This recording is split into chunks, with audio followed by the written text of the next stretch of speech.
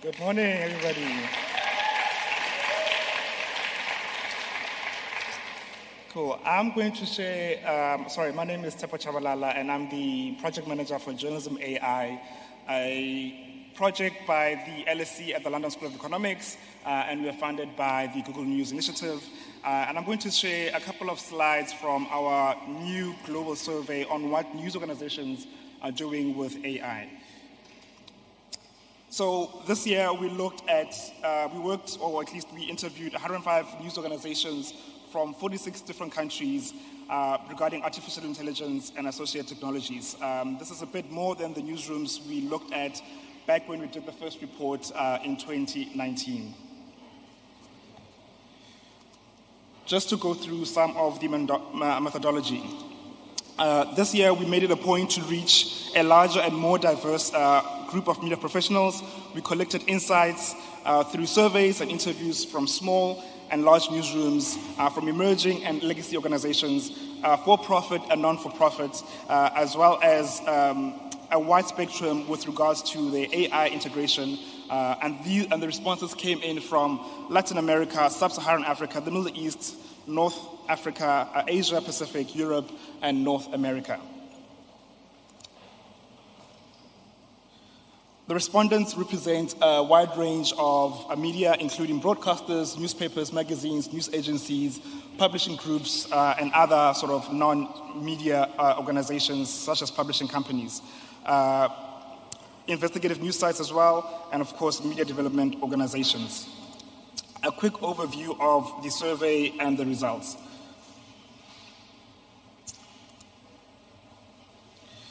Which one is this one?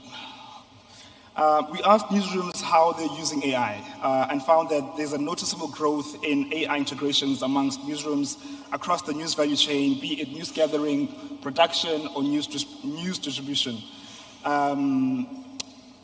This is compared, of course, to the 2019 results. 75% of the respondents are using AI in at least one of these areas in various ways like trend detections, transcriptions, and content personalization. On the future use of AI, around 80% expect a larger role for AI in the newsrooms.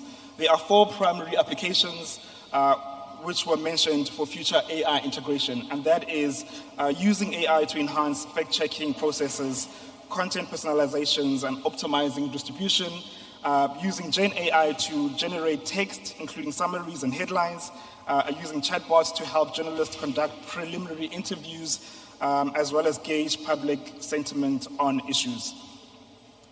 When it comes to strategy, newsrooms have a wide range of approaches, depending on their size, their mission, and access to resources. Around a third have an AI strategy or are developing one.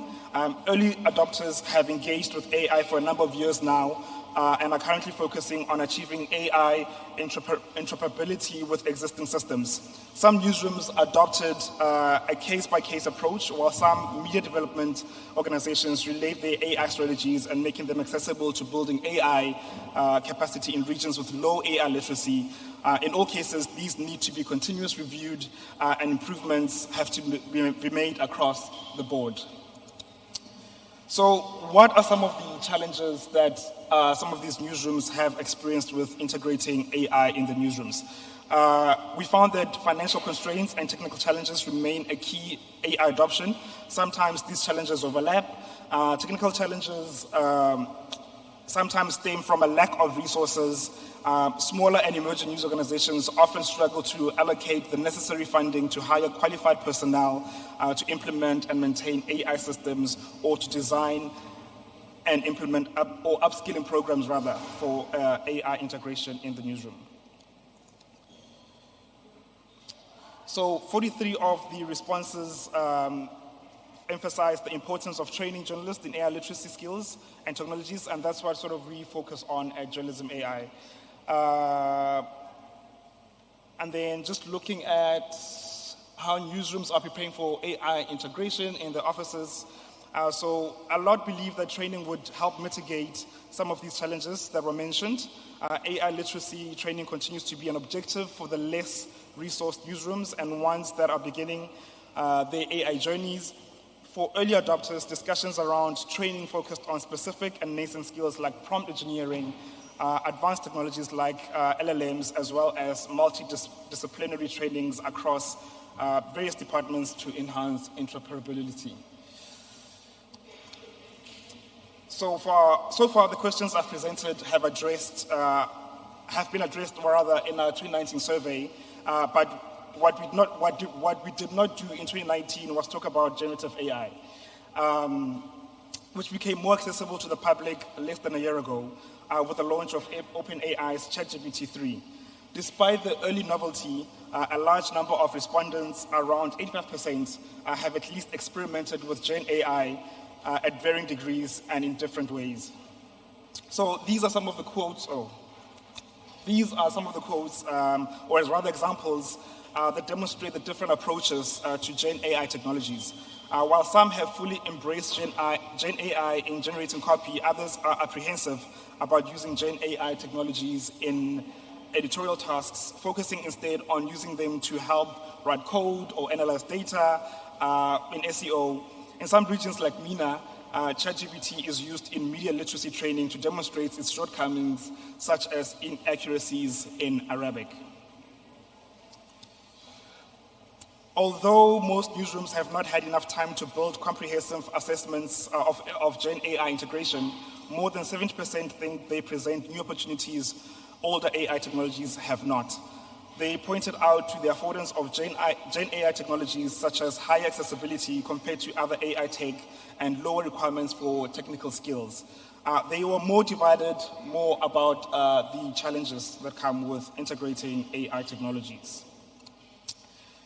So, do AI technologies present new challenges to the newsrooms? Of course, the answer is yes.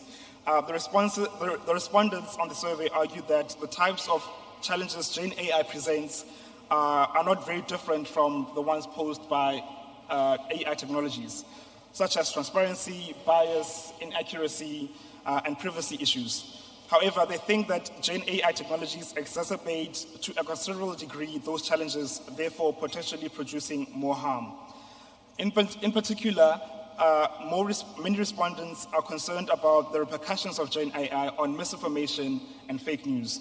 They expressed fears that it would exacerbate the problem even further, expanding in scale, and concurrently, some respondents highlighted the potential of Gen AI to debunk manipulated content, a perfect manifestation of a double sword analogy. So this is a quote from an Argentinian daily newspaper who showed their concern about Gen AI technologies and how they have had some examples where they did tests and that there is a generation of random content that is not even orientated towards something, but it directly obtains a solution that does not exist. So challenges coming in from the global south with Gen AI. There, of course, are newsrooms' concerns for the ethics that come with AI. On the screens there, you can see that the black box nature of AI systems and its impact on algorithm bias, the challenges of upholding journalistic values, commercializing journalism and pushing misinformation, leading to a decline in public interest journalism, as well as the rapid pace of AI development. We are aware of how there were some amongst us who were trying to stop or slow down the adoption of AI.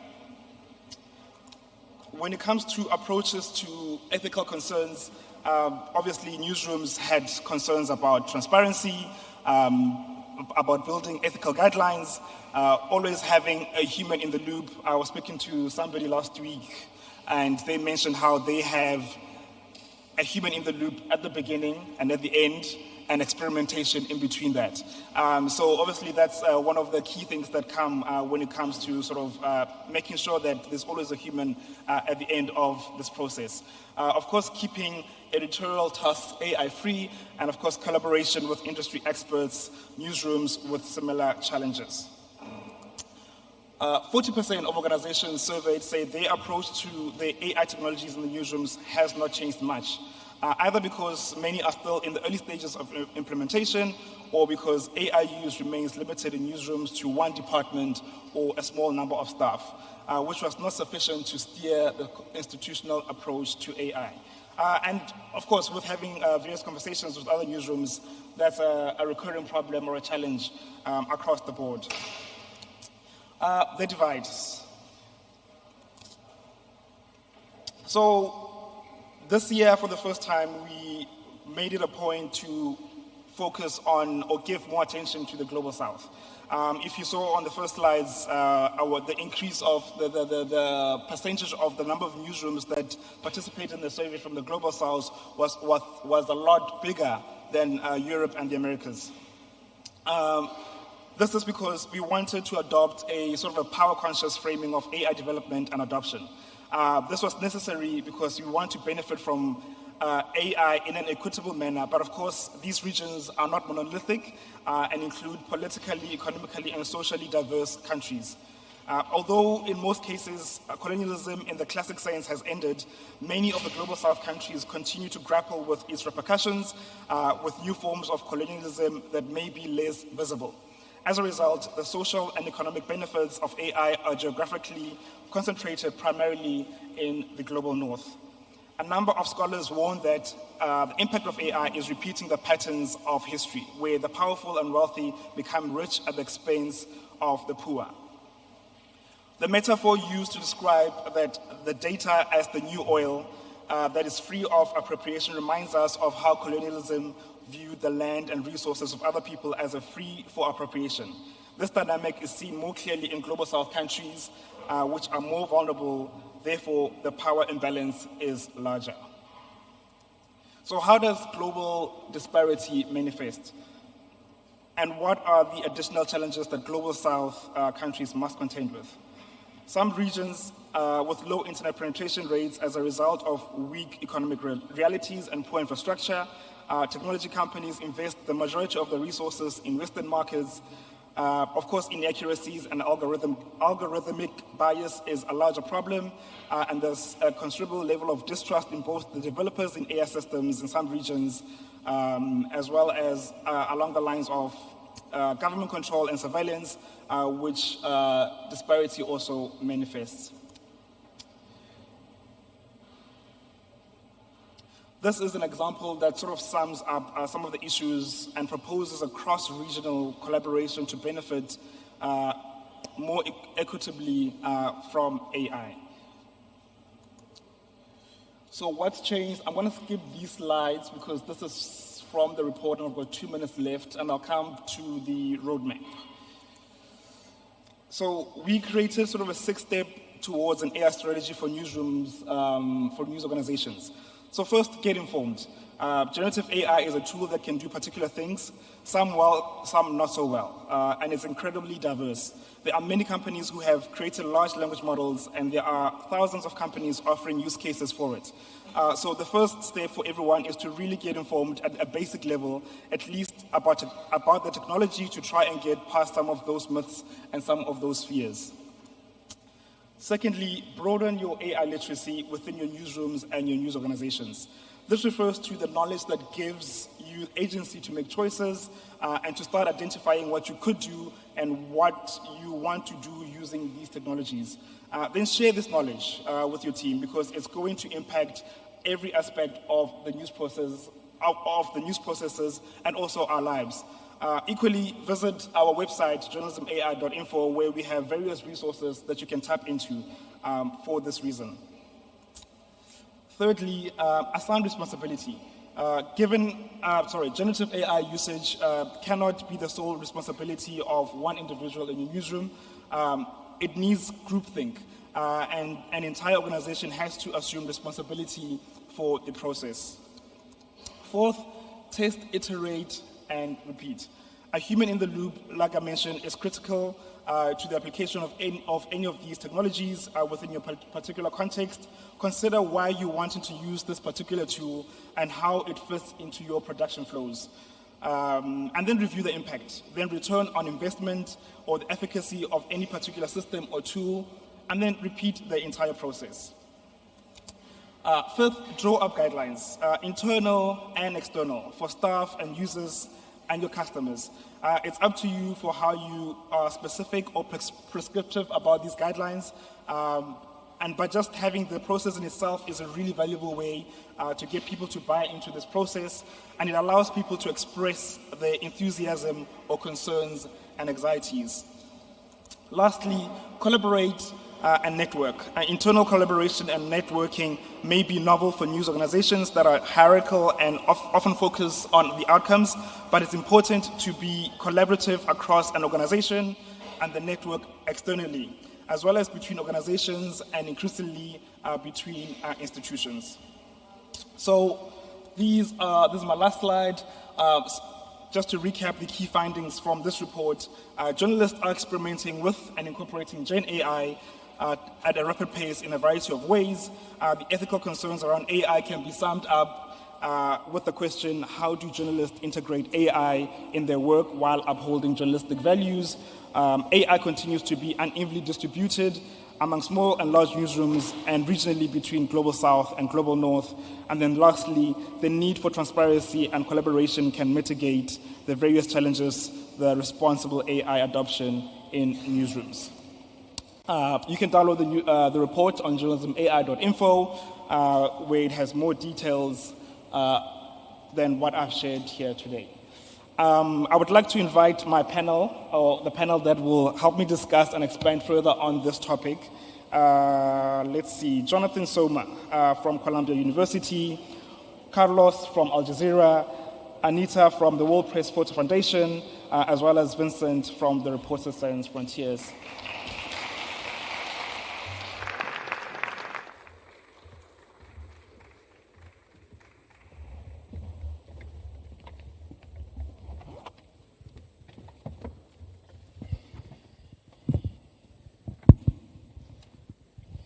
Team. It's almost a year since Gen AI became sort of part of our lives. And I want to start off by doing an annual review of what has it been like in your various spaces, what have you been doing with it, and also maybe start off by introducing yourself, what you do, and then sort of tackle this annual review. We'll start with you, Vincent. Well, AI for us as an NGO, Press Freedom NGO, has become, well, it was a long topic because we used to work on algorithm and how they curated news and content and news feeds on social media. And then, just be transparent, ChatGPT arrived. And of course, we were aware that AI was used in newsrooms, but ChatGPT was a game changer because not only of the tech, because it was really impressive, but also because of its cultural impact.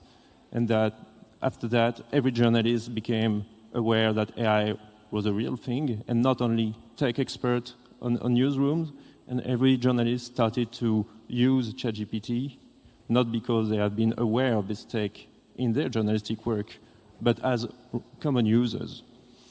And that changes a lot of things for us, because it was not about something dedicated to experts. It was a popular success, and everyone was using it, and maybe a lot of people could use it wrong or with bad aspects, and we try to figure out what we, as a Press Freedom NGO, we can do to help media keep going on their work of producing trustworthy information. Thanks, Vincent. Anita, how has it been for you? So the World Press Photo Foundation is not a newsroom as such, but we do work with a lot of photojournalists. For us, generative AI has just blossomed, and just the change has just been super rapid this year.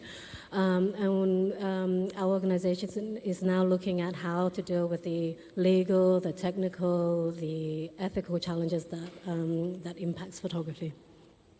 Nice. Jonathan? Hello, I'm Soma. I work at the Columbia Graduate School of Journalism, where I run a couple of data programs, and I do a lot of instruction on AI for my students. And I will say the thing that's most fascinating about all of this is AI is still in the midst of a hype cycle, despite the fact that it is a year later, and everyone is so excited, and no one still knows what's going on. Even when you're concerned about things like bias or ethical use in newsrooms, you'd think, it's been a whole year. We've got this figured out. We understand what's going on. No one has any clue. No one has any clue, and it's amazing.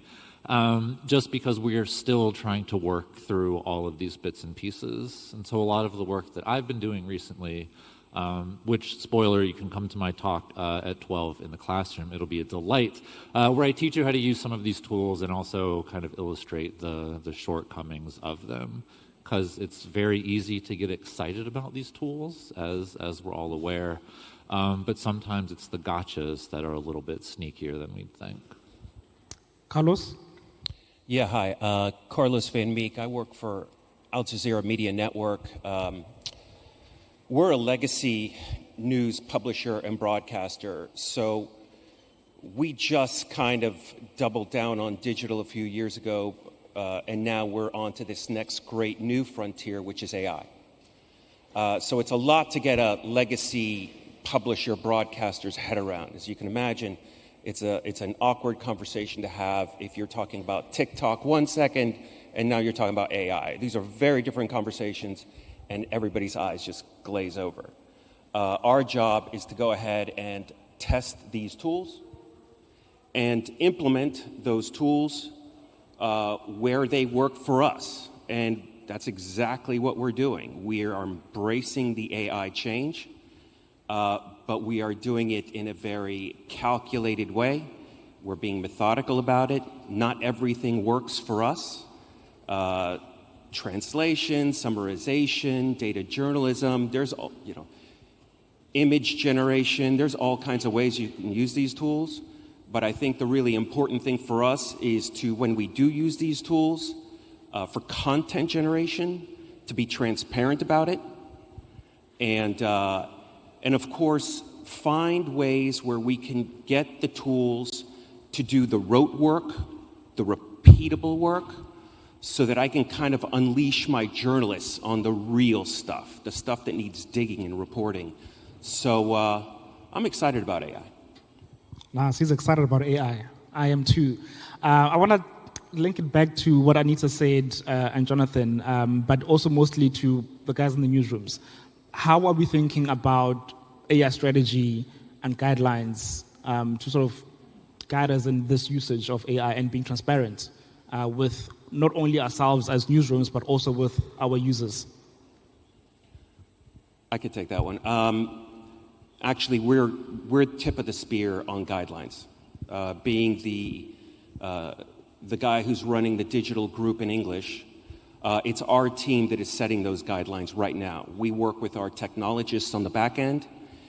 We work with our journalists on the front end, our managers, and we have long, deep, and meaningful conversations about how we're going to use these tools.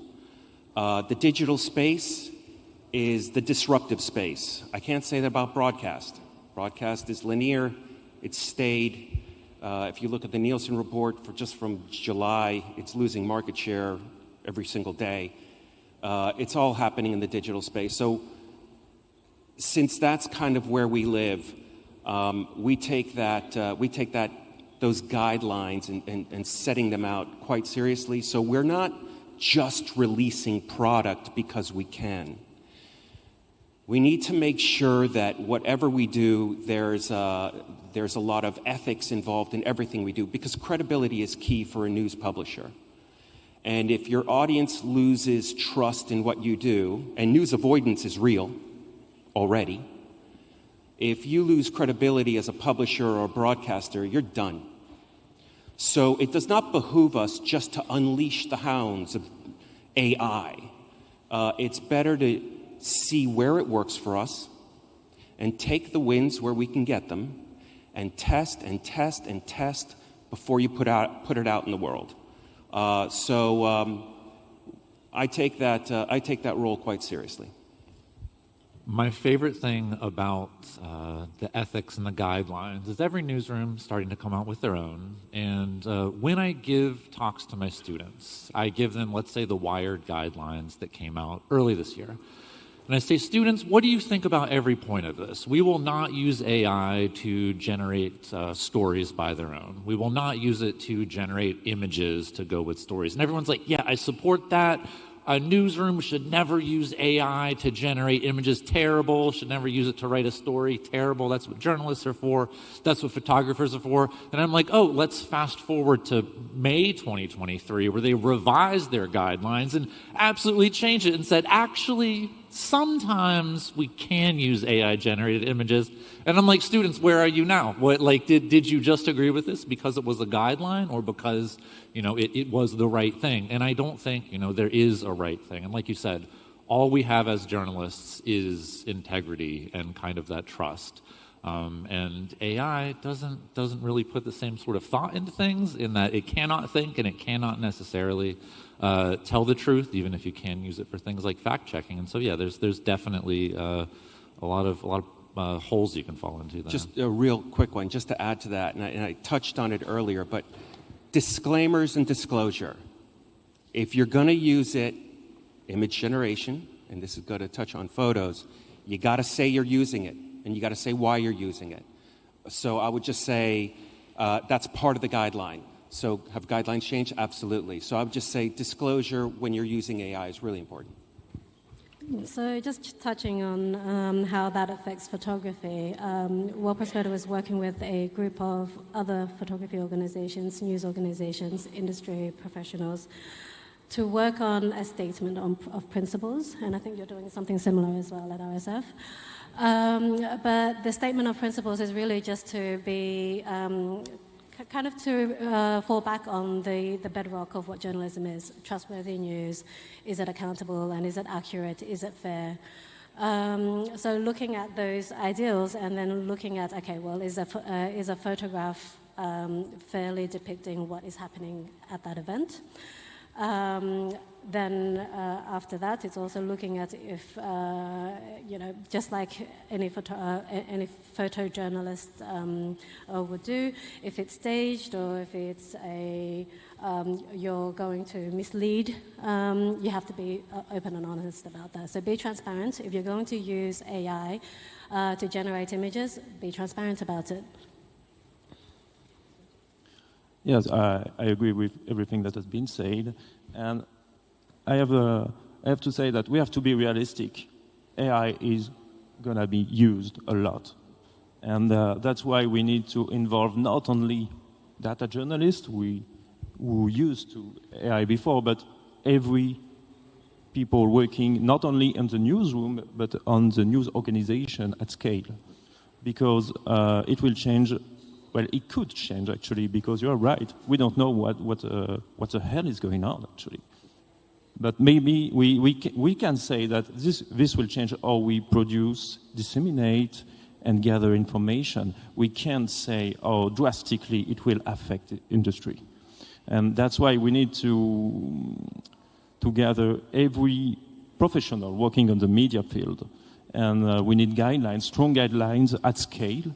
That's why we, as you mentioned it, thank you, we are working on a global AI charter for medias, and not only for journalism, because there is a lot of key topics on how to use AI with journalism.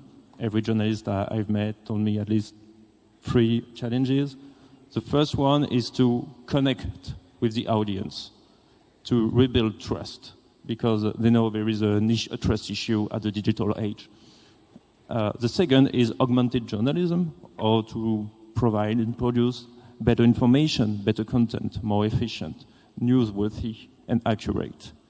And the third, which is not the latest, the least, is how should we collaborate with tech companies? What our relationship should be with these big companies, or that could be soon empires, just as OpenAI. Because we have learned from the past, and we knew that not every big tech company is always and every day a friend of journalism and information. And you raised it on your report, by the way. There is a huge fear of being industry dependent, and media has lost the control on how they distribute information, and if there is a risk that they lose control on how they produced not all information, but most of their content, it could be very, very dangerous. RSF is working on a charter for media across the board. Al Jazeera has some form of guidelines that you are that's steering the company. How often are these changing? Because what we're seeing is that these cannot be cast in stone. The technology is forever evolving. How often do you guys look at those guidelines and review them and then share that with the rest of the team? They're ever evolving.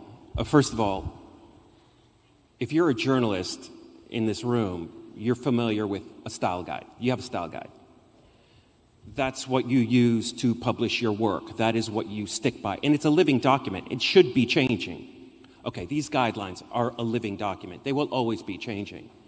And so I see this as a work in progress that has no end, because AI will continue to improve.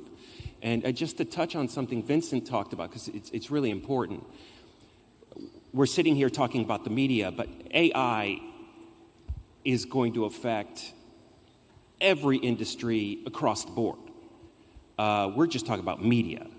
And when you talked about technologists, but when you have Sam Altman testifying in front of Congress, begging them to help us regulate this technology. He's a technologist. He developed it. And he's going, I need help. When you've got people like that who are really ready to have that conversation, first of all, it's encouraging, because that did not happen in the 90s when we came out with the first iteration of this great tech revolution. And you had legislators, lawmakers, who didn't understand the technology and then created the Telecommunications Act in the United States, Section 230, that essentially gave everybody a free ride. So you could park as much misinformation as you wanted to. So this conversation about, let's have that conversation, academics, ethicists, technologists, lawmakers, this conversation is big, and that will help me in my job to create my guidelines down the road. But so I can only do my best with the people I've got. The conversation is so much bigger than me. So I would say I look forward to the conversations I'm going to have with my team moving forward, but it is way beyond my newsroom. Closely related to guidelines and strategy is IP and intellectual property. How are we dealing with this in organizations? And I'm mainly sort of worried about it when it comes to photography and the reproduction of various images, also in art as well. How are you guys looking at it at the World Press? So intellectual property is a tricky one with AI, of course. With generative images, you need a base to start off with. A colleague of mine recently tried to create an image on Midjourney using, I think it was Batman or Spider-Man having a picnic.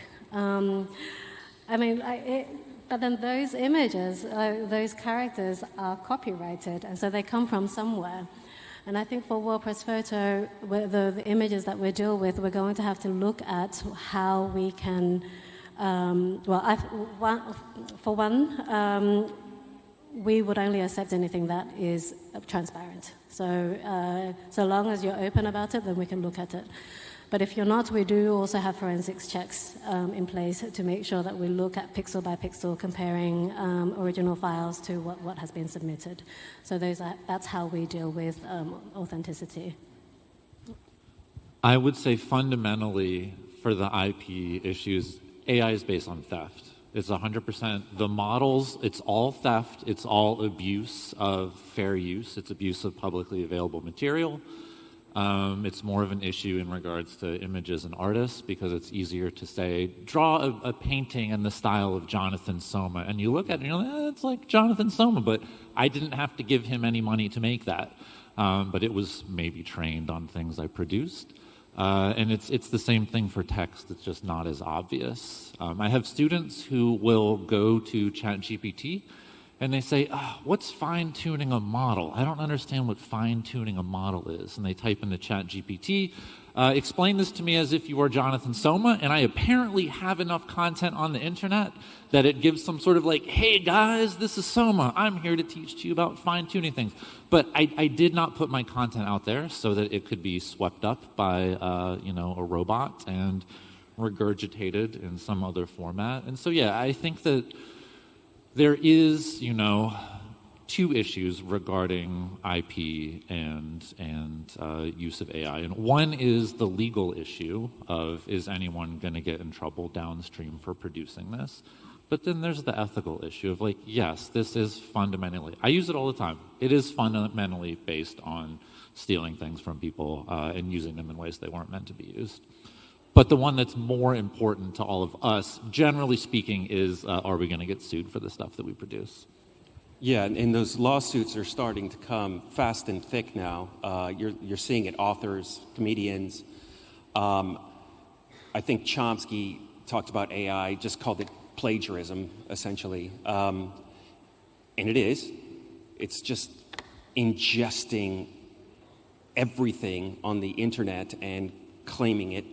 So we're very careful with how we use it. So we use it for repetitive type of tasks. However, I did mention image generation, and this is where we've been testing to the point of deployment. We deployed a product that we call History Illustrated, which is kind of a graphic novel approach to current events and historical events. And we wanted to see if it would work. So we were using Midjourney to create some images prompted by an illustrator on our team, because every picture, every image is as editorial as every word, so you got to be really careful with the images you use. And of course, we're disclosing that we use Midjourney as the illustration tool. The script is written by a human being on my team, but we're trying to get it out there. Where did these images come from? That image alone, it's 10 panels, 10 images.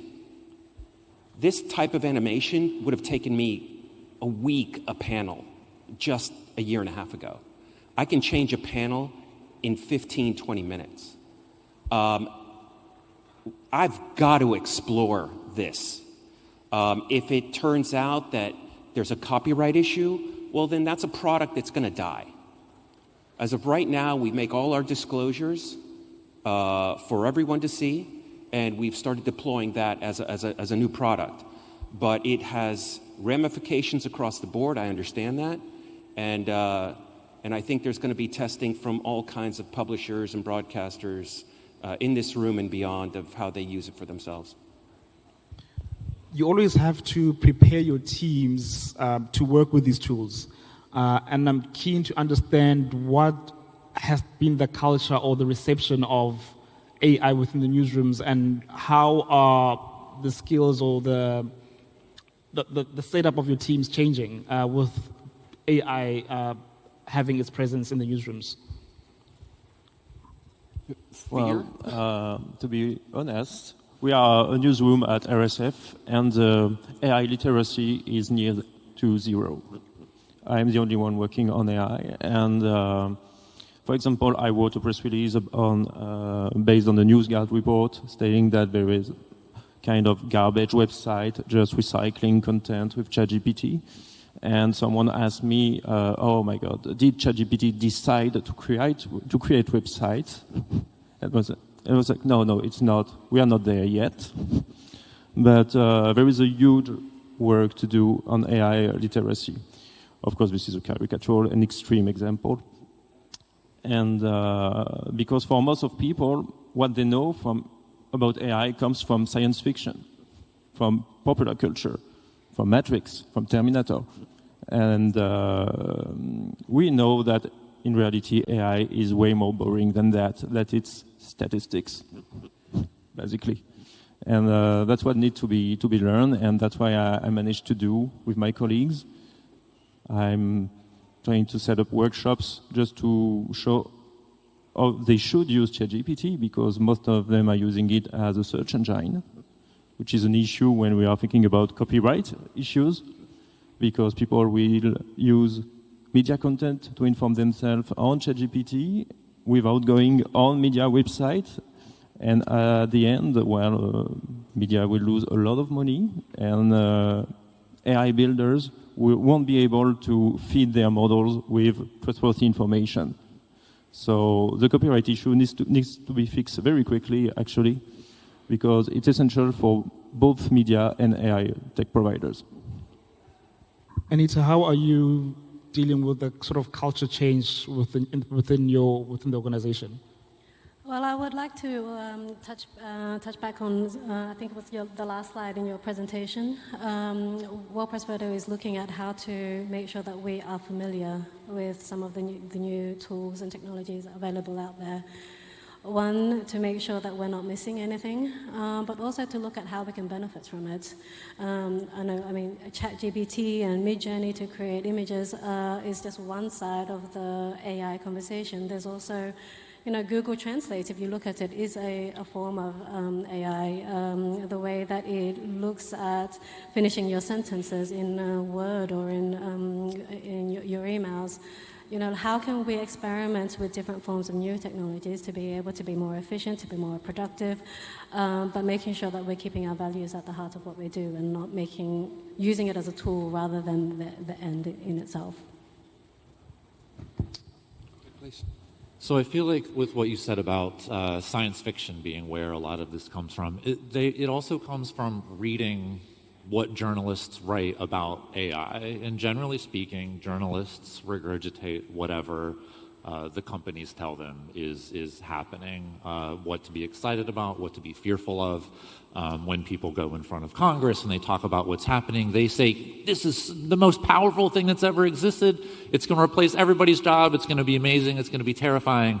And none of that is exactly accurate. So the AP produced their guidelines of how you should talk about AI. And it was very much, don't focus on anything that happens in the far-term future. Be very questioning of everything that happens, because I feel like sometimes science journalism, you say, I'm a journalist.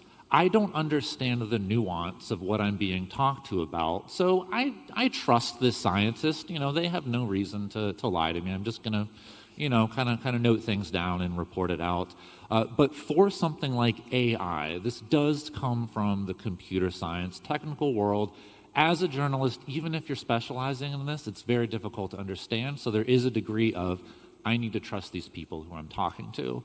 But these people are trying to push a product, they're trying to sell a narrative, and so it becomes very difficult for you to balance the, what is true, what is not, and then that gets reflected back into the newsroom, which, as you were saying, people are scared. People are scared as hell about, AI replacing everything that we do in the newsroom. Is it going to happen? No, not really. Bad newsrooms are going to do bad things, but it is very much a tool that will allow you to be a more productive journalist. To a room full of journalists, many of whom are jaded, it's great to sit next to a jaded academic who I completely agree with everything he just said, because that's kind of how we feel. We have to be careful not to get spun. I think the last factoid was 300 million jobs will go away over the next decade as a result of AI, right? Something like that, something astronomical. And, that's frightening. So, yeah, everybody's scared. And our broadcast folks, who really don't know anything about digital, period, it's not their fault. They're just still stuck in a different format. But,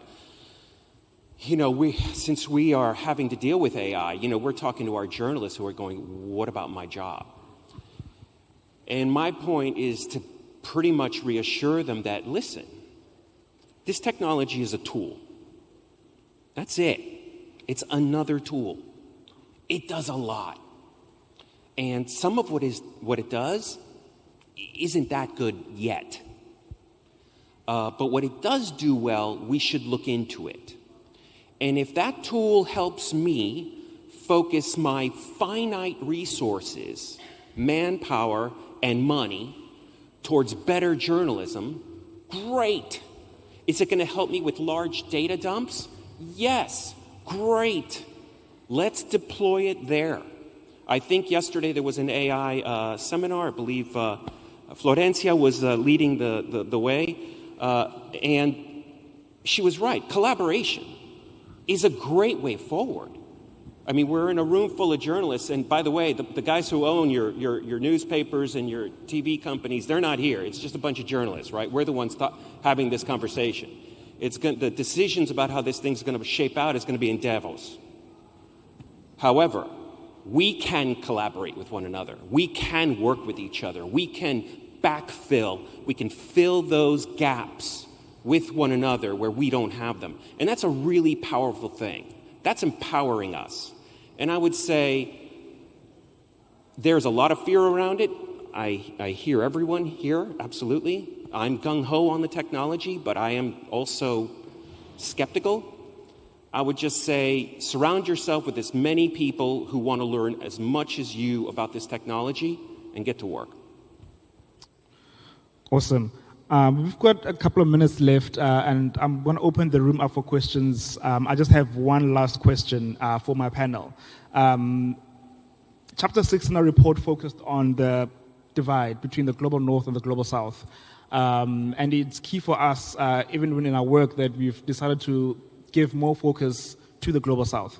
You guys work across regions and sometimes across languages. And I'm wondering what are some of the challenges or some of the things you've seen with AI that has come into play in your organizations? Well, if we are talking just about generative AI, the first inequality is about languages. Because, well, I'm French, so I'm okay, but even in Europe, there is a lot of languages that are not covered by large language models. This is a real concern.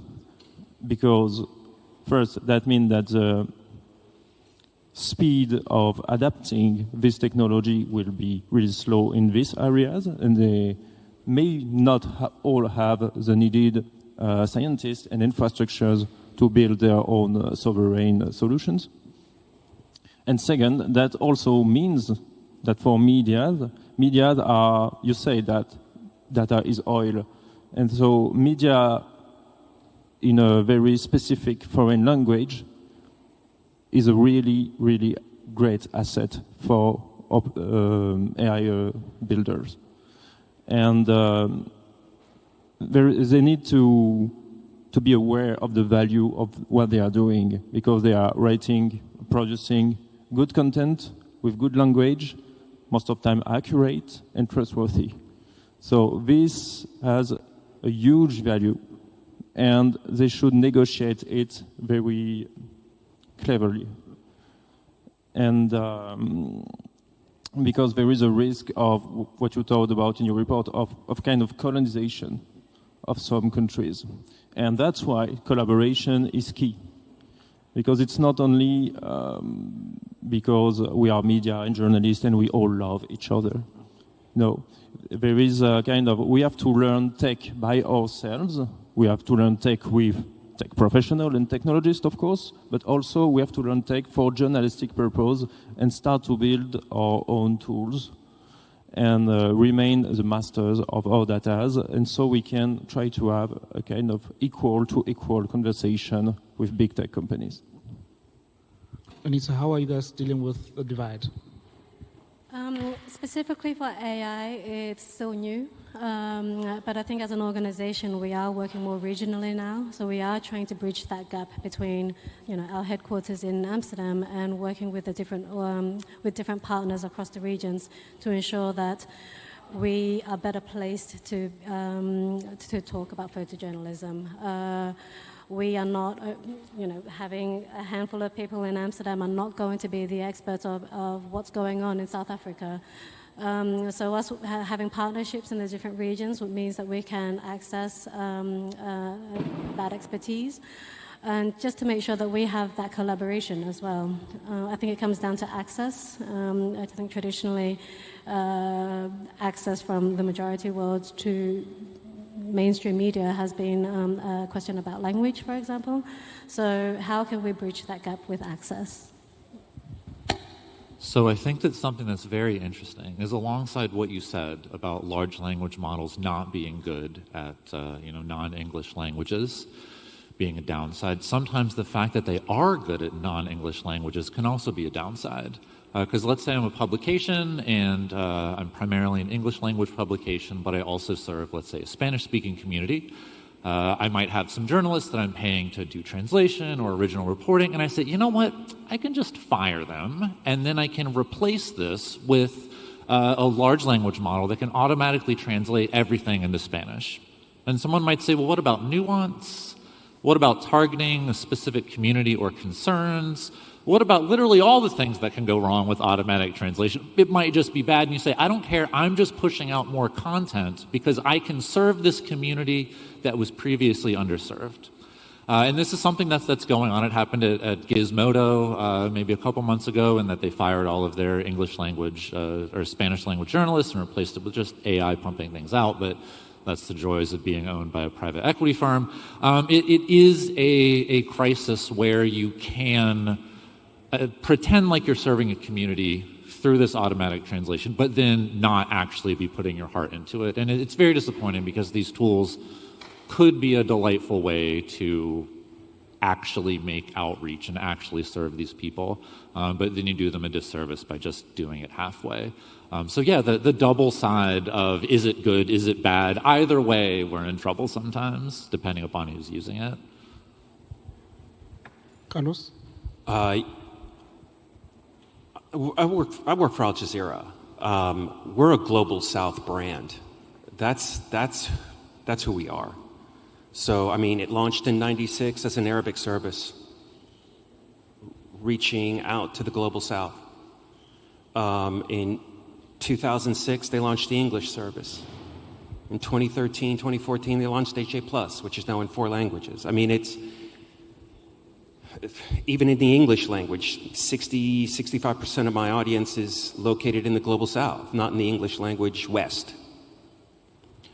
So we take this discussion quite seriously, and we're not looking at just getting rid of our Spanish speakers or our Arabic speakers just because we have found a cheaper tool. Nuance matters. Nuance is everything in a news article or in a documentary or in a short film.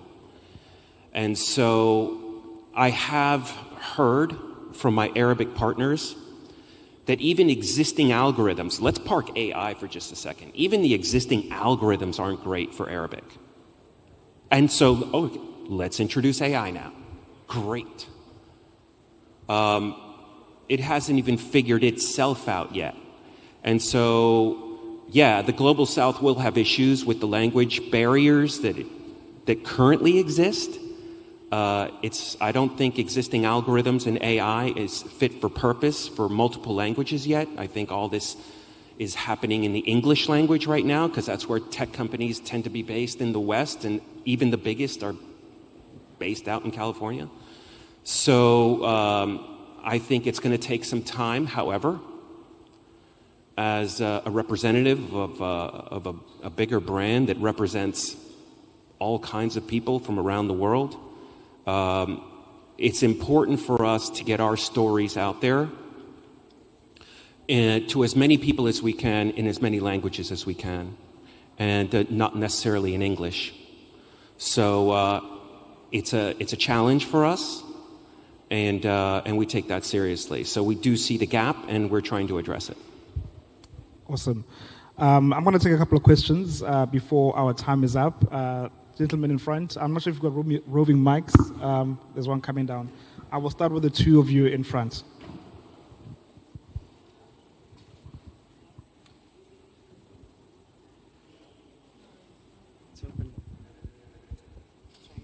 Hi. Hi, I'm Angélica Peralta Ramos from La Nación in Buenos Aires, Argentina. We started with the project, with the AI project from the data journalism team, and what we found out, well, first we wanted to demonstrate that we could do it in Spanish and in the South also, and yes, I think we succeeded, but what we find, and the question is about the profiles, of the changing profiles that we need for first or at least in Spanish, we have to check a lot. We use these NLP libraries to detect entities or topic modeling or whatever, but we need to check, and then we record and we feed back with programming with many dictionaries and to fix how they detected the categories or the entities. The same with transcript. We are like, for example, in a project, 2 developers, but 8 people controlling and correcting the correct content, and then applying the library, like Spacey or whatever we apply.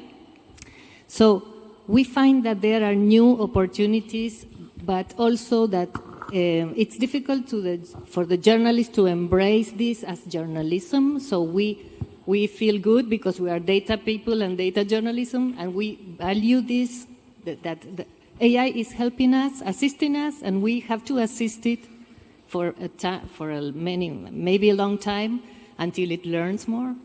But but we have this special hybrid, I don't know, it's journalists, but to control data and to add the value to the final product as well. So that then we demonstrate that the product is good. But what do you think about these changes and the embracing of journalism, of these changes in job descriptions that are needed? I would say that my students always ask, is our jobs going to go away? Or they say, what if? I'm always like, GPT can't write a story for you. It can't, go start to finish. It might make things up. And they say, but what about when it can do it? What about when it can? And I say, okay. So let's say you have AI that conducts your interviews for you. It writes the articles for you based on a knowledge base and your interviews. And all you have to do is say, you picked the story and you picked the angle, and you said, here's all the stuff, rate the story. Is that still journalism? Like, what is the essence of journalism? What is the point of journalism? Is it the act of writing? Is it the act of researching? Is it the act of finding the people to interview, emailing them 1,000 times, asking follow-up questions? Like, what is actually the essence of journalism? Is it simply informing people? If your job becomes auditing the stories or curating the stories that go out that are written by AI, is that still journalism? And I think that question is going to be answered differently by every single person, and it's going to change over time. And yes, as a data journalist, I'm just like, yeah, computer stuff. It's fine. Everything's okay. Like writing, who needs to do that? But apparently, that's not everybody. That's just me because I hang out in front of spreadsheets all day. Cool. Gentleman in front. Hi, I come to ask one question to Anita. Anita, do you think I will replace photography? Do you mean that in the next decades, AI will be so powerful that the media will stop taking pictures from photographers and we take everyone from AI to use for the attack? Assuming, for example, in terrorist attack in France, do you want that the media instead to stop depending on photographs of humans for the pictures take anything from AI to take these pictures for the attacks? I think it comes down to the question of what is journalism. So just like text-based journalism, photojournalism is reporting on an issue, on an event. And without the photographing depicting that event, is that actually photojournalism? So then I think that's where the discrepancy is between AI-generated images and photojournalism. That is going to be where that divide is. Awesome. We've got time for 2 more questions. There's a hand up there. Hi, I'm Sadik. I'm a journalist in India from Deutsche Welle, and my question is actually to Carlos. It's a follow-up on the last thing that you said. It's a notch beyond language. There is a set information order in the world where we live. It's been so for decades. Information flows from the global north to the global south. The struggles of the global north are far, better known, are considered to be far more important. In fact, when I was in J school in India, I was told that one white life means 4 Indian lives. So what is newsworthy is determined by, if 10 Americans die, it commands a story, but 40 Indians will have to die for the story to be of the same importance. And we're trying really hard to change that, especially organizations like Al Jazeera. I mean, I have pitched a lot of stories, and especially AJ Plus focuses on India state-specific stories of communal hate, of climate, and to tell the world that these stories really are important. So as journalists, to not use AI just as a tool, but to also sort of use it to get information, because it creates a very valid, logical argument for you. And it's very tempting to sort of go to AI and ask, to give it clean information to you that you put in your story as an argument. But that inevitably will have the inherent, for the lack of a better word, first world or a white bias. Because, I mean, even humans continue to have that. So clearly AI is far worse in that regard. So in the newsrooms, are there certain things right now, at least now, that we should consider to be absolutely sacrosanct and keep AI completely away? I mean, especially, Carlos, because you deal with journalists and creating stories, are there things where we should not let AI sort of meddle with in the newsroom right now? You said a lot. So let me just try to unpack that. First of all, you're absolutely right. I think if you look overall across the media landscape in the English language, you're going to get a certain narrative about India. For example, very specific example. As a brand, Al Jazeera works very hard to tell a different side of the story. I heard you. In terms of the tools that we have at our disposal, I don't control how those tools are developed. I only have control over how they're deployed. Now, we take that responsibility very seriously, because when you've got tens of millions, hundreds of millions of people consuming your content across all digital platforms, that's a tremendous responsibility. We take that responsibility seriously. I think most credible publications do as well. I can't speak for them. I can speak for Jazeera. I know we do. So what we do with the tool, in this case AI, will reveal itself over the coming weeks, months, and years, but we will take it as seriously as we do our vision and mission, and that is to tell those stories, speaking truth to power, south to north, and continue on that track. And I think if you talk to a lot of, again, folks that I know in this business who work for other publications, I think they would take it seriously as well. So I can only hope that this discussion is happening across all newsrooms around the world.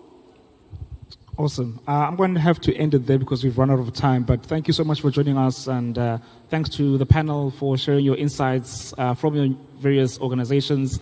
I hope we've taken something away from my colleagues here on stage. Thank you so much for joining us. Do join the other sessions later, and of course, Jonathan has a session on AI later. Join it. Thank you. Thank you.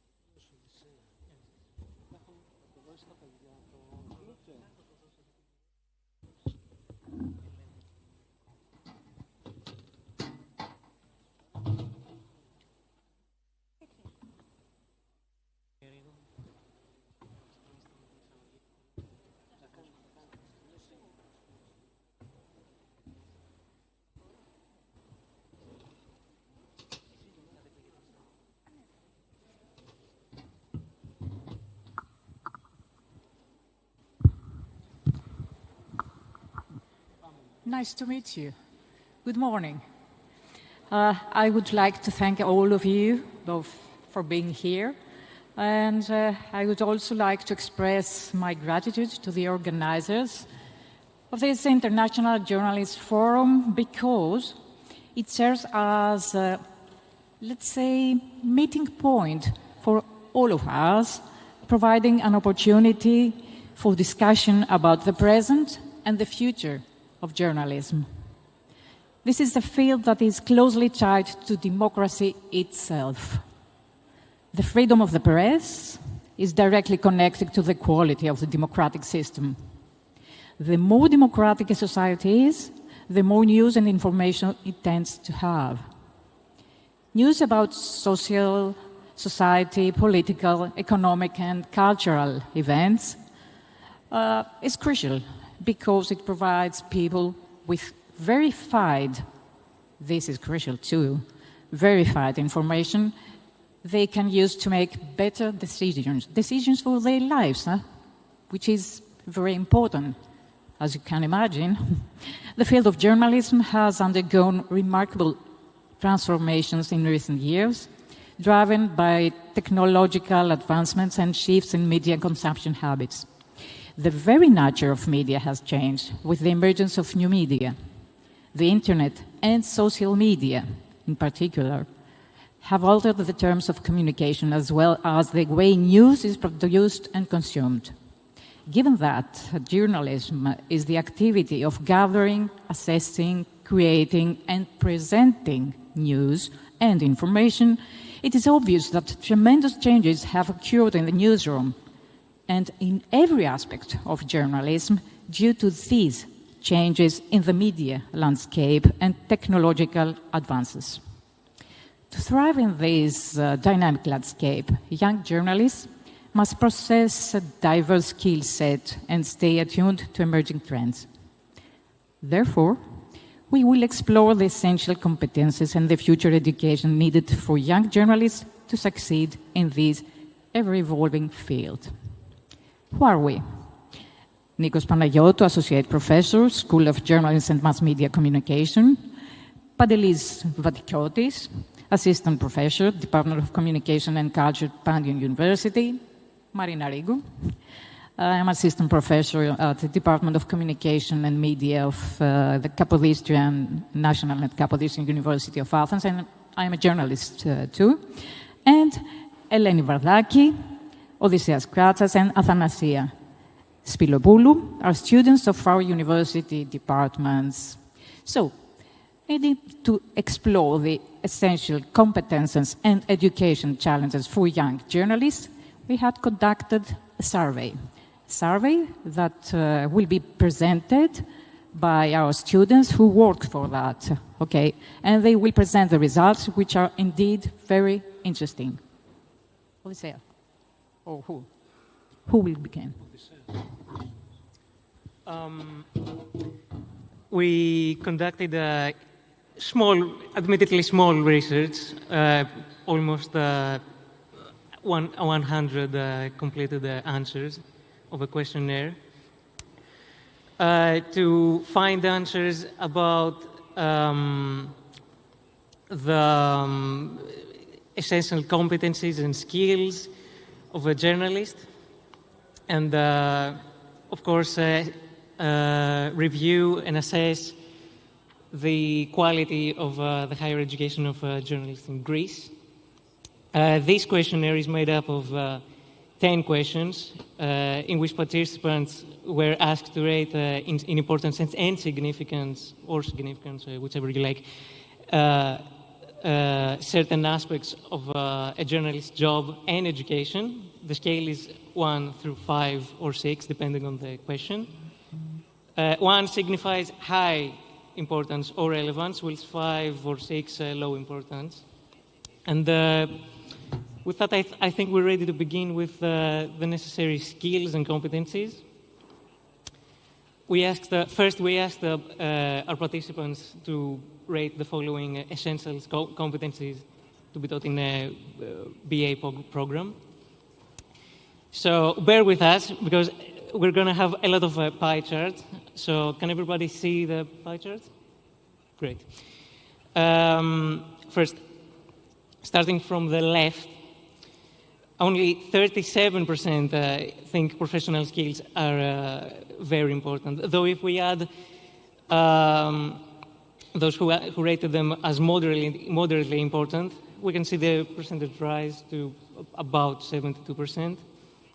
Around 50%, around half, then think technology skills are very important.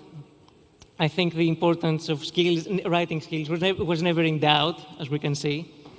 Almost 60% rate them as very essential. However, we can see an 11% there. I think it's not a small percentage, who completely disagree with that assumption of the importance of writing skills. I think that's very interesting. We can discuss it afterwards. Moving on to social orientation and responsibility. Only 48% of those who participated consider it very essential. The next two are very split, as you can see. Only a quarter of participants think IT and management skills are absolutely essential for a young journalist, or a journalist in general. A plurality of those who answered think of those skills are moderately or non-essential at all.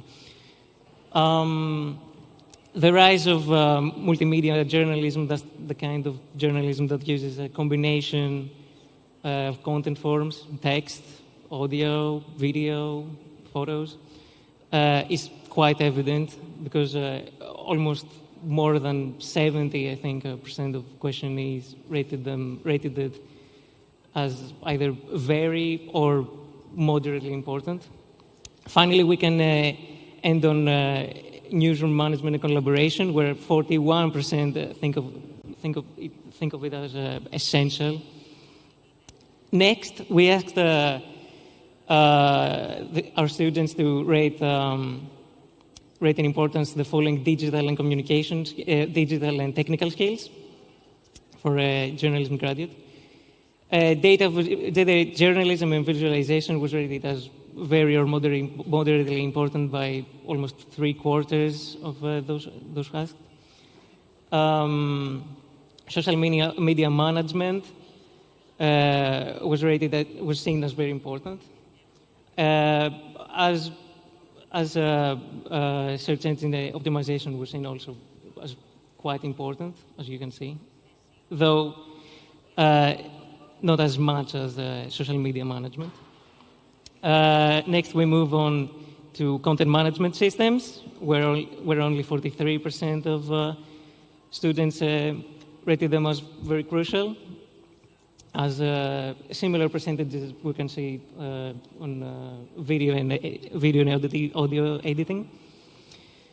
Similarly, we asked participants to rate the following communication and interviewing skills. Effective interviewing techniques were seen as very, very highly significant. You can see 44% rated them as very, very important. And it's not a surprise that journalism students very highly value communication skills, either verbal or written, though verbal communication has a slightly higher number of participants. Cross-cultural communication falls a bit short compared to the previous ones, as does interest in communication law and regulations. Next, we asked our participants to rate the following research and critical thinking skills.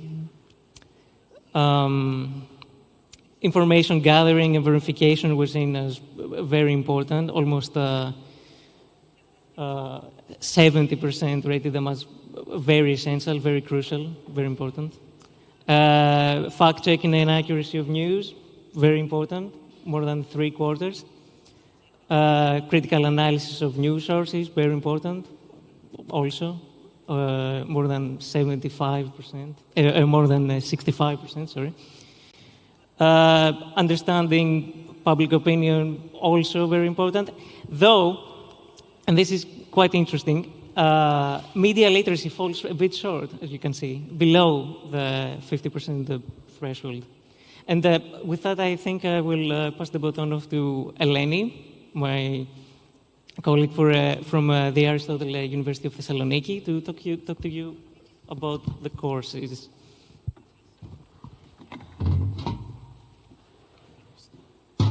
Hi, everyone. My name is Eleni. I am a recent graduate student of Aristotle University, Department of Journalism and Mass Media Communication. My colleagues and I, we are very excited to be here today, and we would like to thank iMEdD for this opportunity. So together, we will continue to the second part of this presentation. So let's talk about journalism courses. So our first question is, which types of media are more useful? As you will see in the next slides, we collected 7 different types of media. And in order to analyze better and easier the results, we use a scale from 1 to 6. So, okay, we have graphics again. Sorry for that. As you can see, the first place is won by social media, because almost 50% of the students characterize them as more useful. We have photos and audio to the second and third place too, with similar percentages. And now, at this slide, we can see that text is the winner with 51%. We have video with a light deviation from the first place with 42%. And I think it's interesting that animation has only 30%. And of course, we couldn't ignore the category of multimedia with 50% as a very useful type of media. And I think it's something that all of us expected, because, to be honest, we live in a multimedia world, so it was a result that we saw to come. So we continue to the second question. Which topics of journalism courses are more preferable or not? We use again a scale from 1 to 6 to analyze the results. And as you can see, news research and selection are the more preferable subject. We have specialized reporting and multimedia storytelling in second and third place with similar percentages. And let's see what happened in this slide. Media ethics and digital tools, okay, 41, 42%, we expected. But what happened in media and journalism history? Only 26%. And I will be honest, I expect this percent because as a journalist student, I know that history is very important, but sometimes it's really boring. So this is good for the results because we understand that the participants, they answer the questions with honesty. And of course, we have media literacy, a very important subject because it's useful not only for the journalist, but for the audience too, with 35% as characterize it as more preferable. I would like to finish my part of the presentation with this question: how valuable are specializations and electives for developing specific skills and expertise? It's a question that I personally found very interesting, and I would like to hear your thoughts afterwards. So the results was 45%, and students characterize extremely valuable the developing of specific skills and expertise. And I think it makes sense because as young students, we want to have more specific knowledge, so we have the ability to claim more opportunities for job, for better education, and more opportunities in general. So here is the ending of the part of my presentation. Thank you very much. And we will continue with my colleague Athanasia. Thank you, Eleni. Hello, everyone. I'm Athanasia Spiliopoulou. I'm an undergraduate journalism student at the Department of Communication, Media and Culture at Pantheon University here in Athens. Together, we'll take a look at the prospects, the last category of this presentation. The first question, whose results we're going to analyze, concerns the aspects that future journalists think are the most important or significant for them. Well, we can see the results that the respondents have ranked communication social skills as the most important aspect, placing it in the first place with 47%, and with great deviation from the second place. On the other hand, on the first graph concerning entrepreneurial perspective, only 16% ranked this aspect in the first place, while 33% in the second place and 18% in the third place. The same goes with opinions are divided on data knowledge, because the 52%, they rank it in the first and the second place, while the 21% in the third place. Possibly, we think that this result is due to the fact that young journalists seem a little bit skeptical about new technologies and are not yet convinced that they will be integrated and fully affect their work. Then, moving on, the same goes for the aspect of training for the market, but concerning networking and collaboration, give me a second because I've lost my notes. Okay. So, regarding networking and collaboration, we see that 64% consider it a key aspect as they rank it in the first and the second place, with other places having very low percentages. Finally, almost 50% consider creativity and experience-based learning to be very important, ranking it again in the first place, followed by second place with 20%. Therefore, we know that most people consider most important aspects those related to the character of the journalist rather than those linked exclusively to his or her acquired skills. For example, creativity and communication social skills clearly can be cultivated, but of course are largely linked to the journalist's character. Now, let's move on to the next question on the importance of internships and opportunities. Here, the results speak for themselves. An overwhelming majority, the 70%, consider internships and opportunities extremely important for their career, where only a small percentage consider them not fundamental, do not consider them fundamental for their development in journalism. Last but not least, the overall satisfaction with the curriculum. Well, let's see this very crucial question. The majority of the results are split between places 2 and 3, while only 13% are very satisfied with their studies. There is, of course, the 1% who are not at all satisfied with their curriculum, and we must take this into consideration as well. Based on this data, we believe that journalism schools should modify their curriculums in order to cover as many aspects that students consider important as possible. But of course, to facilitate the access to internships and opportunities that students find fundamental for their development as well. Because it is highly important for students to be satisfied and feel as future journalists secure and confident in their studies and in their abilities, because such journalists would play a crucial part in the development of journalism in Greece. Before I finish this presentation, I would like, of course, to thank our panel curators. Let me find their names so I don't forget anybody. they are seated here in the first line. So it's Evangelia Iova, Maria Kapiri, Yannis Kotsakoulafis, and Angeliki Krokidi. Thank you guys for your help, and thank you for your presence through the presentation of these results. Now our professors would reflect and focus on these results. Thank you. Great job. Thank you very much, all of you and the ones who are sitting over there, for this great collaboration, which I think is also very related to what we're coming to discuss today. So, when we look at this indicative mapping of the trends among university students in journalism in Greece, I think we can see several areas that are addressed for us, for the educators, in order to reflect. If we move to the second here, yes, thank you. These are the areas that we try to reflect on in terms of designing programs and curricula, the reflection on the competencies and skills, and of course the teaching methods.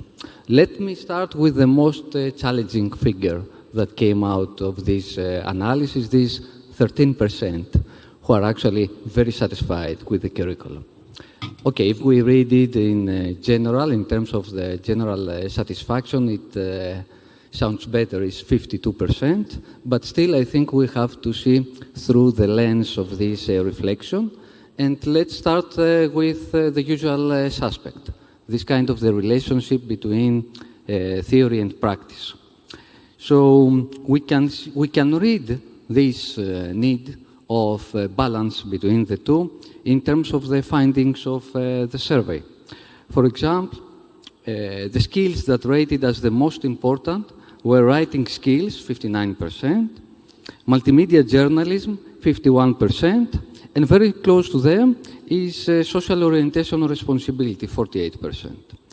When specified also to the importance of research and critical thinking skills, the ones that rated as the most important are fact-checking and accuracy, 78%, information gathering and verification, 69%, and critical analysis of news stories.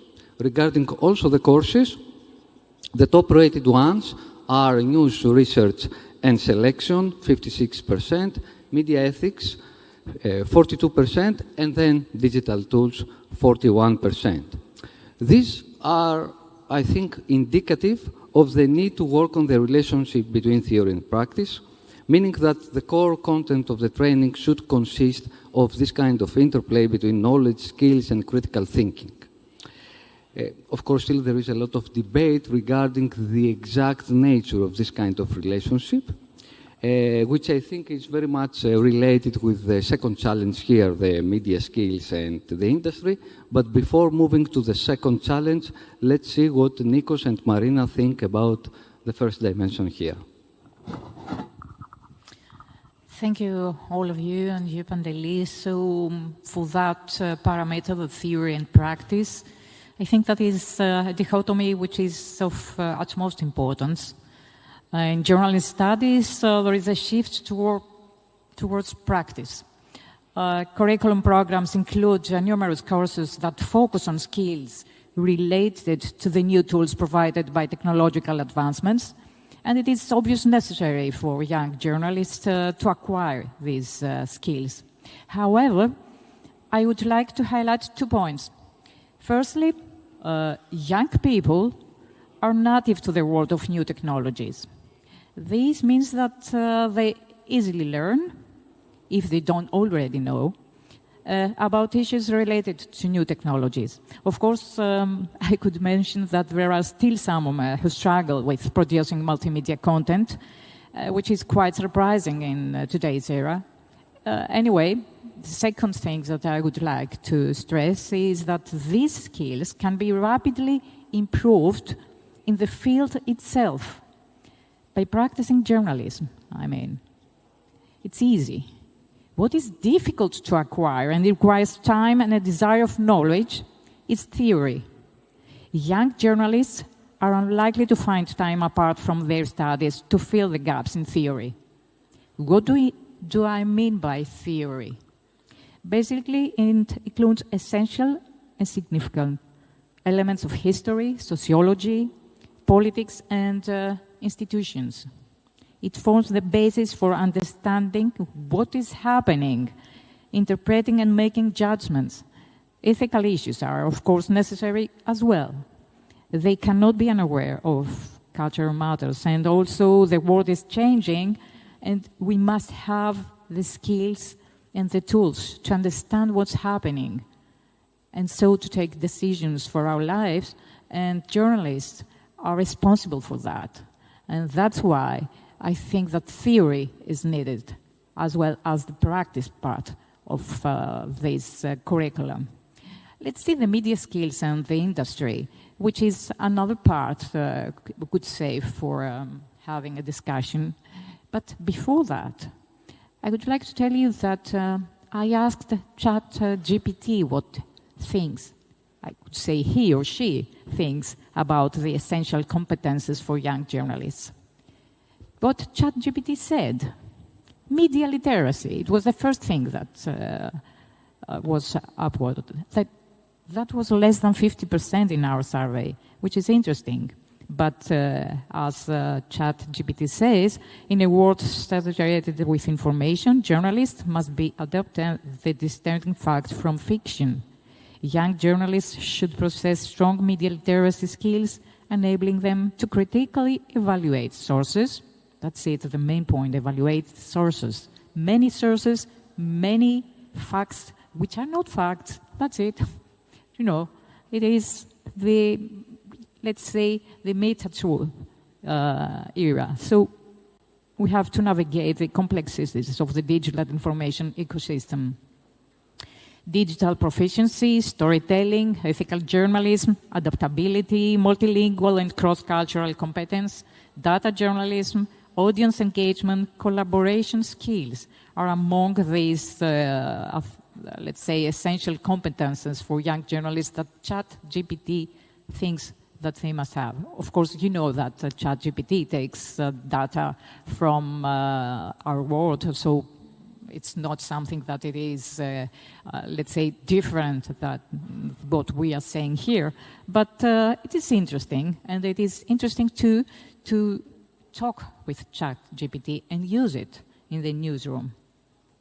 So, saying about media skills and the industry, it is very interesting that what they need in media industry is the practical part. But having practical part, it is, let's say,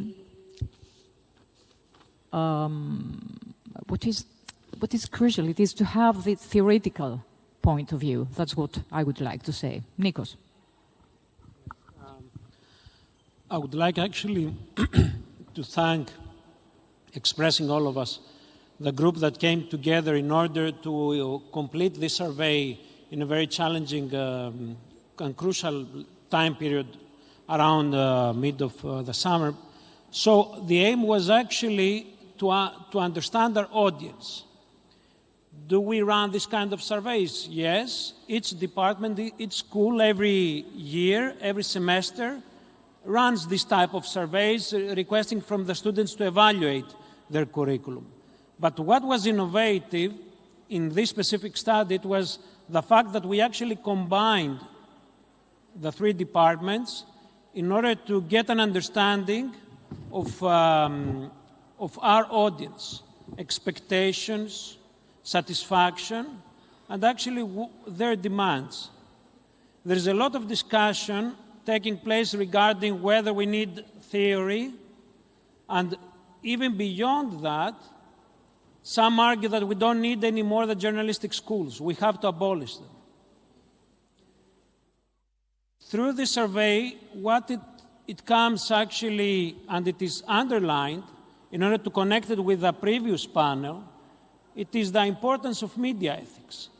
Before, a couple of years ago, we all remember that whenever we were having a discussion about media ethics, our students would get bored, they would consider too much of philosophical discussion. But now we reached to a specific point, and especially through the implementation of AI where these questions are existential. So the question goes back, and we will have actually to understand and underline that journalistic schools are not technical schools. They are not actually teaching skills for today that it will be abolished in a couple of months. What it comes out of the survey, it is the necessity or the agony, even much more, of the young and aspiring journalists and content creators to come up with a broader understanding of what happens and what takes place, not even today, but actually how it will correspond to challenges of the future. This is how we consider important the increased responses, positive responses, in the necessity to develop verifying skills, critical skills, as well as elements that it will allow the students to correspond to the emerging trends regarding creating content for various platforms. Last but not least, I will emphasize the following, that it came to my disappointment the lack of understanding of the importance of developing actual entrepreneurial skills. More and more, as it results from the two days event now discussions, it comes up the necessity for the journalists and even the content creators to have skills that it will allow them actually to be able to move on crowdfunding in order to be able actually to correspond to a business model that it is flourishing, it goes away. So since we have the development of cross-border journalism, we have the development of freelancing journalism, this skill, we consider that it is kind of essential and it relates. And the last comment regarding the media skills and the industry. There is a widespread myth arguing that we, the journalistic schools, will live in our bubble and we don't equip our students with the skills that they need. But as it results from this actually statistical data from a Pointers Institute survey, we will see that even if our graduates do possess these skills, less and less these skills are being paid. So in order to bridge the gap between the industry and the academia, it is needed actually the industry to be adapted to the new skills required. Pantelis? Yes, let me add here one more dimension regarding this relation between the media industry and education organizations. Obviously, there is a growing tendency of collaboration, and this is beneficial for both parts. But serving the media industry interest and the public is not always the same. So it seems that the education must find a place to negotiate, let's say, its place between the two. And some of the points that were raised here, if we include also the limited resources, for example, that the universities, at least the public ones, have, plus what Nikos mentioned about this short-lived nature of some technological developments and platforms. I think this is important in order to think to what extent it is achievable and, let's say, applicable to try to satisfy all these kind of different skills and needs, or we have to choose between them, which actually I think it's related with the third challenge that is addressed here about the teaching methods. There are the very well-established practices in the universities. I mean, we have the input for the professional journalist, project-based learning, and the individual feedback. I think what is needed more probably is to introduce more innovative ways of teaching, including experiential, peer group, and community-oriented learning. And here, just to reflect on the journalist input, we can add one more kid on the block. And I mean the increasing development of the independent, small case scale news outlets, especially in Greece, since the crisis, the financial ones. We have exceptional cases and projects that they are doing a very good job. And I think their feedback, their input, can be prolific and productive in many ways, infusing this, let's say, culture of innovation, and at the same time highlighting that the future trends for journalists lie in a slow and hopefully sustainable journalism. And maybe here Nikos and Marina can add on this point.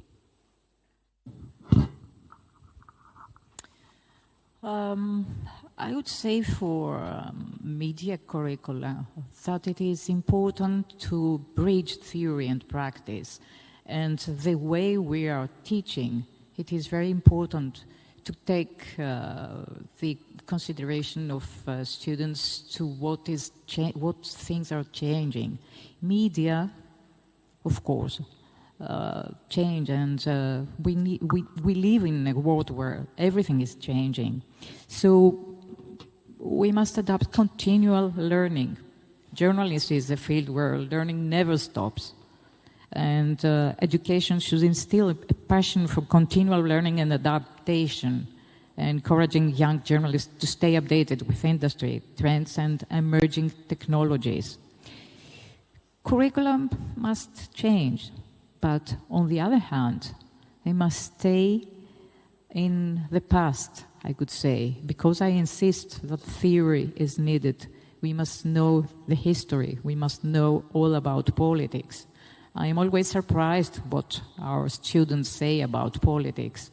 They know nothing, which is very disappointing. I would try to tell them what's happening there, but they don't know even the main things about institutions. Institutions, I mean, how the political system works.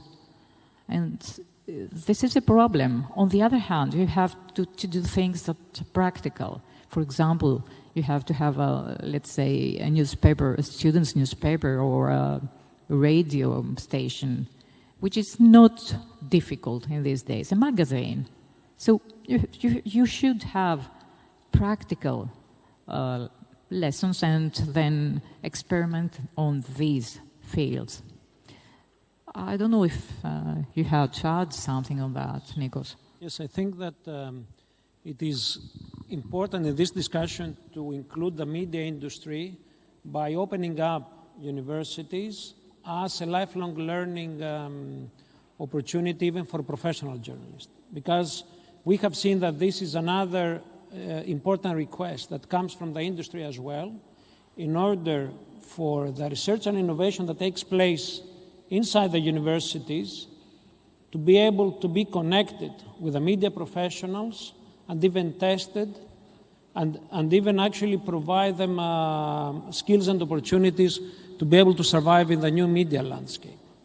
Because just have in mind the following: how critical are the roles of journalistic schools in a media environment that it is actually standing in a very critical moment. Lack of funding, lack of trust, disbelief, and at the same time, a widespread communication landscape. How they can address to that? This is why the role of journalistic schools, it is more than essential in order to build up a coalition that it will be able to equip media industry and especially the young professionals with the tools that they need in order to correspond to these challenges.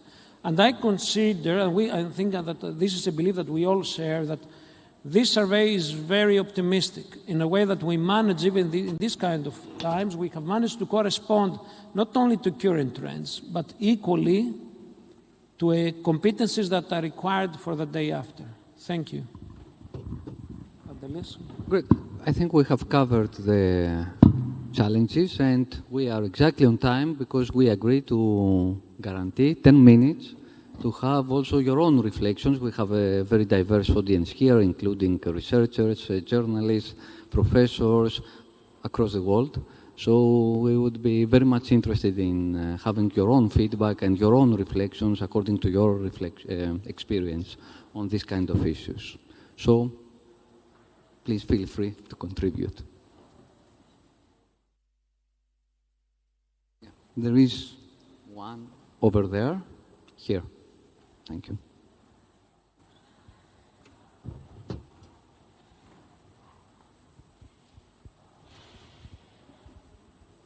Hi, thank you very much for that. My name is Catherine Fleming. I really enjoyed your session. I understand that journalism as a discipline may not have the same underlying history of methodology that other disciplines do because it is changing so quickly. It does, however, have underlying principles connected to free speech and the freedom of the press and journalistic ethics. And I'd be very interested in hearing either students or teachers or anybody talk about how they keep those embedded in a curriculum that by definition is changing all the time. Thank you. Thank you. Probably the students should respond firstly, because we tend to speak a lot. So I think that young people should respond first. You want to go ahead? Hello. Thank you for the question. It's a very good question, actually, because, as you said before, our curriculum changes all the time. So I think that students and professors were trying to have a balance between what happened today, but also what ethics and history we have to respect and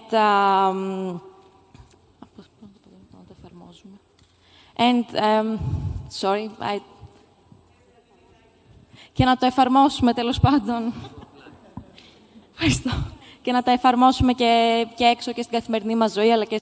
To apply everything outside in our daily lives and our work.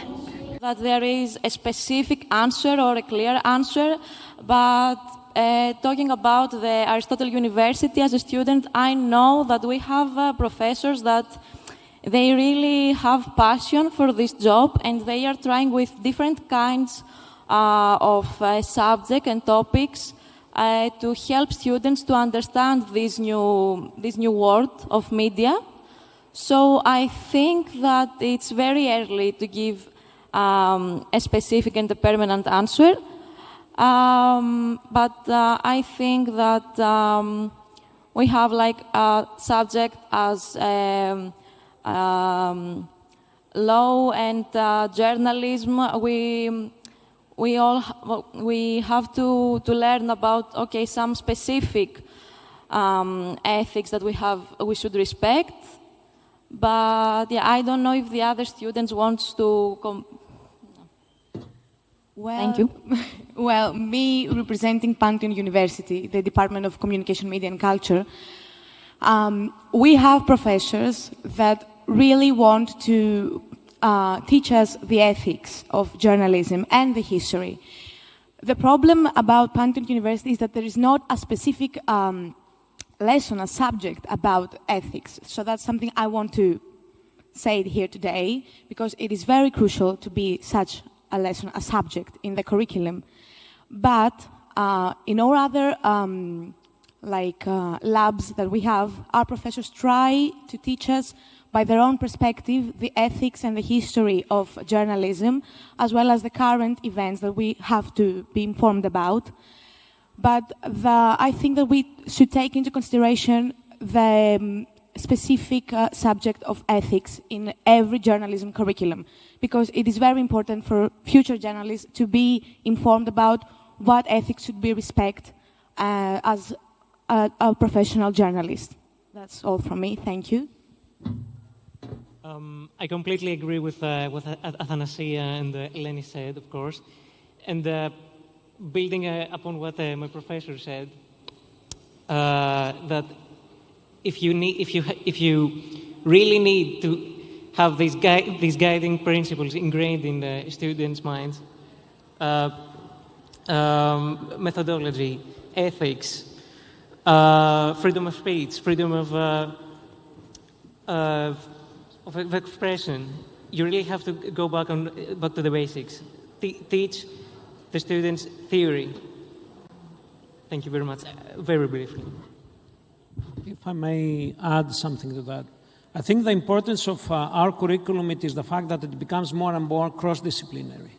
It stands being just a sole disciplinary, focusing only in what it has been considered as traditional journalistic courses. In order to, we come across with a generation that more and more needs to be taught through specific hands-on learning. This is why in all journalistic schools we have introduced actually verification of news in order actually to address to a more and more needed element, which is tackling disinformation.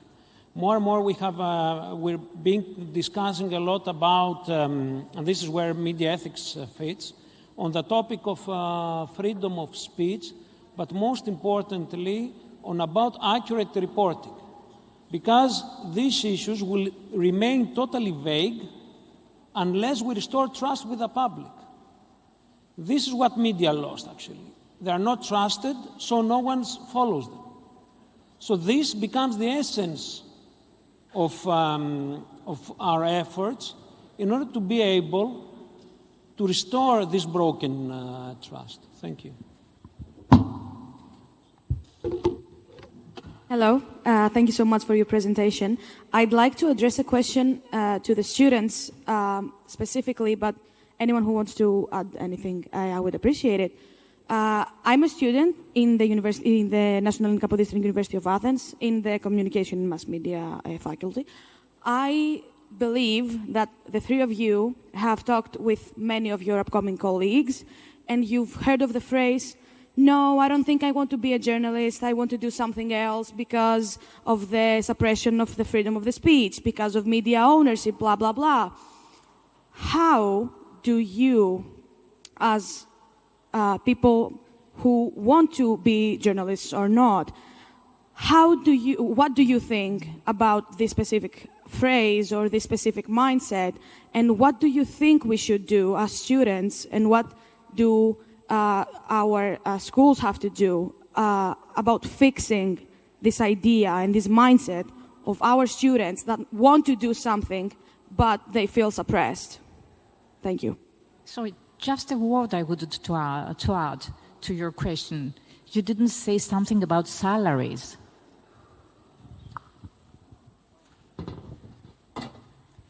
Of course, we've heard about this phrase. Probably in the beginning of our studies, maybe we have said that phrase too. But, well, I don't blame those students that say these things. I will begin with the curriculum, what the journalism schools should do. They should show us that journalism is an essential part of this society, of a democratic society. So that would be like subjects that have to do with future journalism, with new journalism, like podcasts, data journalism, not like the mainstream mass media. We know mainstream mass media. We want to learn the new things, what is in the future. But what we should do, like as future journalists, as students, of course we should be considerate consumers of the news. We should know how to be informed, first of all, because we're going to inform people, so we have to be perfectly informed. So yes, we have to love journalism through consuming the news, as citizens, simple citizens. And I think that after that, as future journalists, we're going to see how this job works, and we want to show other people too. I don't think if I think that I covered your question, so I will let other students talk to Sue. Hello. Okay. I completely agree with Athanasia, and I completely agree with you, because we hear this phrase like every year. If we're graduate students or not, we hear this phrase. And the only thing that I have to say to the students is seriously don't care. I know it's not the easiest thing, but if you really want to do something, you will find the way to do it right and with your own way. And I know that when someone hears that, oh, okay, so you are studying journalism. Okay, nice. No, they think that you want to be a TV presenter or something like this. I mean, journalism is not only this. It has a lot of different aspects, and the problem is that in Greece we focus only in the bad aspects, which obviously exist. We don't live in another world. But as a student, I think that if you have passion for something, just follow your heart. I know it's a little bit cliché, but this is the reasons we have the cliché. So yes, do your thing, and people always say something bad for you or for everyone. So just don't care. And very briefly from me, I think the response university professors and from university professors and students is giving their students proper guidance to navigate through the bad aspects of Greek journalism. I think I will end there on proper guidance. So, thank you very much. Time is over. And hopefully we can talk further during the break. Thanks.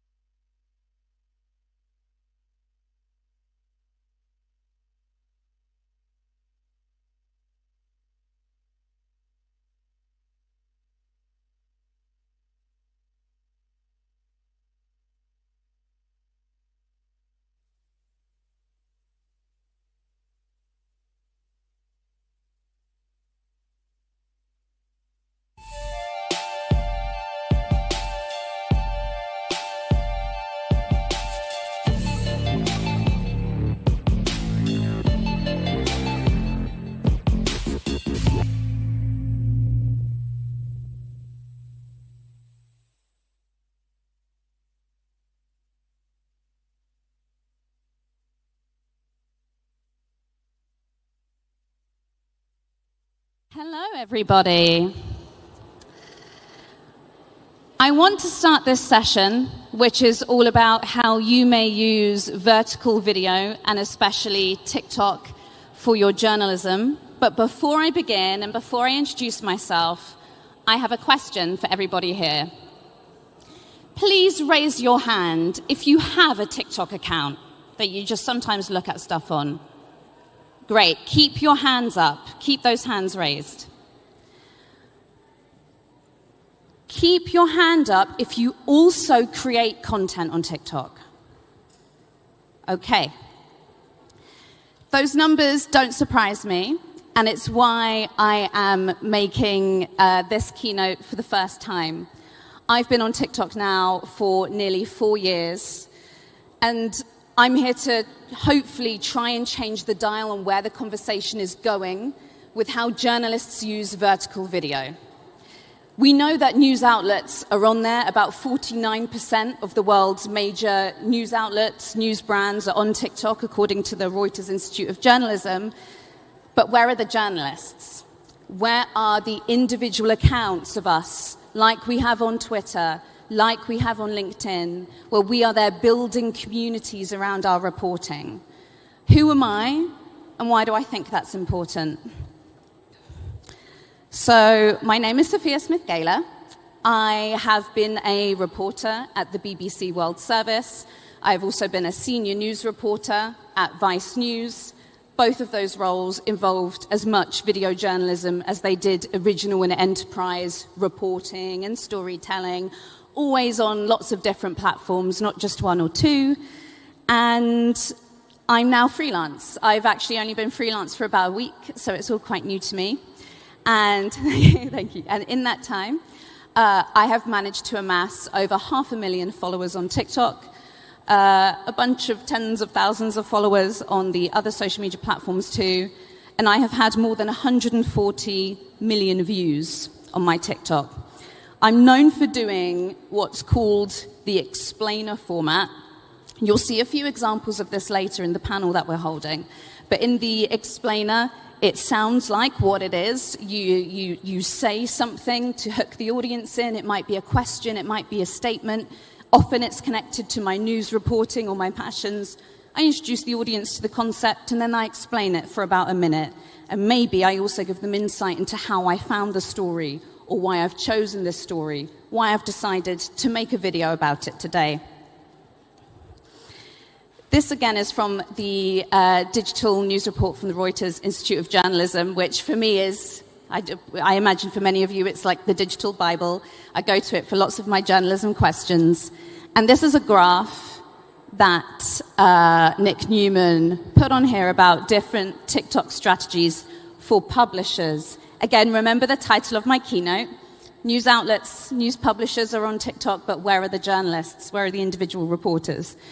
As you can see, between different news publishers, there are different techniques. There is no one-size-fits-all when it comes to finding a home for news on TikTok.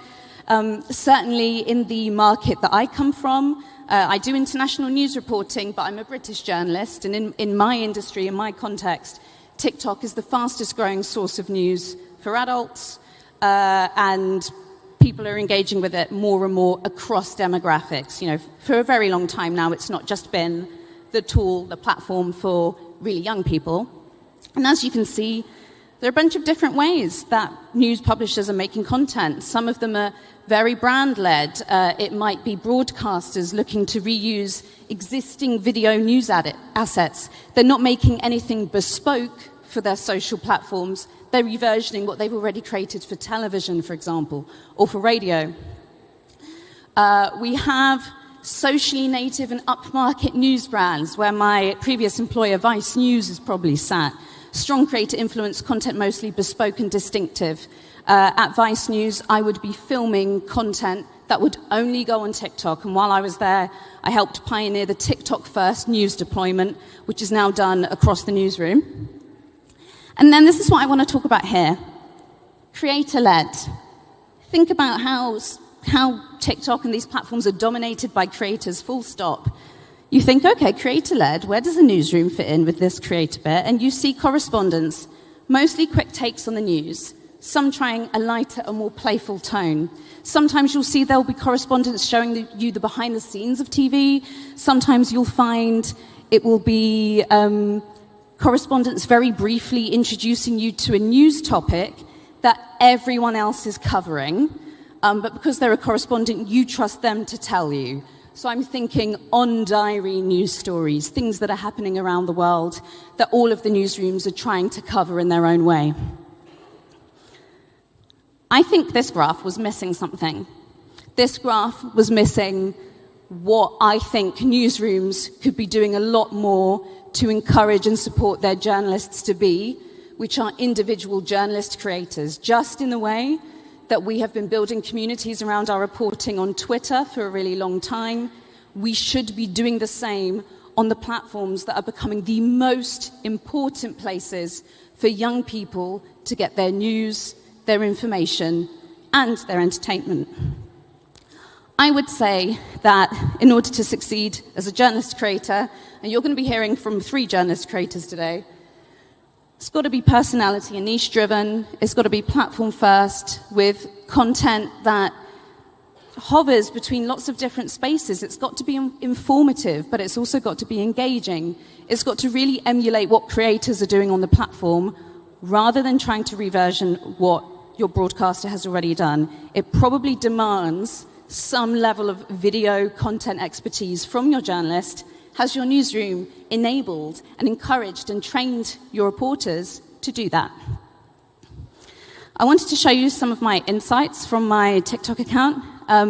Before I go into this, I also wanted to say that the principles I've learned from TikTok have led to my growth and innovation on other platforms. So since the end of June, my Instagram account's grown by 30%. Very unusual in terms of the general growth of my account, and I think this has happened because Reels more and more is amplifying distinctive content in the style of TikTok. YouTube Shorts, lots of creators are seeing growth on there as well, and it's because we've spent all this time figuring out how to make high-quality short-form storytelling on TikTok, that as soon as these other platforms want to sort of parrot what TikTok does, our videos do well on there. But just to show you, I'm reaching about 59% of my audience is female, very international audience. I haven't got it on here, but my top audiences are the UK, then the US, Egypt, Saudi Arabia, and Canada, I believe, on TikTok. Video views, that's in the last 60 days, 4.8 million views, and I've had 45,000 views as well on my profile. You can see my audience there is mainly my age. I'm in the 25 to 34 age bracket, but a number of my videos overperform with that top, the 18 to 24-year-olds. This is what I think the anatomy of a journalist creator account involves, that you'll see some examples of in a minute. But I think the recipe to doing so involves hitting the For You page frequently, probably making enough content to do that, returning to and innovating niches in which you develop over time, familiarity and appearance in the comments. Are you engaging with your followers regularly, or are you sort of keeping this distant, patrician, old-school broadcaster attitude? It's got to be original content. It has to be different from mainstream media and the kind of content that every single other newsroom is trying to make right now. I think we have reached peak news explainer. Lots of audiences are demanding further differentiation and specialization of storytelling. You've also got to differ from creators despite emulating them, because ultimately, as a journalist, we're held, to different standards, and rightly so. But you've got to maintain the principles of each. It's got to be vertical first. Stop reversioning stuff. Start filming stuff for TikTok first, or for Instagram Reels first, or for YouTube first. I definitely think I benefited in the growth of my account by my proximity to mainstream media. Audiences are skeptical. They want to know who to trust. It was great that I could say to them, hey, I am a senior news reporter at Vice News, or hey, I'm a reporter at the BBC. However, I've also massively benefited from my distance from those platforms, the scrutiny and the criticism that they constantly get on TikTok. Being able to be my own journalistic product has been very helpful for my career. If you want to get in touch with me, this is how you do so. This is how you follow me on Instagram, and if you want to email me. And in the meantime, we are going to have some other people come on stage and talk to you about the content that they make. So I would love to welcome on stage first Carmela Boykin, who is TikTok producer with The Washington Post.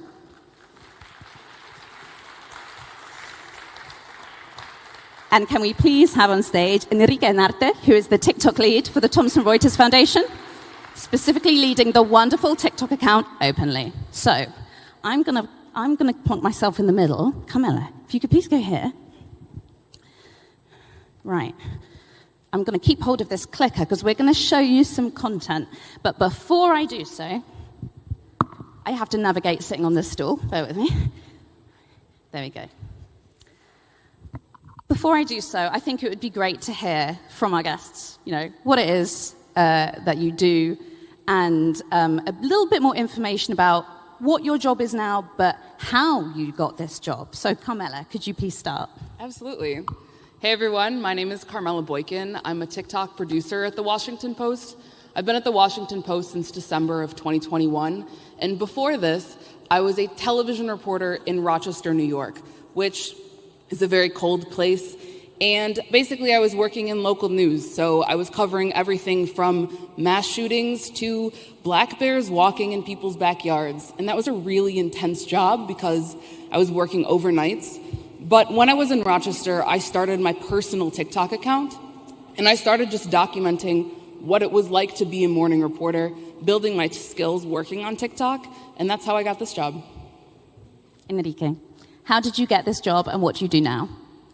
Hi, I'm Enrique. I am the TikTok lead for the Thomson Reuters Foundation, which Openly belongs to. Openly is the LGBTQ plus vertical of the Thomson Reuters Foundation. And I got this job because I was already on TikTok. I started making TikToks while I was bored at home during the pandemic, like everyone else. Everyone else was doing yoga, and I hate yoga. And I started making TikToks.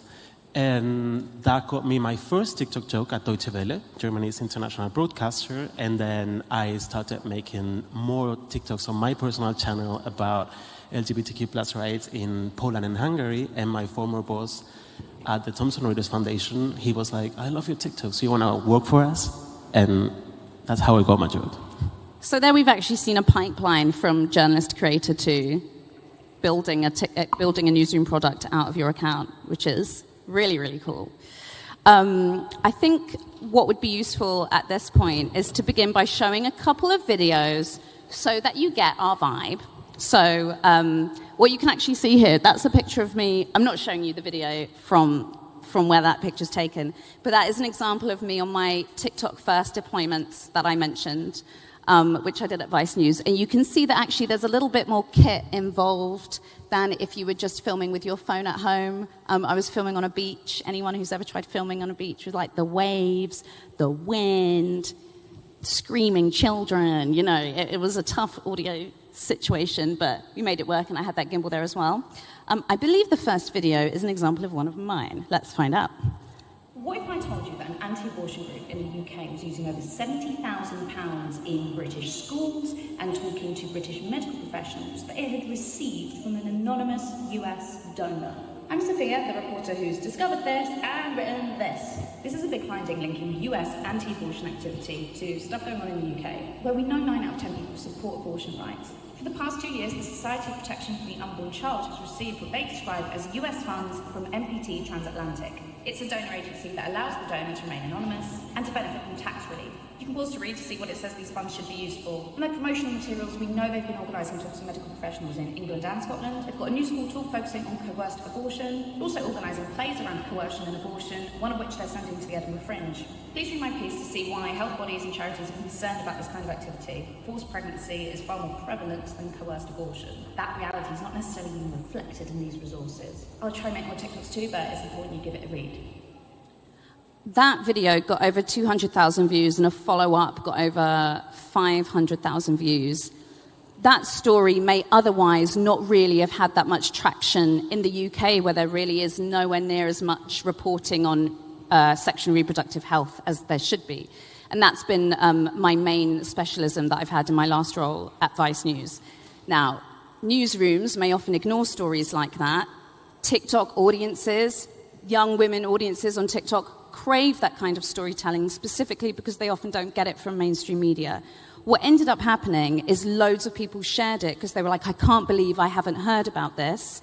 And then, of course, it became the case that loads of people heard about it because I'd put it on TikTok. That's an example of one of the explainers that I do at the end of my journalism journey, like the publishing side.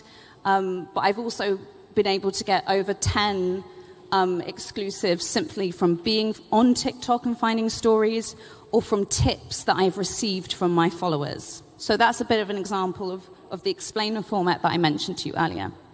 Okay, now let's see what we've got up next. You remember this black hole image we took 4 years ago? Yes. It's all orange and fuzzy. You can barely make it out. Yeah, it was cool, but it didn't look like much. Well, get ready for this. We used machine learning to fill in data missing from the original photo to make the sharpest image yet. This will help theorists better understand black holes. So here it is, 4 years later, the newly processed image. It's nice. Look at it. It's so much clearer. Totally different. Anyone who's a fan of Washington Post knows that this is like a distinctive element. I love it. Can you please tell us a bit more about how that came about and why you wanted to show that video in particular as demonstrating the Washington Post vibe? Absolutely. So this TikTok is kind of a culmination of what our morning meetings look like. The headline that day was like, scientists have this brand new image of the black hole. It's clear. It's amazing. And then we both saw it and we're like, I'm sure it's like a ton of work and a lot of money and very elaborate, but like to a regular person, it didn't look like anything. So in my morning meeting with Dave, this is the conversation we had, and Dave was like, wait, this is perfect. Let's just do something based off of that. And so he wrote a script. We both were in it. And I think this TikTok really shows that audiences really want to see you be a human being, and audiences appreciate that because this TikTok has I think it has over 1 million views. And it just shows that you can tell information and you can kind of be relatable to an audience and reach people. So yeah, our vibe. Wonderful. Let's watch yours. Oh.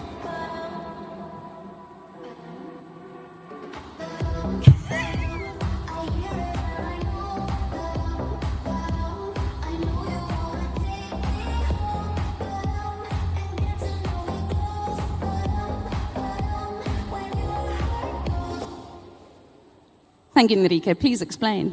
Please explain what was happening there. This is a format that we started doing around 1.5 years ago when I think Chile legalized same-sex marriage. And, you know, we continuously see more and more countries are legalizing same-sex marriage.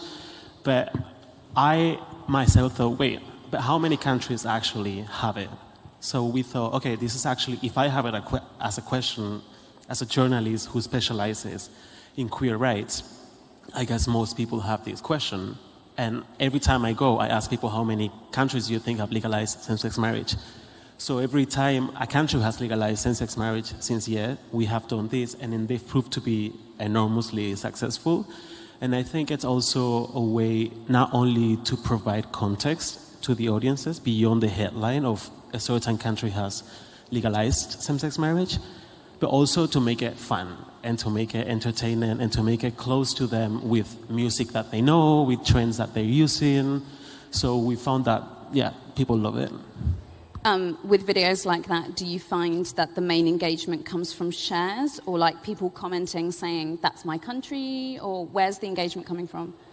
All of those things. So when we started, so there are people saying, wait, I supported my country, or wait, there's this country missing, and then you have the possibility to engage with them saying, actually that country has legalized it partially, or I don't know, they have civil unions, but they don't have proper marriage. A lot of people share it, a lot of people are like, yes, slay my country, or a lot of people are like, I wish my country was there. And moving to Nepal. So it's actually a very positive engagement, which for us makes a huge difference, because when you are covering women's rights, migrants' rights, queer rights, very often, very easily, it can happen that you fall into a hate rabbit hole. But in these videos, let's say 90% of the engagement was extremely positive. We can talk about that afterwards because we've both had experience with those rabbit holes. For this talk, I asked Enrique and Carmela to prepare 2 videos that I thought answered 2 questions. So I asked them, please can you share a video where you got more than 1 million views to try and dig into how it was that that video got so successful. And I also asked them to bring a video that demonstrates impact that the video made with the journalism of their newsrooms. So the next video, I believe, is going to be an example of 1 million views. You might have heard that the voice of the New York subway has come out as trans. Here in Berlin, this trans woman is who you hear announcing the next stop on public transport. To be the voice of the Berlin public transport system is, for me, is a great honor. I represent my city. For the casting was to find a voice that is not even recognizable as woman or man. It's like kind of neutral. BVG didn't know before that I'm a trans person. They just heard a voice. My advice for the trans people in the industry, in the dubbing branch, we need you. Come here, because there's so much work to do and we need more people involved. It's just a matter of self-confidence. Shoulders up and be self-confident and then just conquer your space. Brilliant. That was a 1 million views example. You can see that the filming, you filmed it on your phone? Yeah. It looks like pretty simple to make. Yeah, that's what I chose. Yeah, it looks like the skill in that actually came from the storytelling choice and the discovery of this particular contributor. So how did that video get 1 million views? Well, the reason why I chose this 1 million view video, first of all, is because the main fear I find when I train people on how to use TikTok is like, I don't want to be dancing in my living room with my cat. I don't know how to dance. And I'm like, you don't have to only do that to do TikTok. There are lots of ways. You can do explainers like Sophia. You can be an amazing performer like Carmela. You can also just like be in front of the camera and interview a person that's interesting. I think this was a very good story and a very good protagonist, but I think it was also focusing on a part of transitioning that is usually not discussed, which is the voice. I didn't know. I assume most people don't know what happens when you transition, what happens with your voice. And then also, I think the fact that it is a voice that everyone that has visited Berlin has heard, but no one knew that it was a trans woman. How would you know if a voice is a man or a woman? And then also that it was so positive and inspiring, because a lot of the reporting, especially around trans rights right now, is very depressing, misleading, sometimes even hateful. And this was a very good opportunity to, from our impartial reporting, because we were not doing advocacy, we're just like interviewing a person that has an interesting story, a very local story that can inspire people all over the world. Because this, you know, like being the voice of a subway, this is not just like a Berlin story. Not most cities, but many cities in the world have a subway. So it's like a very small thing that can make a huge difference for a lot of people, especially trans people who are like, I love my voice. What happens if I transition? What happens if I take hormones? And also another thing that I wanted to mention, you might have missed where's the announcement. I want to hear her announce the next stop. So what we did was we divided the story in 3 parts. Part 3 still has to come. And we wanted people to engage with the story and to feel like we were engaging with them. Obviously, we cannot just meet her 3 times because I'm alone in my team. Don't have time for that. But I knew what people were going to ask. Were people in the comments being like, I want to hear the announcement? I want to hear the announcement. Does she ever get recognized from her voice? And, you know, did her voice change? Did her career opportunities change? And those 3 questions, she answers them in part 2. So it's like me asking her, Philippa, we have questions for you. Really clever. And trying to do the multi-part story on TikTok can be really challenging. So when you succeed, it's a testament really to the skill that you've got. Let's now have a look at your example, Carmela.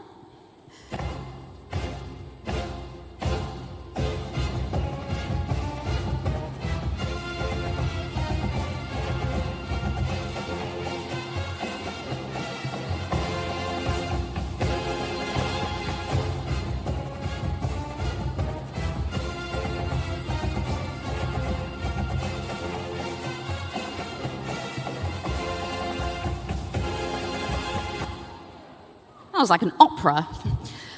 How long did that take to film? Do you use a green screen? What's going on there? Yeah, so I film in my apartment in front of a green screen. I shoot it on an iPhone. I have like a tripod set up and a light, and it's literally just me, and I feel bad for my neighbors because I just played this song like over and over for probably like an hour and a half, playing all the different characters. But I'm really proud of this one. This video has over 3 million views. This is my most viewed TikTok. And my intention with this was to tell people about a story that they hadn't heard of before, about Mexico's government building a tourism train over Mayan artifact sites. And when I was creating this TikTok, I kept in mind that Americans are known for not necessarily knowing a lot of what's going on outside of America. So I wanted people to just have a really base understanding of what was going on, and anyone could watch it and understand. It was written by Kevin Seif and Whitney Leeming at the Washington Post, 2 excellent reporters, and the visuals you saw were all video from Whitney Leeming, so it gave me a strong visual for people to look at. And then finally, once I had the story, which is the most important part, I started to add the little fun elements. So I started adding the multiple characters. The story is really based in money, and I feel like people, or our particular audience, wouldn't know what pesos look like. But if I wrote pesos on a piece of paper, there's no way to get more clear than that, than to illustrate the story is about money. So that's where that came from. And then lastly, I just make sure that my pacing is really fast. A lot of our content is sandwiched between a lot of fun content, so people like playing with dogs or just viral, crazy videos. And so I wanted to make sure that this content stood out, and when people were scrolling, it would at least give them pause and make them want to watch the whole thing. I think this is a good point before we look at the impact videos to ask what your teams look like, how many people are there, how many people are part of the creation of a video or like your general video strategy. Okay. I'm alone. I'm the only... we are a very small team, so Openly is right now formed by 5 people, and I'm the only video person. We have another social media person, the rest are text editors, and then we rely a lot on freelancers. We're starting to rely more and more, luckily, on freelancers to produce video content, which is allowing us to cover more stories from other places, ideally like the one we showed from Filipa, to portray other LGBTQ plus people from around the world. But generally, most of the videos is just me. So I rely on my editors, text editors, to check the script, especially in terms of, editorial values, like impartiality, fact-checking, and all of that. But it's right now mostly a one-person job. And what about you, Carmela? For my team, similarly, I'm sort of a team of one right now. Officially, our team has 2 people. There's Dave Jorgensen, who created the account, and there's myself. Dave is on paternity leave right now, and we also have an open position on the team, so we're actually hiring for another creator for there to be 3 of us. But right now, I'm the one running the account, and I'm also working with, I don't know if you all are familiar with V from Under the Desk News. They also do primarily American news, so I'm collabing with them right now. But officially, full-time at the Washington Post, there are 2 of us, Dave and I, right now. And when I make TikToks on my personal account, yeah, it's all me as well. And that means that you're your own editor. You write your script, and then you're like, is that the best script that you can do? And you sort of apply that to it. You're filming it all by yourself. You're editing it all by yourself. You're publishing it by yourself. And then any engagement afterwards on the platforms, and for me, my 2 main platforms are TikTok and Instagram. So that's 2 platforms that I've got to do that on. It is pretty time-consuming. When I was at Vice News, quite uniquely for a newsroom, the social media video people were very embedded with the reporters. So every morning we're all talking together, and it really gave the impression that your TikTok videos were as important as the text copy that you were filing to the website, which I think had a huge attitudinal effect in the newsroom that I haven't really seen many other newsrooms imitate. But if I was doing a TikTok for them, it'd be a completely different story. Again, I would script it, but it would have at least 2 other pairs of eyes looking at it, including the news editor and one of the TikTok producers. And then depending on whether it was an explainer like that you can script and largely do word for word, or if it's one of my deployment ones, I'd script it before I'd go out to, say, Italy, which is where that screenshot's from. But I don't actually know what I'm going to see in Italy until I'm there. So the script that I would sort of do for that would have a little more leeway to give that freedom for what I would find and the journalism that I would end up doing there. So the processes can actually vary massively if you're an individual creator compared to if you are a creator embedded in a newsroom. We're now going to look at some examples of videos that have generated impact. The Supreme Court overturned Roe versus Wade. Here's what this means. In 13 states, a trigger ban will take effect. They were designed to take effect as soon as Roe was overturned. In states without trigger laws like Alabama, Georgia, and Indiana, laws banning abortions would likely take effect in a few weeks. In states like Pennsylvania, Wisconsin, and Michigan, abortion access will largely depend on midterm elections. If anti-abortion Republicans win their races, they'll have a clear path towards banning abortion access. There are many states that have laws explicitly protecting abortion rights. In these states, abortion will likely remain accessible. You can see the Washington Post does not only do, high-octane, fast and funny. That's really important public service and echoes what I was saying earlier about how it can be challenging in newsrooms to surface storytelling to the top of the agenda around sexual and reproductive health. I imagine post Roe v. Wade, there certainly would have been some attention to that in US newsrooms for sure. But can you explain a bit about why you chose that video to talk about impact? Yeah, absolutely. I think this video is important because it shows just the importance of sometimes you just have to tell your audience what's going on. When I made this TikTok, it was the day that Roe versus Wade was overturned. I happened to be in California, so I was 3 hours behind already, and I was the only person working on shift this day. This was like the biggest news happening that day, and I was speaking at a conference, so I knew I just needed to get content out that told the information. So as you can see, it wasn't really cute. I was sitting in a hotel room. That's why it's all like green and a little dingy. But again, I just wanted to tell the facts because I'd like to create content that I would want to consume. And when watching this story, I just want to know what's happening. What does it mean that Roe versus Wade is overturned? So I just tried to tell the facts as they were written in the Washington Post. I used graphics that the Washington Post published to to maintain the audience's attention. And yeah, this TikTok has over 1 million views as well. This is the most successful explainer that I've done. Sometimes when we do more serious ones, there are a lot of shootings in the US. Those don't necessarily perform as well, but this one did well. So. Okay, so Carmela had a conference that day. She was on the West Coast, still managed to do that quickly enough that the audience had not at that point been oversaturated with Roe versus Wade content and sent that video viral. That kind of speed happens when you have trained creator journalists. When you first start making TikToks, as happened with me, and I bet happened with both of you, it took us way longer to make them. It really is something that you get better at with practice. Okay, Enrique, let's now look at your impactful video.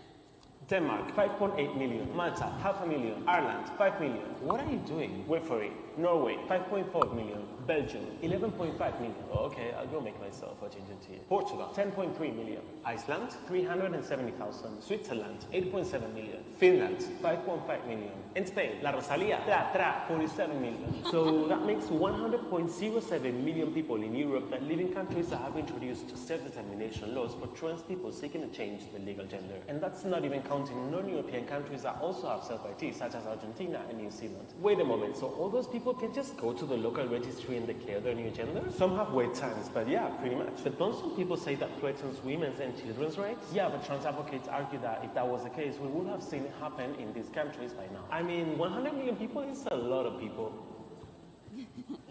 Look at that mug. Look at that naughty word on that mug. Yeah, brilliant. Can't clap, my hands are double parked. Enrique, please explain how you came up with that format, such a catchy beginning, which introduces an element of jeopardy.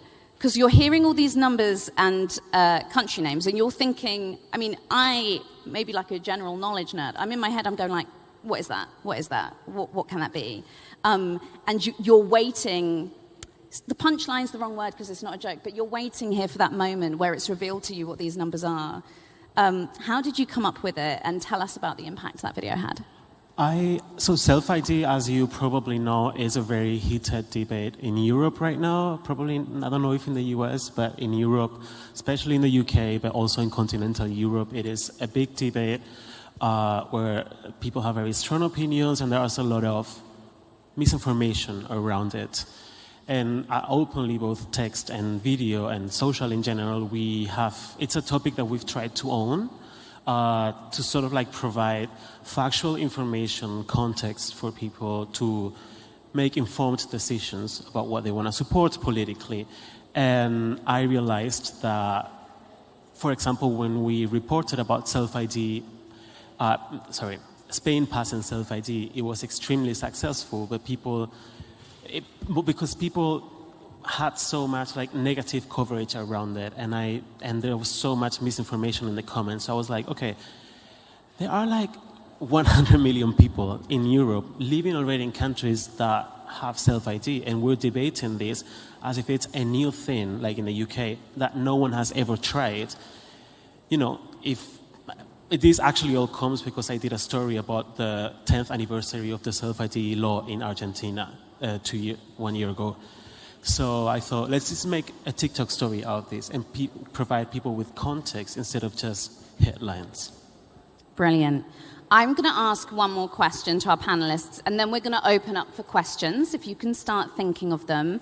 My final question to both of you is about the future. If you just had to come up with one thing for how you think your own content production or TikTok strategy or vertical video strategy may be changing, what is it? Because for me, it is continuing to prioritize Reels growth as well as TikTok growth. My production value has had to go up because of the oversaturation of high-quality content on these platforms now. I'm feeling like I have to make my stuff look better.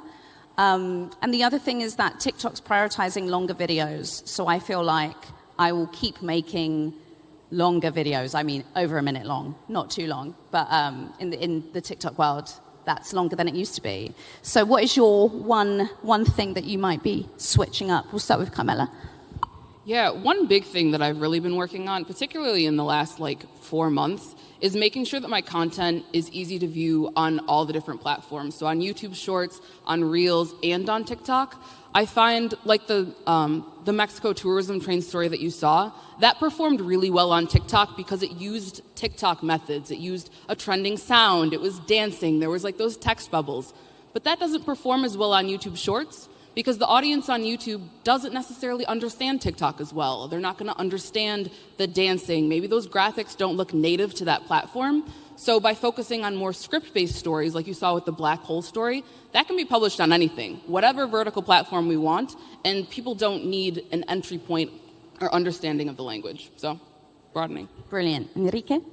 For me, I think we're probably, or everyone that works in a small newsroom will focus more and more on these kind of videos that do not just try to tell the news, but try to explain people what this means for them, to give context, because we'll never be as fast or have such a big amount of resources as newsrooms like Vice or Pink News, direct competitors, but we have expertise and we know how what the language of the platform is. So I think we and everyone else that doesn't have as many resources will focus on giving people the added value, which is what will actually in the end make a difference.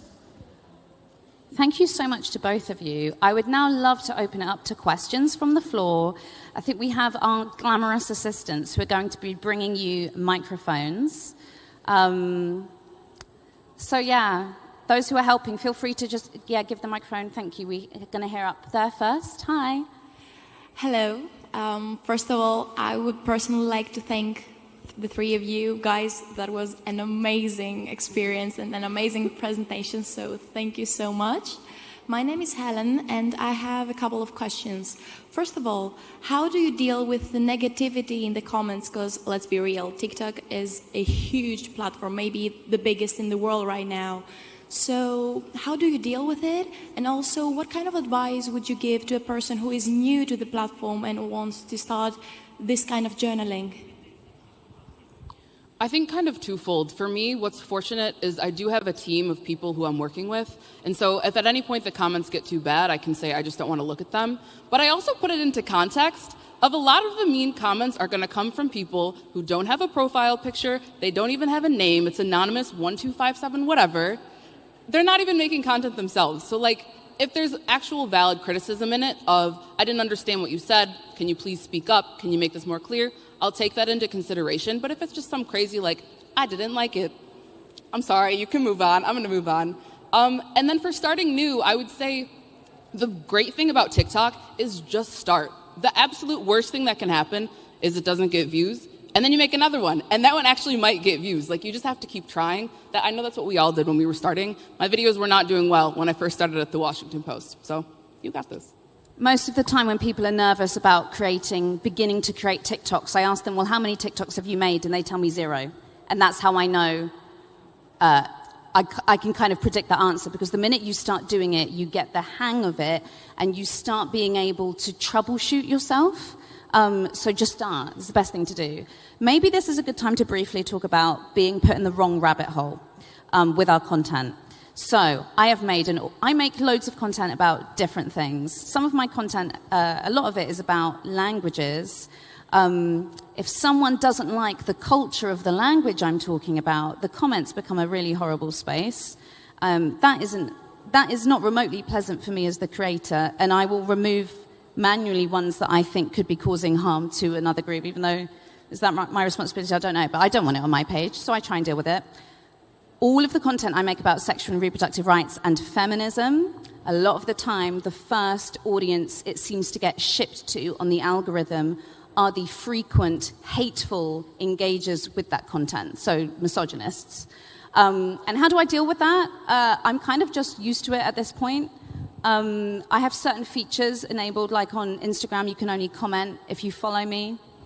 I have a policy where if someone has said something really nasty and they have no profile picture and they don't self-identify with their name, I block on site. I don't mess about. I block on site. I don't need their views. They don't need to be there. The most important thing as a reporter in this space is that I am never sort of abused or harassed to the point that it stops me doing the work that I do. So that's why I have that policy. What about you? What I can say, that question can be a little hard when you work for a newsroom like that has to adhere to the values of Thomson Reuters, because in theory you need to allow debate and freedom of expression, but abuse is not freedom of expression. And you know, I can tell you a story. When there was a shooting in a gay bar in Colorado, I posted the video, and when I came back from dinner, it had 16,000 comments, many of them praising the shooter. I don't have to allow that because I'm not creating. Basically, if there's a lot of abuse in the comment section, what you're doing is that you're silencing people who do not feel safe to contribute to the debate, mostly non-white people, women, queer people, migrants, anyone who is already marginalized in society. So I think that you need to allow a certain amount of debate, but when the debate becomes online abuse or hate, especially if it's targeting a creator or it's targeting one of your protagonists who might feel threatened, then you don't need to allow that. That's not freedom of expression. That's just abuse. Another question. Yeah.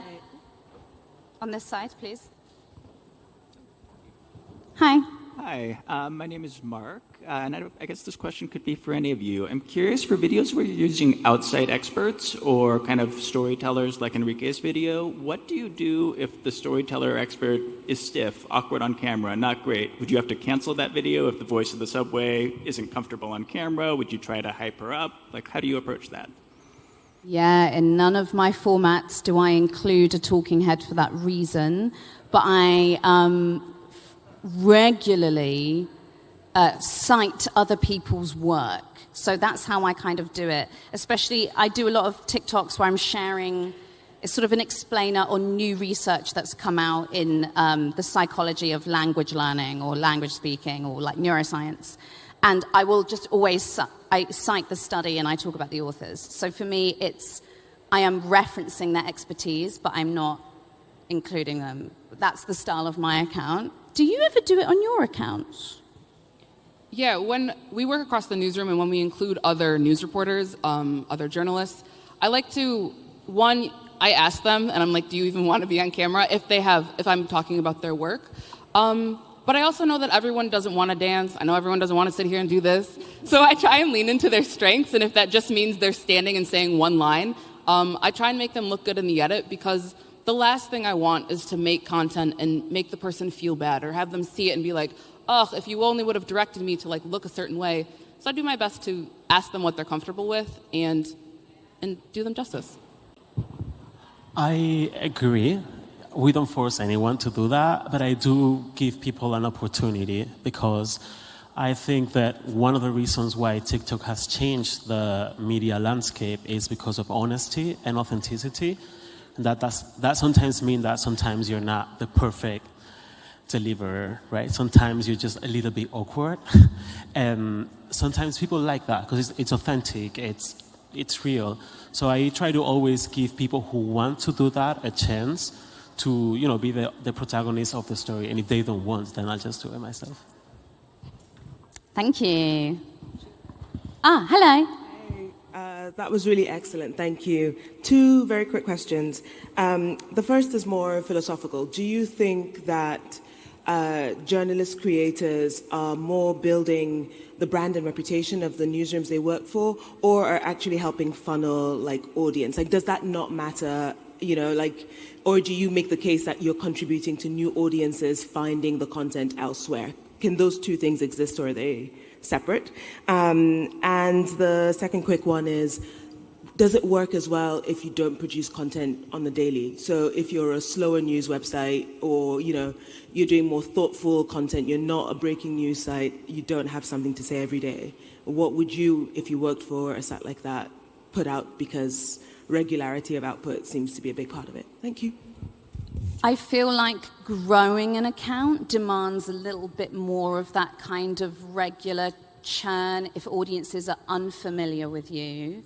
And then you get to a point where you do not need to post every day necessarily. I certainly do not post every day. And I'm not a one-woman newsroom. The videos that I do on my account are sort of based on, the stories that I'm working on, which vary in their frequency, or they'll be about interesting things I've learned that day. And the idea is more that you are gradually, over time, building community to achieve your aims, which are not just view count. So for me, it would be over time, if I've established this community that I want to build, I will get tips. I will get people sending me things that have happened that they think, oh, this thing has happened, especially around sexual and reproductive rights. That reporter that I follow on TikTok, she should know about it. She should do something about it. So that's happened a lot. And your first question is really interesting, because obviously the minute I've left Vice now, so they've lost possible access to the videos that I was making. Don't think they need to worry. They have 3.5 million followers on TikTok, which is way more than what I have. But you can argue that newsrooms haven't had a problem with journalists tweeting and building their own audiences in that sort of personal capacity. And it's sort of just the same argument really on TikTok. I don't know. What do you think? What do you think, Enrique? Or Camila? I think in terms of that, it's a careful balance, but I think in terms of the philosophy part, I like to think that people are following people. I work under the Washington Post, but people are following the Washington Post because they like Dave and they like me, I think, and they like Chris when he was on our team as well. So I think it's an important balance, but people know, when people see me on the street in DC, they'll be like, oh, Washington Post TikTok girl. So as of right now, we're kind of synonymous. What was the second part of the question? If you work for a slow news, if you're not working for someone who's doing content every day. As a person, I'm making TikToks 3 times a week right now because I'm one person, one full-time person. So I think be realistic and honest about what you're capable of. And if it's quality content, I think that really will hook the algorithm. The worst thing you want to do is make it such an arduous experience that you begin to sort of loathe and dread it. And that is the strategy that I've grown over time has been that. It's been, as long as I'm happy and healthy and having a good time on here, I'm going to keep doing what I'm doing. So that bit of separation is quite important. It has been for me. I agree. It's about, as I said before, it's about quality content at this point. So if that takes 3 days to make, just take the time. People are not going to watch bad videos, not anymore. We're really sadly out of time, but none of us are disappearing. We're all staying here to sort of mingle and have a chinwag. What? You think maybe one more? Should we do one? We're going to do one more really quickly because we're now going over time. But please don't fret. We're going to be around. You can keep asking us questions. Perfect. Hello. Thank you for the great presentation. As a consumer of content in the news through this vertical format, I've noticed that a lot of creators make it very fast-paced, and I've had to re-watch a lot of these news stories because they're talking so fast, infographics only are on the screen for like a minute. So I'd like to know from your perspective, how do you take these big stories and condense them down to be able to fit this format? You rewatching the video is giving us engagement, by the way. It's possibly part of the artifice. One of my criticisms about this is accessibility. I don't think it's the most accessible viewing experience for loads of audiences. And certainly it's why I've always, from as long as I could begin doing so, have subtitled my videos. I'm especially conscious not everyone watching my videos is a native speaker of English. And I'm going to be speaking pretty fast to fit the time limit. But I've put the subs there in the hope that it means everyone can understand. Or they may have to rewatch to fully understand, and that maybe gives me a little bit more engagement than anybody else as well. Maybe. We may be engaged in those activities and practices. What do you guys make of that question? I think, again, just like Sophia said, condensing a complex story into a small bit is really challenging, especially under a minute. And one of the practices we've honestly taught our interns is when you're shooting a video, you have a lot of space between what you're saying. So we'll literally go in and splice that dead space out, because a lot of the time when it's not fast paced, we'll lose audience, and you can see exactly on the analytics where people start to drop off. Really important point. If we dared give a breath or slowed our stuff down, people would scroll off. So we're doing that to keep people watching, because that is the vertical video viewer habit. Page turner, if you're reading a book, you've got to make a thumb stopper. You've got to stop someone's thumb so they stop mindlessly scrolling. So my view on that, now having to train the other reporters in our newsroom in making vertical video either for Openly or for our other platform context, is to not try to encompass a whole story that you're trying to tell in your text feature, but more choose one of the angles that you're covering. So I did a story, a long feature about trans people in Germany fighting for compensation for having been forcibly sterilized until 2011. And the TikTok was a 40-second interview with one of the protagonists in front of the German parliament. And she just quickly told her story and explained why she thought she should be compensated for having had to undergo sterilization.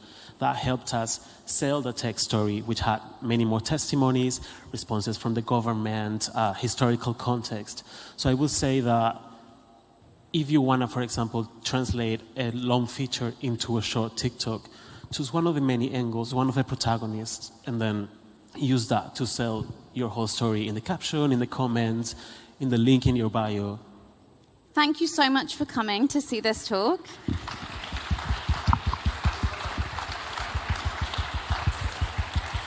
You'll do us a big help if you follow all of us on whatever social media platform of your choosing you most enjoy.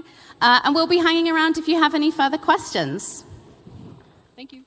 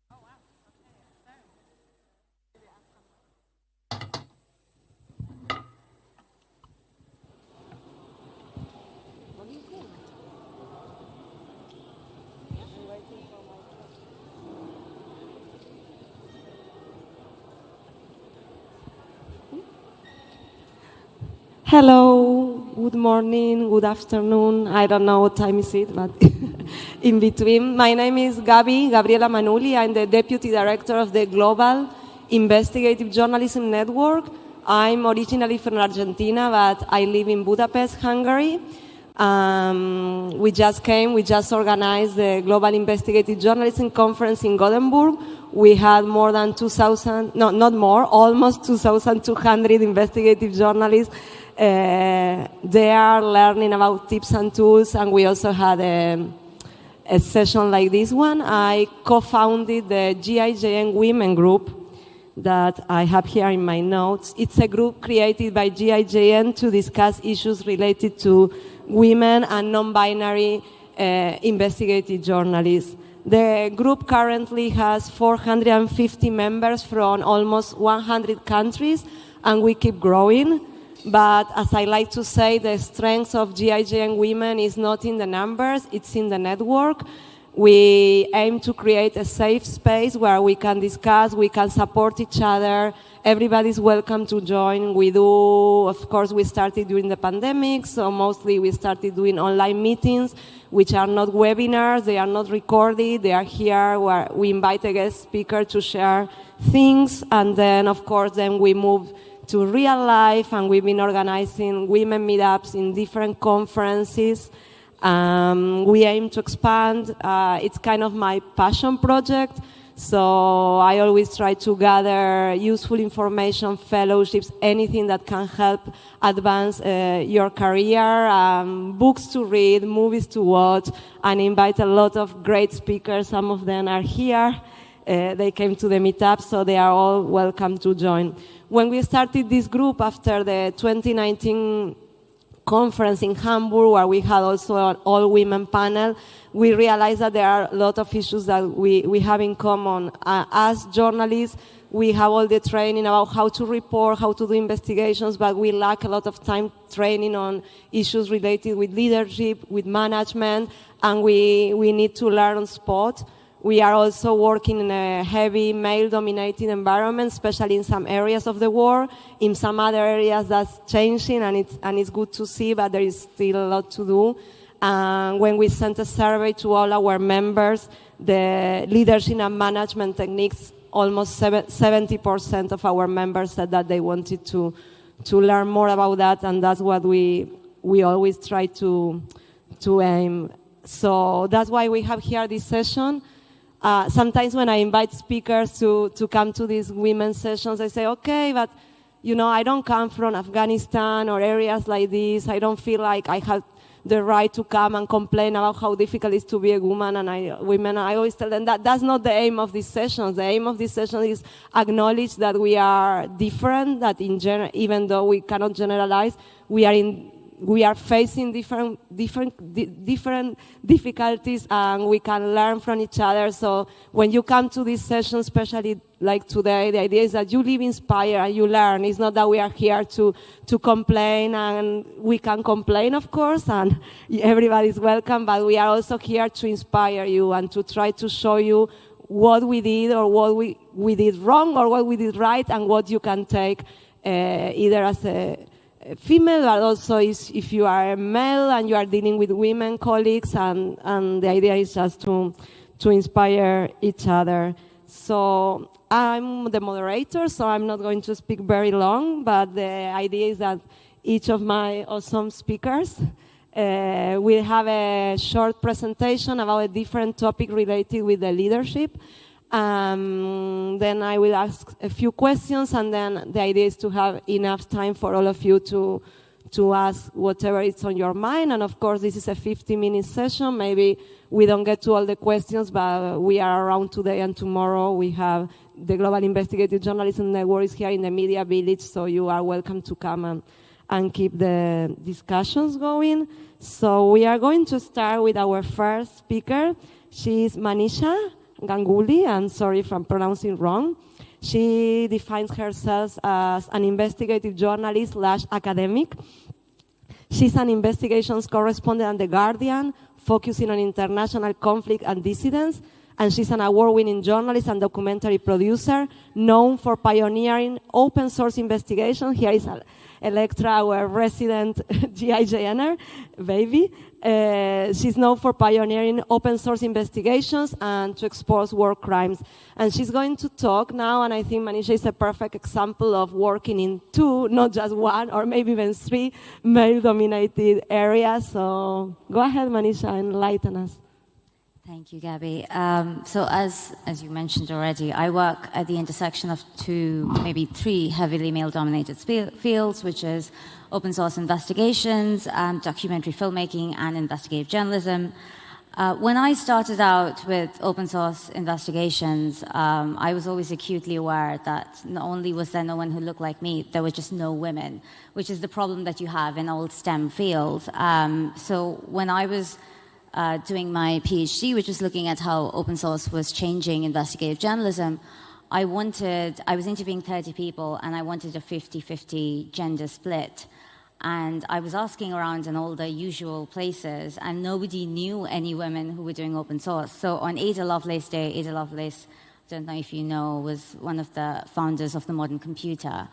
On Ada Lovelace Day, I put out a call on Twitter, and I managed to come up with about 50 different women in open source who were doing hardcore conflict reporting. And that's when I realized is that these women exist, they just have no visibility. And that's when I started looking at the politics of who gets credited in investigations. A lot of you might be very familiar with the original Pentagon Papers. You might also know the names of the male journalists who worked on it, but what you might not know is that there were a group of women who worked on it but were never given credit by the Washington Post. This was happening 20, 30 years ago.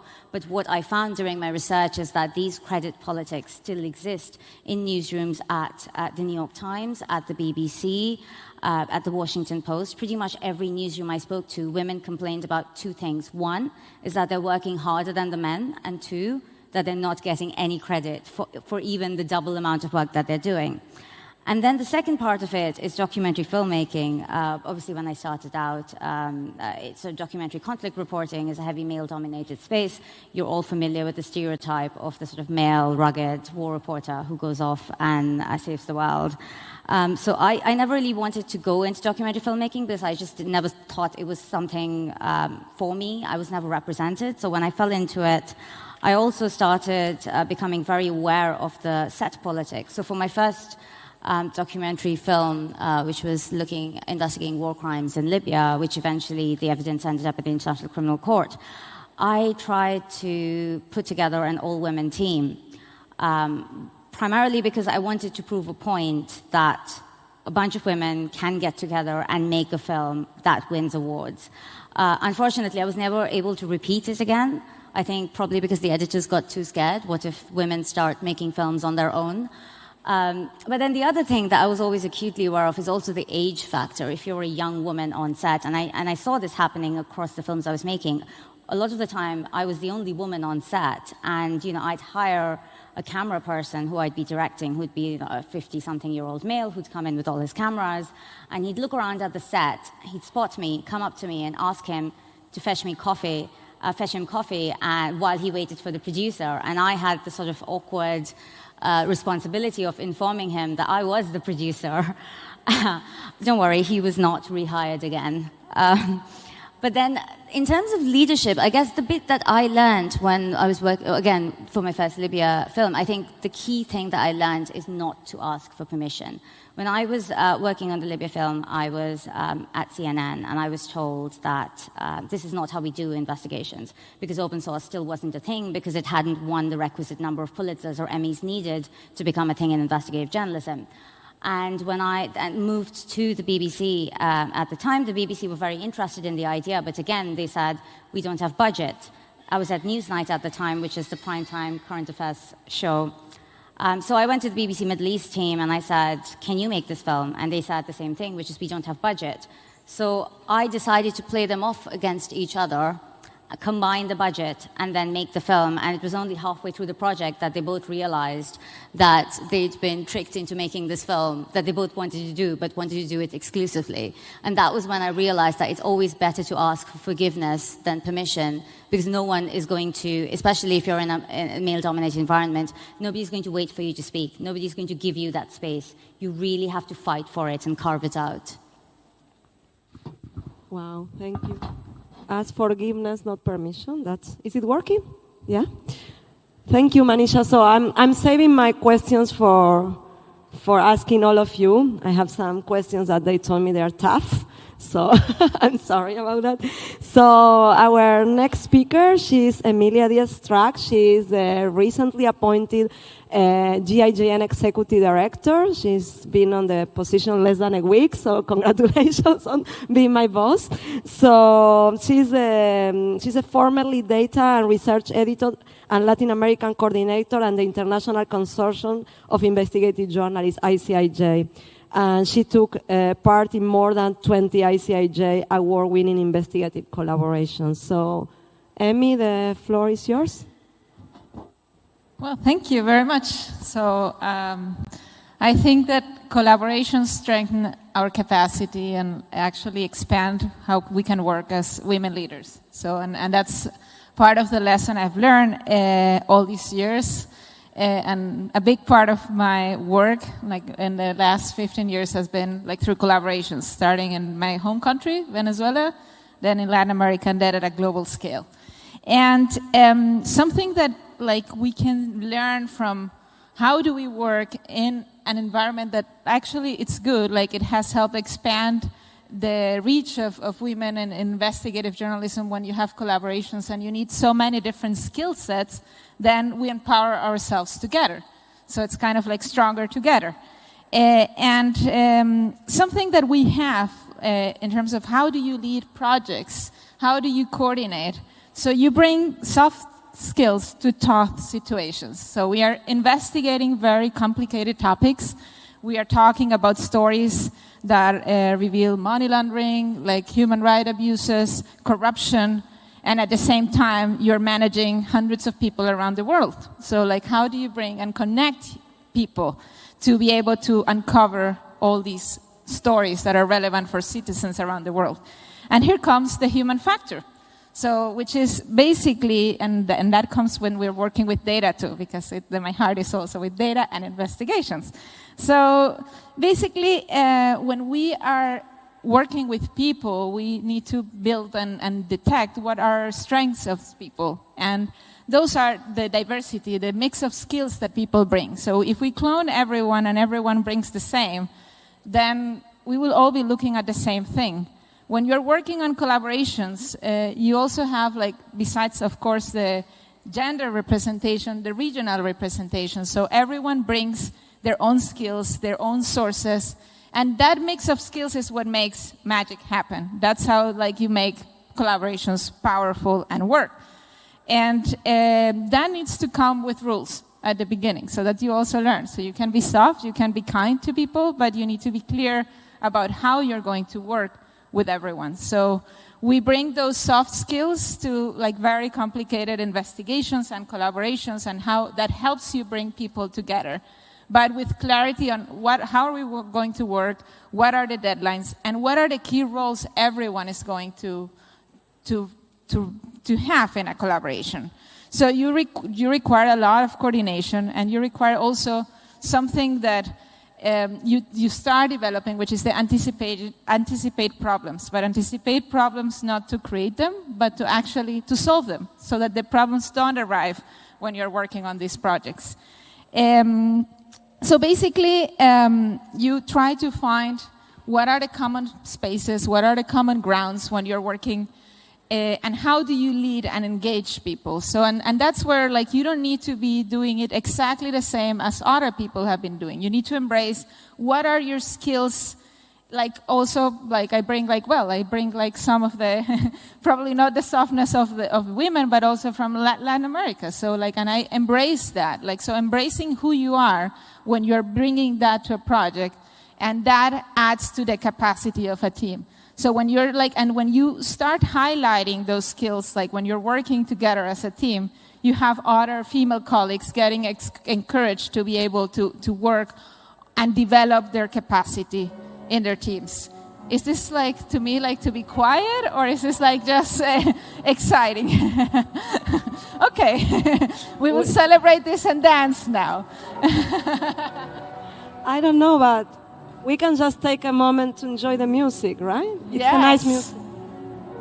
Nice. Nice. So, and that comes to the, when working with data, something we did once, like when I was working at ICIJ, was actually, we convinced 85 journalists to extract data, and together with a colleague, a male colleague, but we ended up, like, I ended up branding it as a data extraction party. So like celebrating like the concept of partying, but doing some very complicated work and putting everything on a spreadsheet. But to me, the lesson has been, you can continue being yourself while working on collaborations, and like basically working and embracing like the differences is how you actually grow and keep bringing more women in the field of investigative journalism. So that's a bit like what I wanted to share. And of course, we can talk more about the leadership techniques and find like other mentors and women and other people who empower you, like, and then you give back and you mentor others too. And that's how we continue doing investigations on tough topics while also being ourselves. Thank you, Emmy. Yeah, I think the embrace your accent in a way summarizes a lot of things. I think long is a time where diversity, it's not a plus, and where I think we all need to embrace what we bring different to the table. So, and hopefully we can keep also growing the diversity in the media ecosystem everywhere. So thank you, Emmy, and more questions to come. And then next one will be Marcela Turati. She's a reporter and co-founder on Quinto Elemento Lab. She's a Mexican reporter, probably one of the most famous Mexican reporters and Latinas reporter everywhere.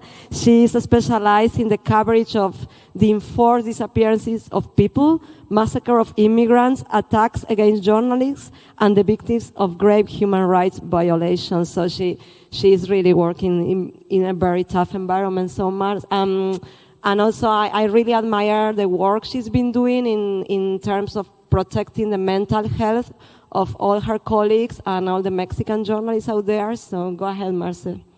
Thank you. Thank you for the invitation. Yes, as Gabby said, I cover many years disappearances, and for example, I start covering a reporter, Ciudad Juarez, that it was like the most violent city in America for some years. And what I realized as journalist is that always finishing the coverage, journalists go to bars and we drink a lot, and then we start talking about what happened, and that those are the places where we process all the things that we saw, no? Even photographers, and in sometimes even people start crying, but we allow it because we drink alcohol, no? And for many time, I was thinking like, why we only process this in this way, no? And why we cannot take it away or create spaces to talk about these topics, about our traumas outside of the bars, no? So I have been like many years trying to create networks of journalists to work together, and many of the members of these networks are women always. Like the men are kind of disappear of this in this organizing people or this giving some trainings, and we receive in Mexico a lot of trainings of digital security, physical security, legal support, all these things, but always was missing the thing about your own trauma or how to interview victims, like these other topics that are not generally are not taken as important. So with my teams, because I have been in different organizations and create different projects, we start thinking that it will be good to have a time to emotional checkup. So every month we do a meeting only for this checking to see how are you in your life, no? What is happening? Because sometimes a reporter cannot finish a deadline or something, and it has a parent in the hospital, and you don't know it has these people, or she has COVID, and you never notice about it, no? So check up emotionally. Also, if somebody is feeling or paranoid or fear, or something is happening, in these spaces we talk, and and we have mezcal, or we have beer, sorry, but we did it in Zoom, because we work remotely and we live in different parts of the country, so we give space to each one to talk, no, and in those spaces, I think that we generate a communitarian, a group who take care of the others, no? Like a communitarian support that I, as leader, I know that they create their own bridge and their own supports, and that the whole group help somebody who said that something was happening, no? So this is one of the things that I try always to do.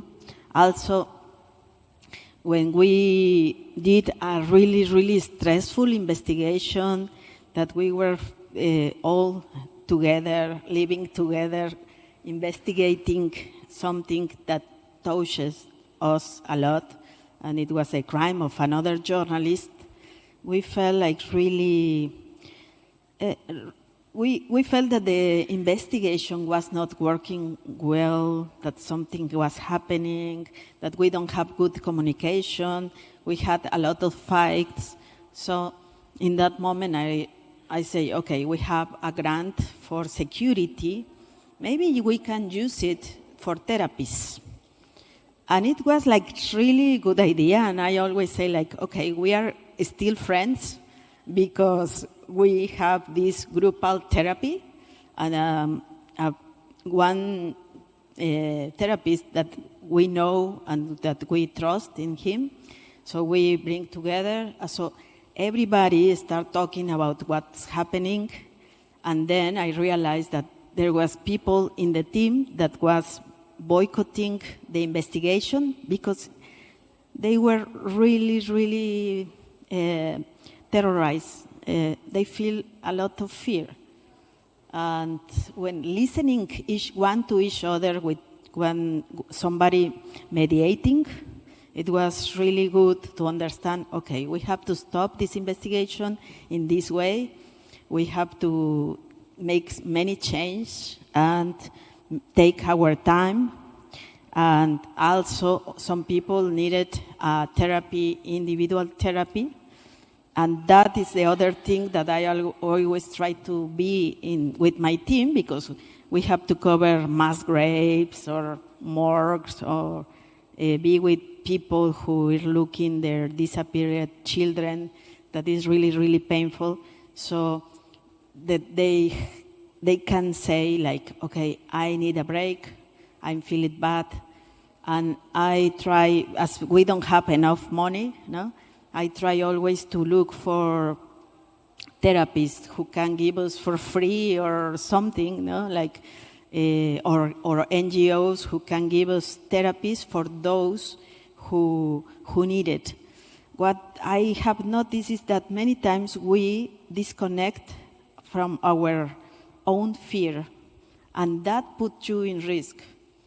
Because you don't listen. In Mexico, we normalize all the treatments, and you always are in problems. So you don't distinguish when it's a real threat and when it's not real or what is paranoid. So some journalists that I know, and when I investigate, like what happened if they receive threats or they get injured, many of them, they just minimize this, and we are always like, just disconnecting of our fear. So it's really important to have these spaces and these kind of therapies or talk with other peers to see if this is the fear that I have is something important, no? And to normalize and to say, okay, I don't want now to do this investigation. It's okay, in a more lovely way to do it, and not like with a lot of sacrifice and pain, like a different, like as we were taught, no, in past years. So I think those are the things that I learned. Also, when we do some workshops, we open a space for the people to talk about. We are journalists who cover a lot of interview people in pain, no? A lot of victims of violence. So we open a space for the people to speak about the guilt, because many times we commit a lot of mistakes, and I know a lot of journalists who just cannot continue doing their work because they feel paralyzed for what they did. So we can create these kind of spaces for talk about this, the fear, the guilt is the family and different things. And also at the end, like feel like that we are kind of liberated. And some of our workshops have all this physical, digital security, but we always try to bring these other elements to continue touching the sense of why we are doing what we are doing, why it's important, for whom it's important, but also remembering or reminding about ourselves as a person who deserve to live happy and to have a good life. No? Thank you. Thank you, Marta. It's hard to continue. I feel a little bit emotional after Marta, but yeah. So, and I think it's important, and we've been talking about this, to also sometimes address the causes of burnout, and there is all this wellness speech, or like, okay, just take a bath and light a candle, but a lot of the burnout we journalists or journalists on the front line are facing is due to structural barriers and so it needs a little bit more than a hot bath and a candle, and I really value all you are doing on all your plans you have to keep doing and developing resilience. So our last speaker is a dear colleague. She's our local Greek, which is Nicolia Apostolou. I always pronounce wrong. She's GIJN Resource Center Director. Prior to joining GIJN, she wrote stories and produced documentaries from Greece, Cyprus, and Turkey from more than 100 media outlets like the BBC, Associated Press, and a million of others. So I really always like to have her on stage because she gives a good balance between a lot of experience as a freelancer and as a woman freelancer, and now also from, in a way, the other side, more from being a commissioning editor and a resource center person and working with a lot of journalists, including freelancers. So looking forward to your tips. Thank you. So I wanted to talk about the imposter syndrome. I think a lot of female journalists have this, also some male for sure. So, there's this little voice in your head that tells you that you're not good enough, whatever you do, no matter the facts, that You've been published in top media outlets, but despite that, you feel that, your writing isn't good enough, your research isn't good enough, your video isn't good enough. So as a freelancer, I had that for sure. And I only found about it like 2 years ago in a GIJN women's session when Marina Walker from ICIJ, then ICIJ, talked about it.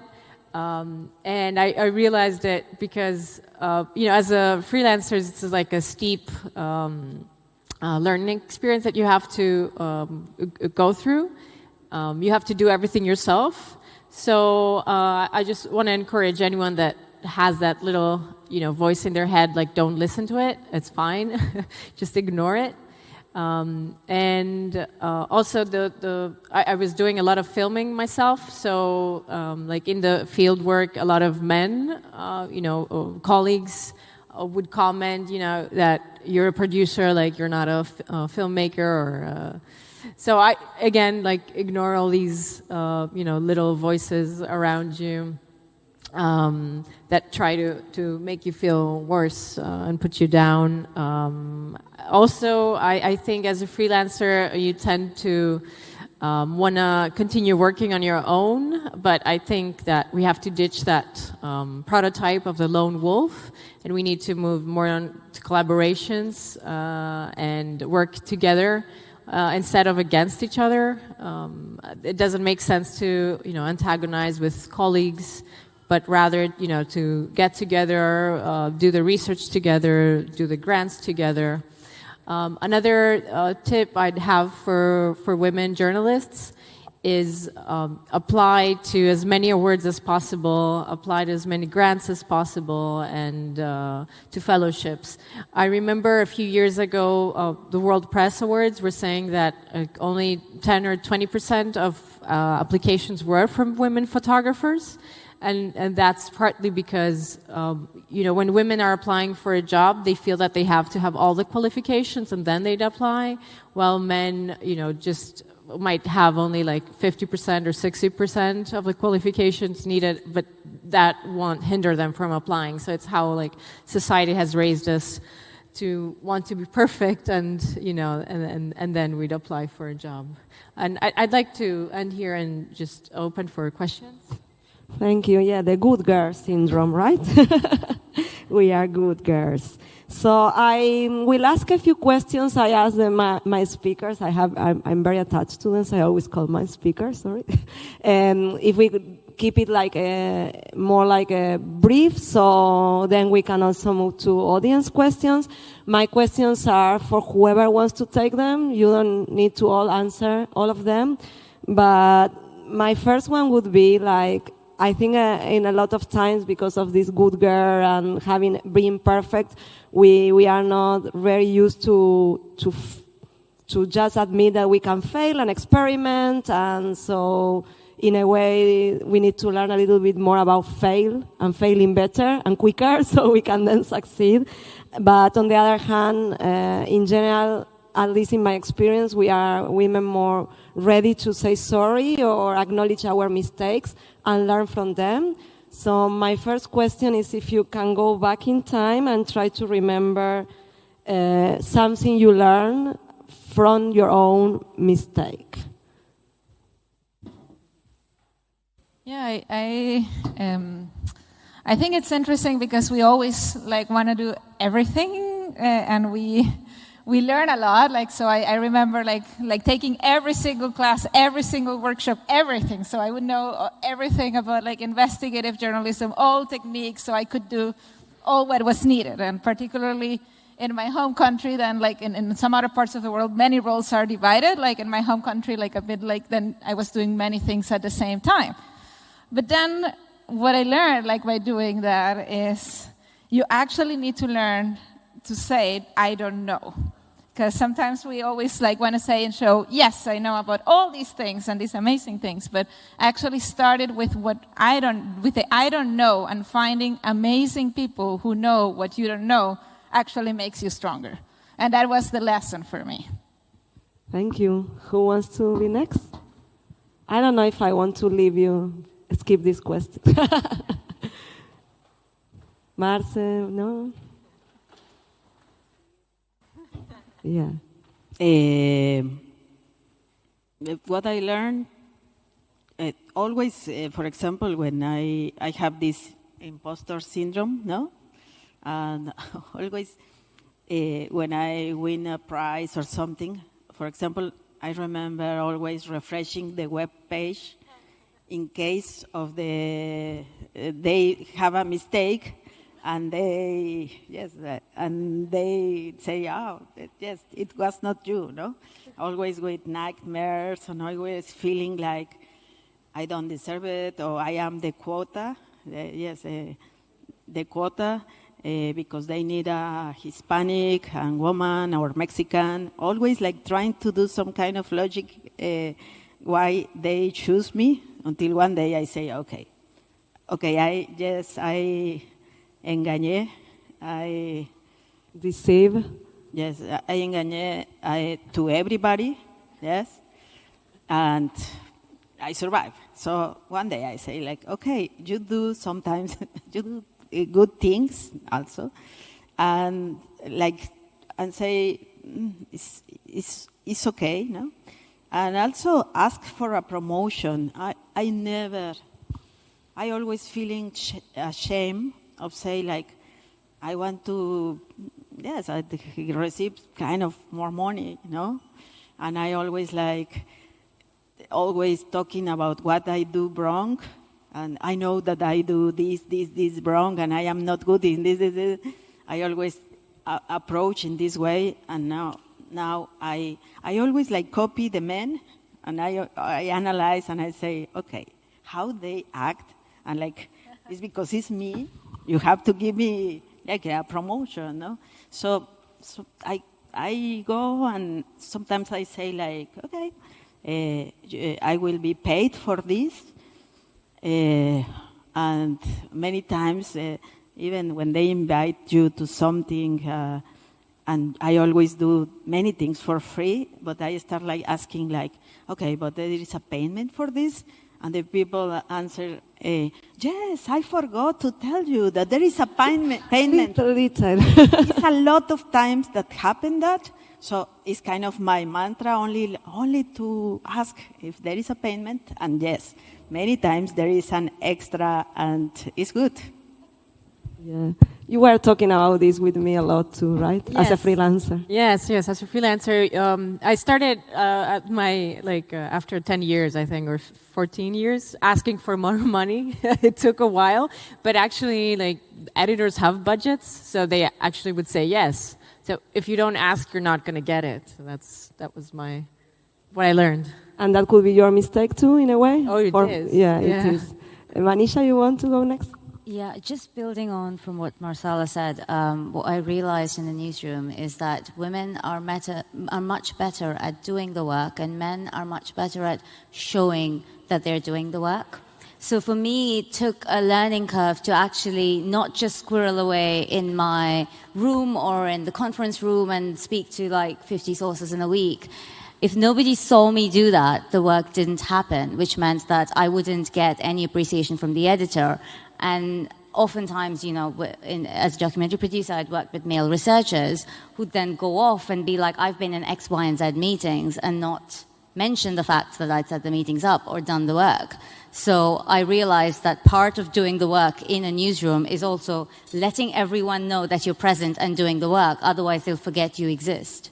Yeah, and I remember in one of our meetups, we brought a leadership expert, and she said, you need to do the work, you need to be in the newsroom, but also you need to be at the bars, you need to be at the networking. A lot of times they say, no, I stay in the newsroom, I will finish the story, but the networking part is where things are happening.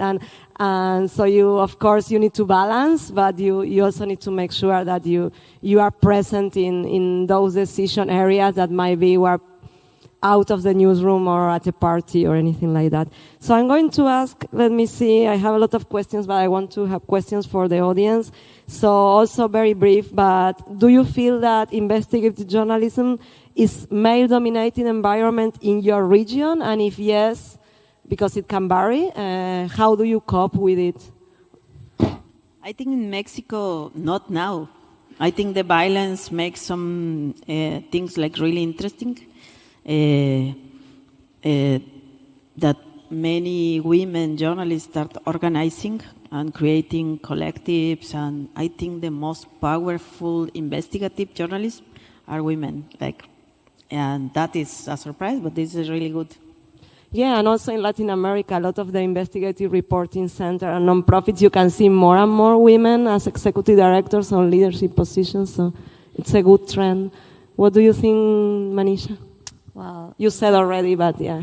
I mean, in terms of the UK, what I remember when I was starting out, I got really lucky because I happened to end up with two female investigative editors back to back, who really sort of pushed me forward and told me that my ideas are valid and they're good, and made sure that I always got space or in a paper or got airtime. And I pretty much owe my career to them.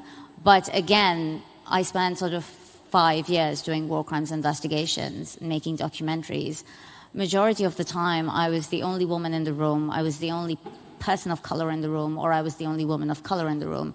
Even now in my current team, I think there's 3 of us. The Guardian is much better at the gender breakdown, but I think there needs to be more women, not at the investigations editor level, but at the editor-in-chief level, because the investigation editor gets given a budget, right? But it's the editor-in-chief who controls the budget. So I think that's something that's still missing in the UK media landscape. I'm lucky because, again, I work for probably the only newspaper in the UK that has a female editor-in-chief and actually values those things, but that's not the norm, it's the exception. Thank you. Emmy? Well, I have seen variations across regions, like Latin America, as you were pointing. Like, I see both amazing female and male journalists leading efforts, and it's I think it's like, as Marcel is saying, in Mexico. I see that across other countries in Latin America too, which is exciting. Some regions that, well, we don't have someone from that region here, but like Africa is still, I think, we have underrepresentation of women in investigative journalism. I still remember some workshops I gave some years ago where, like, I think about 80% of the attendees were men. And I remember we were like last week with a female colleague, and I was asking, has this changed in Africa? And she said, unfortunately, not yet. Like, so I know that there are lots of efforts, but like it varies a bit by region. So, but I think Africa is among the ones where we still see, and it's because of the context, because of conflict situations. So like there are many aspects that have led to that situation, but we have seen more. So we have amazing, I've met great, also female African investigative journalists. Thank you. How about here? It's still male dominated. See? We are talking. But I would like to recognize the previous generation of women journalists that broke the barrier, and I think we owe them a lot. I can't imagine what they've been through, like sexual abuse and not being recognized. I've heard horror stories, and thanks to them, we're here, I think. That's nice. Before we go to questions from the audience, I'm going to ask a question, but you need to answer in bullet points. So I think all of us know that we had great mentors, which in a lot of cases happen to be female. So can you give in bullet point 2-3 tips for people who are trying to find a mentor for advancing in their career? Fellowships is a way to find a mentor. Yeah, and conference. And I have to say, my first great mentor was a man, so trust both men and women. Like, so you can have both great male and female mentors, and he opened up, like, all the global network, all the Latin American networks. Yeah, more than one at the same time, right? So you can have more than one at the same time. Exactly, but you can have more than one. Like, you don't need to stay stuck to one, so you have great, like, mixed skills between men and female colleagues, and if, like, find allies, find people who believe in you, and go to events, conferences, take workshops. Like, that's how you start building a network and find great allies who can then become mentors and friends. Completely agree with Emilia. I have a male and a female mentor, and I think they both bring very different perspectives. But I have a sort of more targeted approach. If I find a journalist whose work I absolutely love, just send them a DM on Twitter back when it used to be called Twitter, or I just keep emailing them. Or that's literally how I ended up with these mentors, because I was always very focused on the person who I wanted to mentor me, because I wanted to know their methodology and techniques and tips for success. So I think I prefer a more sort of focused approach where you find out everything about their work, and also that shows that you really care about their work, and that's why they're more willing to speak to you. And you will be surprised by how many people will be open even for a 20-minute Zoom coffee. So don't hesitate to ask. People are happy to give back. And if they said no, just don't take it personally and move to your next prospect mentor. So, Marce? Have confidence in your intuitions and your sixth sense. Like, you have it. Like, something smells bad, but sometimes we think and analyze a lot, and something is, I don't know, that trust in your sixth sense. Great. So we are going to open up for questions. So I see a hand there. Yeah. Please keep the questions brief. And there, keep the questions brief and introduce yourself too. Hi, I'm Lily Mendoza. I work for the Bureau of Investigative Journalism in London.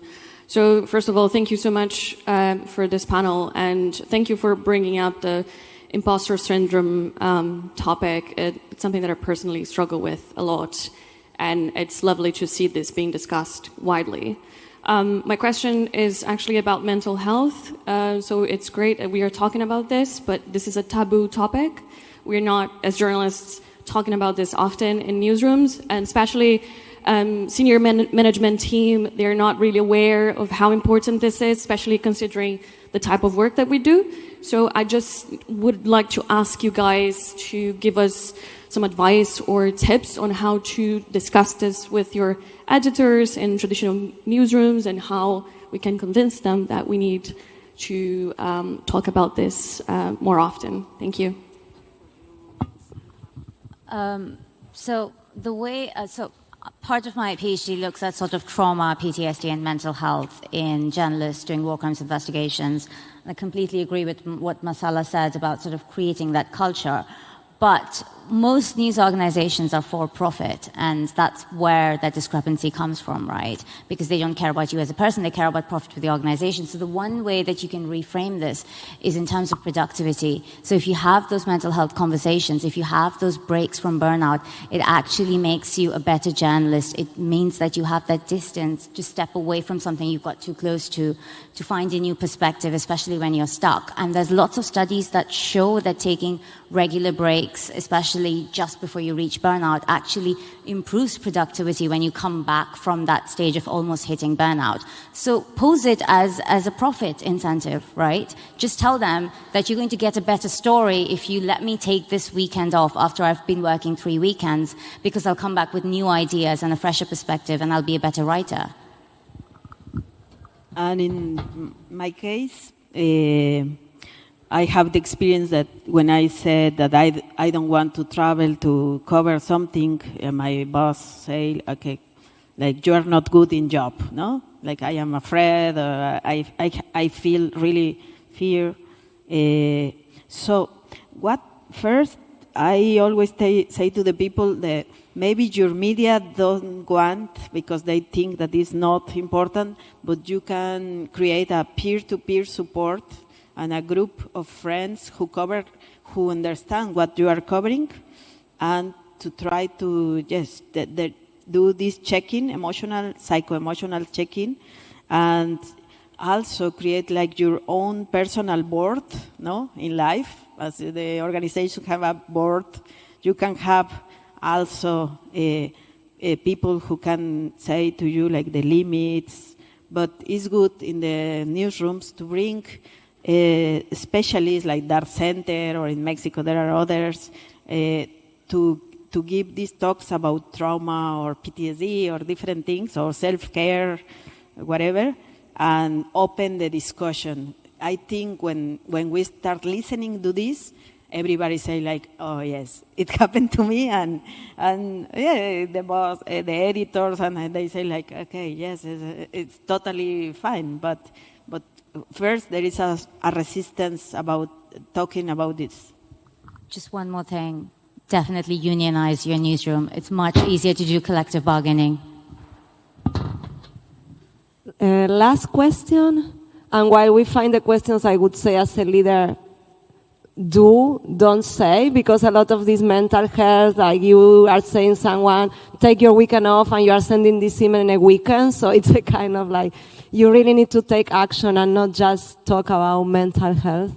So, yeah, second row. And then you can find us around the conference for more questions. Hello. I work for World Press Photo Awards, and it's very true what you said, Nicolia. It's actually, I think, a bit lower, the percentage. But I'm wondering, because of 2 years ago, we set up in the awards a representation criteria where the jury has to award in each of the 6 regions that we've defined in the world, one female or non-binary identifying photographer.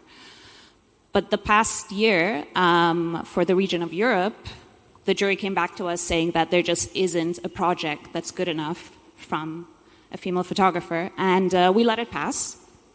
But I'm wondering, the argument that they gave, part of the argument was that they felt that the photographer, if they are awarded, they would sense that this was kind of just fitting the diversity quota, and they would feel offended. And I'm wondering what you feel about that, because I personally disagree. But has that ever happened to you? And do you think it was right? I agree with you and disagree with that idea. I don't know. Manisha, you mentioned the diversity quota. It hasn't happened to me, so I'm not sure how to respond. Sorry. No, I think the issue with tokenism has a much simpler solution. If there aren't good enough female and non-binary reporters submitting to the competition, start training women and non-binary photographers. I think they're looking at diversity in a completely different way, which is tokenistic, and is just about representation for the sake of representation, but not for progress and for actual inclusivity. And at GIJN, we have fellowships, and we always have 50% quota, 50% division between men and women, and we always find a lot of great women journalists. Yeah, that's what I was going to say. It's also a question to, as she said, of thinking before. What do you do for outreach? Did you reach to gender organizations? Did you really, because it's hard to believe that there are not good women photographers in Europe, but I don't know if you have anything else to add. Yeah, I think like we need to like address this also as building capacity, like, you know, like, and encourage, like, because if you have more training, like more like development, more skills, like you will have more women also doing amazing work, and then like building, like networking in terms of it's encouraging like great people that you know who have done this work, so you have more people applying for those. But start from the beginning, and it's like we want more women in the field than like doing photography. Then what are we doing for that? Like, so I think that's the other part of the equation. Yeah. Yeah, and I welcome all these ideas. You can always send me an email, because as I say, GIJN Women is growing, and we will try our best to build capacity and to work on a lot on these structural issues. So hopefully we will make it happen. Thank you very much. Go on it.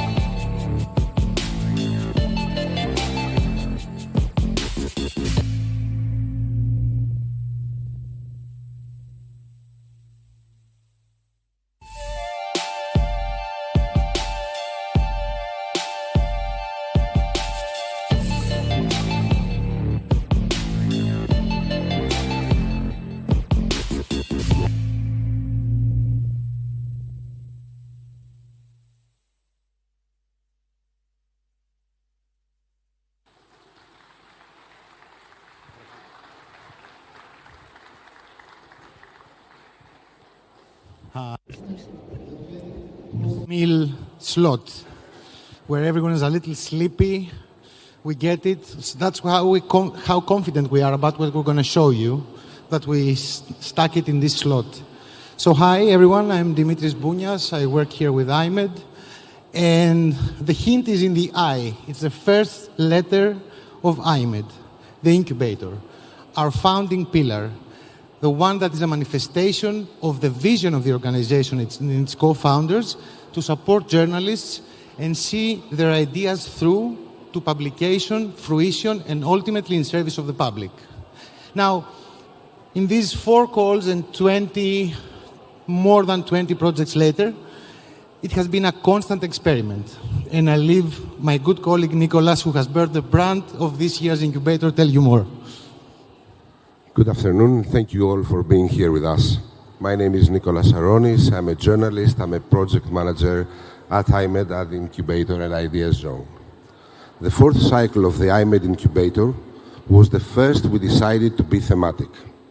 With this as a starting point, it was not difficult to come up with a theme, as the climate crisis is one of the most pressing issues of our time, an issue worth putting into the spotlight of iMEdD's incubator.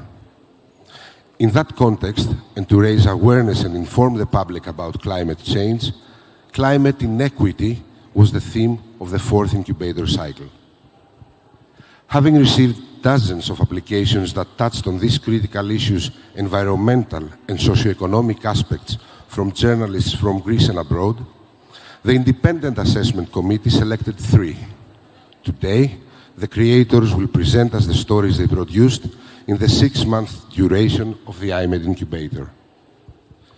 At this point, I would like to mention the members of the Assessment Committee. Nikolia Apostolou, who is the Resource Center Director of Global Investigative Journalism Network, Thijs Giesel, an investigative journalist at Follow the Money, and Laura Sarikoski, Editor-in-Chief Premium at Helsinki Sanomat. I see at least one of those members here. Give it up for our independent committee. They had a very hard job this year. But because we don't want to tire you with numbers and statistics, let's give the floor to the creators. Dimitris Borboudakis, Evangelia Drakou, and Enrich and I, 2 scientists and a photographer, with their project Green Transition in the Margins of Europe, exploring a journalist-led science-based multimedia approach, the story of the green transition injustices, focusing on 4 Greek islands that are undergoing a transition to renewable energy. Dimitris, Evangelia, Henry, please come on stage.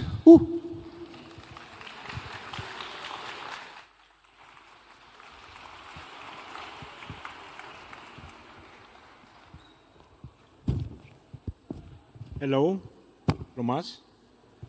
I want to present our team, Valia and Dimitris. We are going to present our project, Green Transition in the Margin of Europe. And we can start. Okay, hello from me as well. So what we did in this project, within this broad topic of climate inequity, we wanted to look at climate inequity through a different lens, not trying to understand what inequities are produced by climate change itself, but inequities that are being produced through all the technological implementation that is being developed towards the adaptation against the impacts of climate change. And we had our case study, we focused on the margins of Europe, as we call them, practically referring to islands in Greece, islands which are marginalized both geographically but also socially, especially in the places and spaces where these technological infrastructures are actually installed, like the mountains of the island areas. We structured our work across 4 themes, the ones that you also see in your slides, trying to capture the now. So what are the new systems, the new landscapes, the new ecologies that are being shaped under this new green energy transition? Then we looked at what are the actual inequities and injustices that emerge in these places, and we wanted to see how we can best document them through image, sound, and data. And then we wanted to see the post factum, so what happens after this whole installation is happening, what is left in this landscape and spaces. And we concluded with a bit of a notion towards the future in order to look at what are the futures that the local communities desire and aspire to, and what they expect from this green energy transition.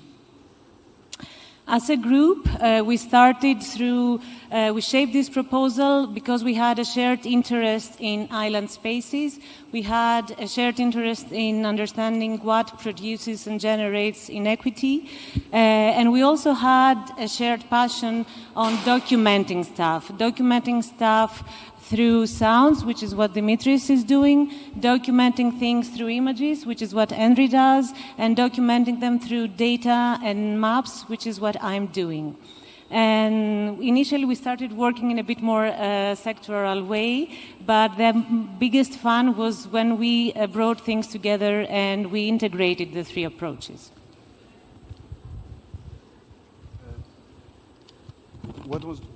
What was more interesting is that when we came up with the idea was that we would sort of use our distinct specializations to cover this story. But as the project evolved, the boundaries of our sort of method somehow dissolved. And why is this approach fruitful in capturing climate inequity and climate change-related stories? Climate change and our collective response to it will create new landscapes and new ways of looking at landscapes, new sounds and new ways of listening to them, new sights and new ways of listening to them, and new sights and new ways of looking at them. It's important to document these new landscape ecologies of the green transition in ways that capture and present this change in a holistic manner. We explicitly designed our documentation approach to capture elements of the green transition and climate injustice that exceed siloed specializations, traditional reportage, artistic documentation, or scientific study. Such an approach, we think, should be a central sort of approach in covering climate change and climate change-related stories, as these stories exceed siloed specializations, and we should view landscapes as objects of study, as objects of reportage, and as objects of related to affective relations. Presentation style and presentation venue were, from the beginning, a key concern in our approach. While data and art-based approaches have a long histories in journalism, the combination we're attempting here is a bit more challenging in terms of presentation. So, and this is an example of the website in Greek that we will sort of present. And initially we are thinking of going with the approach of a story map, but eventually we see this as a more experimental approach, to journalism, and something that we can do collectively as a group, or something that we can do in sort of in twos or individually, like data and sound, photographs and sounds, etc. And we also think that we could have different approaches to presentation, like sort of a traditional newspaper article, or an exhibition, or a conference, or a public dialogue, like using all this material we collected, which is data, images, sounds, words, to sort of take our ideas forward in multiple types of presentation. So this transdisciplinary approach, we learned a lot from it. Firstly, I would say that we learned that there is richness in friction, like different types of knowledge production, like through photographs, through audio, through data, through words, are different. And in this friction, there's creativity, provided that it's sort of recognized that it exists. Secondly, we also saw and we rediscovered, along many others, that data is not neutral. Data is created through various socio-technical means and care should be afforded in recognizing that knowledge claims based on data, independent of this is journalism or science, they should be sort of carefully examined. The next two lessons are more sort of practical. We found that publication avenues for this type of multimodal presentation are narrower, like traditionally minded avenues are not as open to this type of presentation and investigation. So we're going for sort of more, as I said before, we're going for more experimental types of presentation. Finally, and like the last lesson we learned, was very interesting to us because as climate change and climate-change-related adaptation is becoming more politicized, increasingly politicized, scientists that are sort of working on these themes are sort of reluctant to speak to journalists. But they were more open to us from our in a scientific identity, like our supposed scientific expertise and neutrality allowed us to sort of approach them in a different manner. While the opposite, of course, happened in the field where our journalistic identity was more sort of conductive to talking to people in the field, as they're often sort of reluctant to speak to, and they have a sort of opposition to scientific authority and scientists.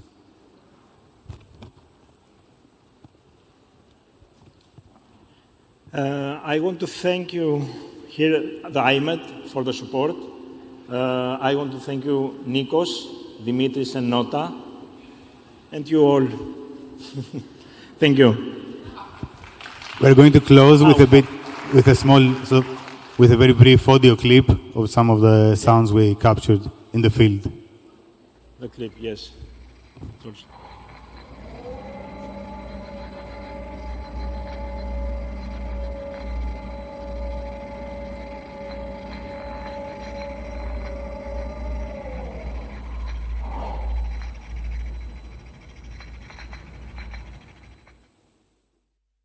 Thank you. Thank you.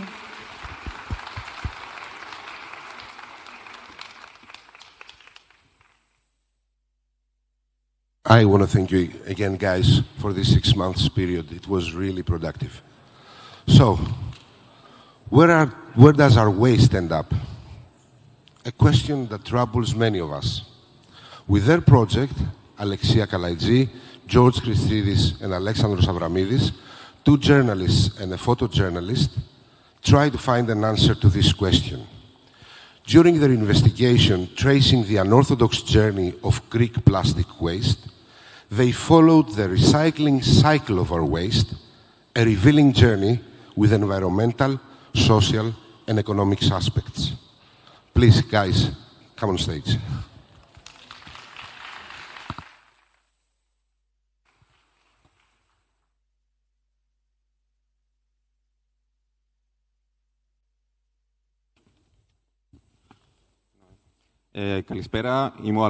Good afternoon, this is Alexis Aframidis and I am the photo reporter of the team, photojournalist. Along with Alexia Kalaidzi and Georgos Christidis, we decided to investigate some of the roots of the commerce of plastic waste.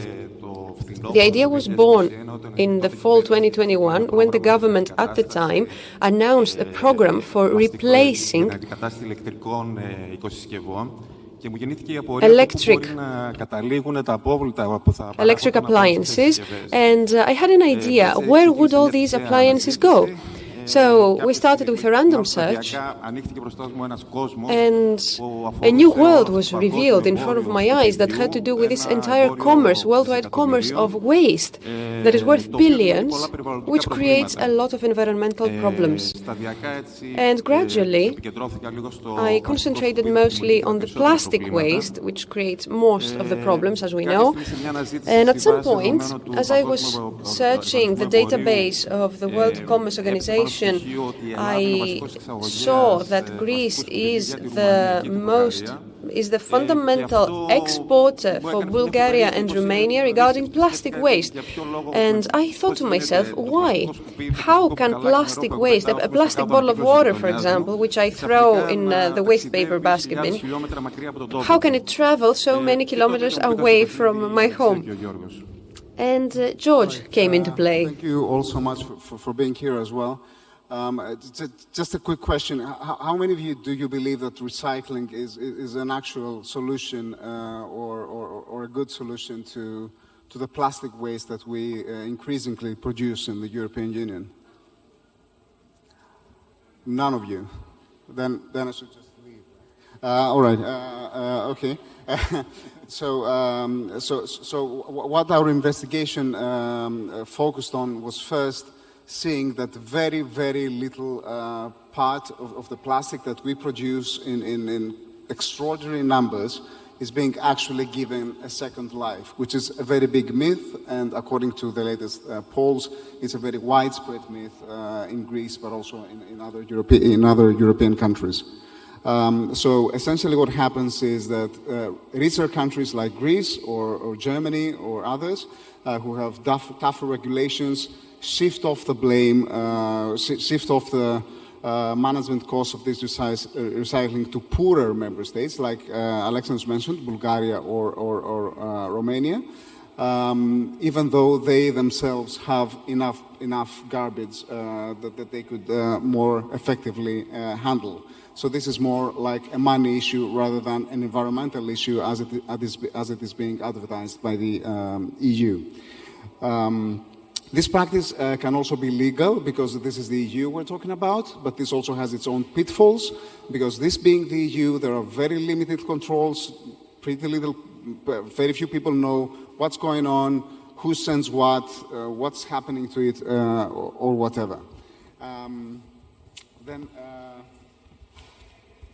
The other problem is there's just a very there's a lack of data. So we, all three of us, including experts, we had to crunch a lot of numbers and see what the hell is going on, who is sending plastic garbage to whom and what happens to it. And since our focus was this, we had a good idea, I think, and we are very grateful for it, that we partnered up with Greenpeace and the Basel Action Network, and we installed trackers in plastic waste that Greeks dispose of at the blue bins, as you all know them. And what we found out is that many of them just end up in landfills, or they can even travel thousands of kilometers away from the country to be processed elsewhere. Then we did a lot of research in what the pitfalls of recycling are. I mean, is it this vicious process? Is it all green? Is it all environmental? And as luck would have it, in May this year, there was a very big research in a state-of-the-art facility in Britain, which found out that even the best plastic recycling facility in the world can release huge amounts of microplastics that can be very harmful both to the environment and also to the human health. So recycling is by far not the solution that is hyped up to be. And the trackers, one of the trackers showed that our plastic waste went to thousands of kilometers away to a plant in Romania, which to us made little sense, but Alexia can tell more about this. Thank you. So we had gathered our sources and our data, and what followed was the field research in Romania, Bulgaria, and Greece. There we met with company representatives of big recycling facilities, locals, activists, and experts. And one of the things we've done is to follow the lead we have given with the GPS trackers. So we went to Romania and we followed the Greek plastic bottles, which actually traveled thousands of kilometers that we have to follow. So we crossed half of Romania. I can tell you a plastic bottle has seen much more landscape that you have done in a whole your life. And what we've seen is that it ended up in a modern state-of-the-art recycling facilities in northern Romania. So the facility was great, seemingly following all the rules, and locals actually were employed in these facilities. So what's the problem? Thankfully, we had identified sources within the governmental agencies, and we have granted access to legal documents that proving that apart from 2 or 3 facilities of this kind, All the others were handling low-quality plastic, which actually could cause pollution. And even the best-case scenarios in Bulgaria, for example, would have to handle so much quantities that you cannot imagine that a country in the size of Bulgaria could handle, that actually would still contaminate either the air or the water. But it's not only these countries. During our research, we found out that Greece is not only an exporter, but an importer. So we visited Volos, where we found a cement factory which imports waste from Italy in the form of RDF, it's the remaining parts of recycling, and use it as an alternative fuel. Of course, there the local population is actively still, until now, resisting to this practice. In all the three countries, we met people that claim that the imports and exports of huge tons of plastic waste. Thank God we had Alexandros with us and could take the photos of all these piles of plastic bottles ending up anywhere you could imagine. All these people are claiming that this trade has actually deteriorated their lives by causing pollution or by giving, I don't know, to weird, illegal criminal networks some good facade. We used what they've said to us, because we knew that all what we've done, the data, the numbers, the photos, had to become an appealing story. So we tried to have a personal story, a personal image behind this story in order to tell it. And we partnered with, of course, Alexandros and Yorgos and the talented designers from iMEdD to visualize all the data we were trying to find, to have a short video and a long read. What we understood after, I think it's one of the most challenging stories I've ever done, and our main conclusion after all this traveling and reading and talking to people and experts is that recycling is just a band-aid solution. And behind these totally unorthodox journeys of plastic waste is not, of course, environmental reasons, but pure profit. And maybe we should have that in mind the next time we will innocently throw a bottle in a blue bin. Thank you. Yes. Thank you so much.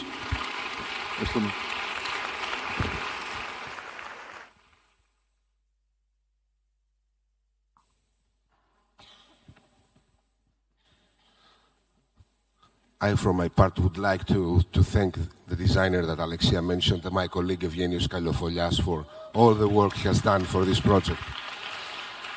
So, have you ever considered the socioeconomic impacts and the range of inequalities caused by the climate crisis? Sadika Tiwari, with her project Mapping Heat Impacts, Migration, Productivity and Injustice, produced 3 stories from 3 climate hotspots of India that directly show us these consequences. She tried to highlight problems such as human trafficking, displacement, and unemployment. Please, Sadika.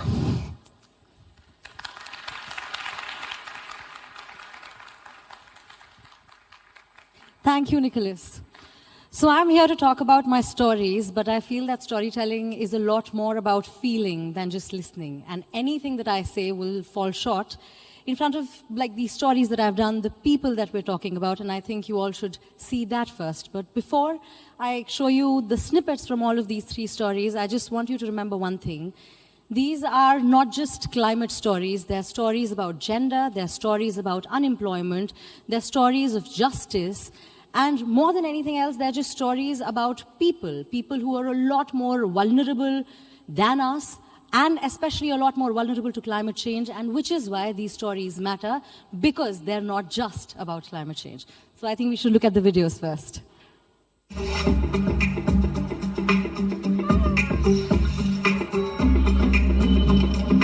Hello and welcome, I'm Sadika Tiwari and you're watching Eco India.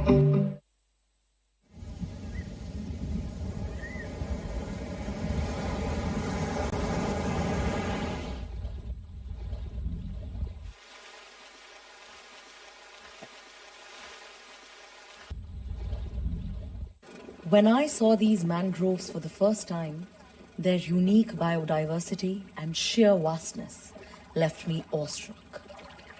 But with this breathtaking glory also come ravaging disasters that tear apart the lives of millions. This is Anupama, a 19-year-old with whom I got to spend a few days. She shared her life and her home with me to reveal the story of her life and the cyclones that she has grown up with. I used to dance ever since I was very young. One day my dance teacher asked me to go with him to a dance program, and under this pretext, I got trafficked.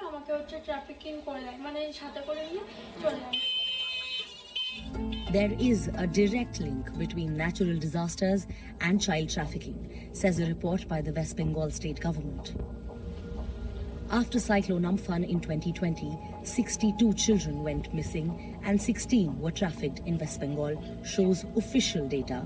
Many are lured away by promises of a better future or simply trafficked like Anupama.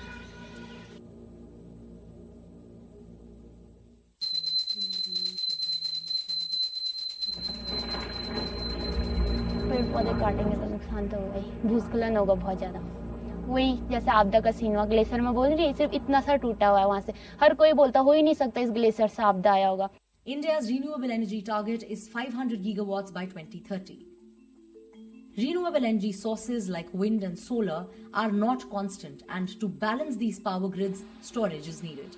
This is where hydropower will play a major role. Hence, it is important for energy security, say its proponents. Because water is a cheap resource, well cheaper than the others. But there is a hefty hidden cost that is being paid by families like Sangrams who live in the mountains and depend on them for survival. They have nowhere else to go. But as these hydropower plants inched their way up the mountains, they brought along with them constructions, blasts, heavy machinery, deforestation, diversion of rivers, and much worse. And in the process made locals feel like the outsiders in their own homes. Neglected, threatened, and scared.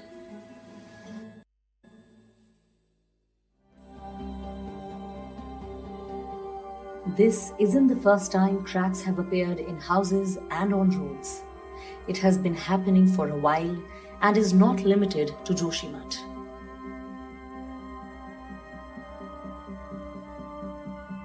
And this is also not the only disaster this part of the state has seen.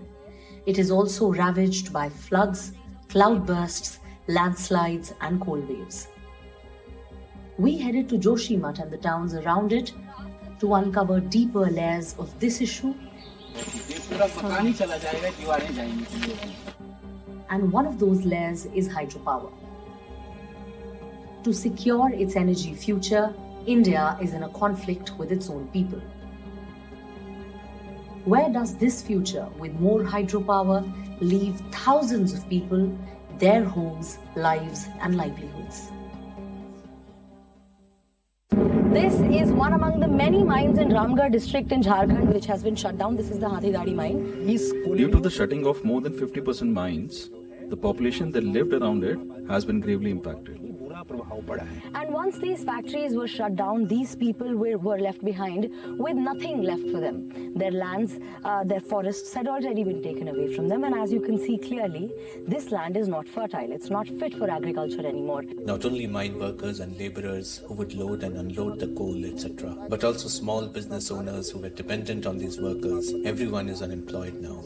India claims that by 2070, we will be a carbon net zero country, which means that there will be no more coal.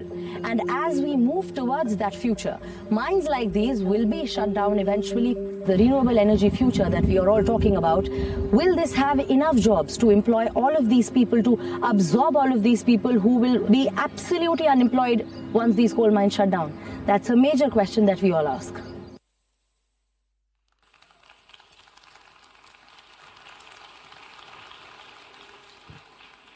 Thank you. So the first story, and these three stories, the only thing that actually ties them is the fact that these are areas and these are people who were already living with several vulnerabilities. The only difference that climate change made to their lives was it worsened those vulnerabilities. People who were poor became poorer. People who were anyway struggling for employment now have no jobs. And that's the only thing sort of that ties these three stories.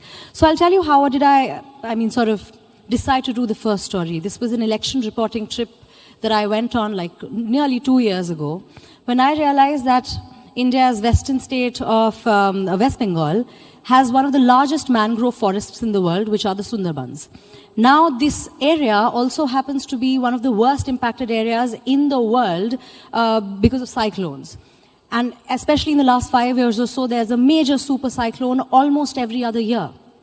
What happens is, of course, clearly it's an agrarian economy. All three stories, actually, barring the last story which you saw, which was about coal, a majority of India relies on agriculture, and which is why climate change makes things a lot worse. So these people in Sundarbans were either dependent on agriculture or on fisheries. Climate change, clearly, we all know that it's happening across the world. Climate change makes that difficult, and that is exactly what was happening. But you'd think that cyclones would impact everyone, right? Like, men are going to be impacted, women are going to be impacted, but that's the story about.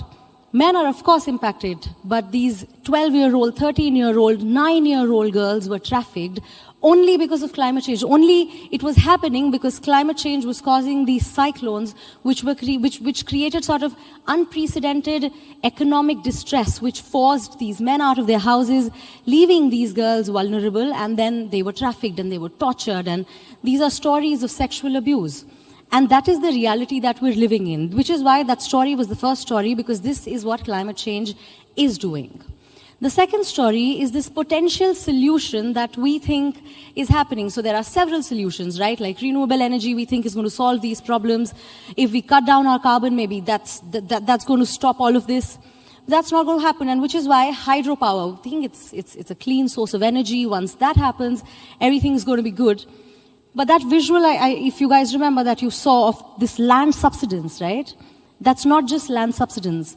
People in this specific area at 3 a.m. in the morning heard like a major roaring sound, and as dramatic and apocalyptic as it sounds, they actually woke up to rifts on the road. The earth had split apart. Those clefts are getting wider each day. The story, I was covering the story like 6 months ago. The clefts are wider, they're getting wider by the inch almost every other day. So what happens is that hydropower, which was supposed to be a solution to so many problems, has not just created new problems in this area, it has also taken away traditional sources of livelihood from these people. They are unemployed, they share a sort of long-standing relationship, spiritual, cultural, and also just, of course, economic, with the forests and the mountains that they were living with. And they derived their livelihoods from the forest. They would protect the forest, and the forest would protect them. But then we decided that the forests, maybe that there's a better use for them, which is to divert the rivers and create hydropower projects, and that is what those people are living with. The third story is where we stand now. And not just India, this is actually a large part of the world. The cover story of the Time magazine earlier this year was how whatever India does with its energy transition, right? We're largely as a globe right now, we're focused on fossil fuel-based sources of energy. As we move to cleaner sources of energy, how will this be done? And especially what India does will sort of set the trajectory for the global south. The problem, however, is coal for India is not just an energy, a source of energy, right? Coal for India is a source of livelihood for nearly 10 million people. And 10 million is the unofficial figure. We don't even have the data for it. So 10 million people mean 10 million families. How do you take away the livelihoods of these 10 million people? Even if you do that, what are the plans? How will you rehabilitate these people? How will you give them newer sources of employment? And this is not just an India-specific question, because this is a future that we are all collectively looking at as an energy sort of will impact everything from the economics to almost nearly everything. And that is where coal and transition and climate, all three of them become very, very important. And I feel, which is why I wanted to end with the last story that you just saw, because, like I said, it's a question that we all ask. What sort of path are we willing to choose? And there's a sentence in the story which says that to secure its own energy future, India is in a conflict with its own people. And it's not just India, it's a lot of developing countries. This is sort of the story of the global south as well. So that is where we stand right now. Where is hope? Where do we see things headed? What do we do about these questions? And nobody has answers to these questions. But I believe that these are questions that we will keep asking, especially as climate journalists. But I just want to close by saying that climate journalism, like we've all been discussing for a day and a half now, is not just about climate and environment and science anymore. It is about politics, it's about employment, it's about gender, it's about people. Thank you so much for listening to me. I hope you liked it. If you have any questions, I'll be around. We can have a chat.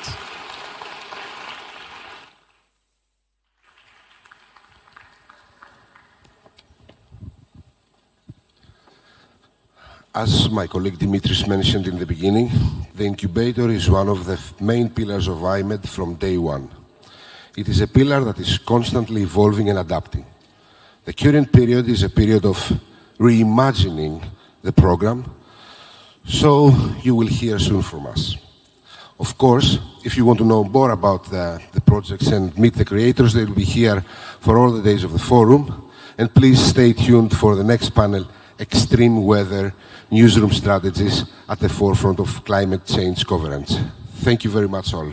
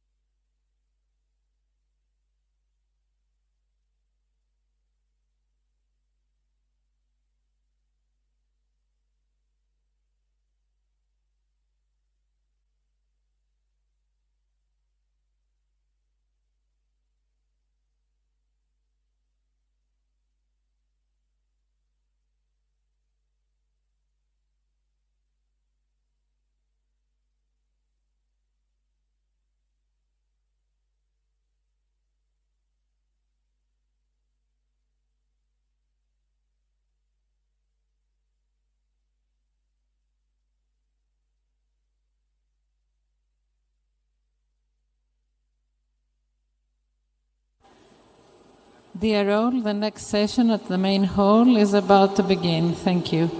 Το επόμενο session στο main hall ξεκινάει άμεσα. Παρακαλούμε να περάσετε στις θέσεις σας. Ευχαριστώ.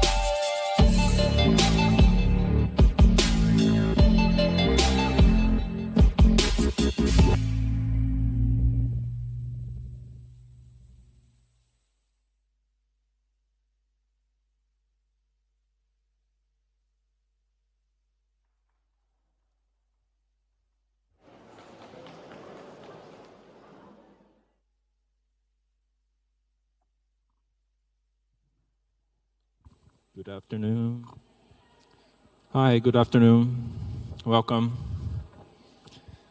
Welcome to the panel on climate change. It's a good segue for the panel that we just had.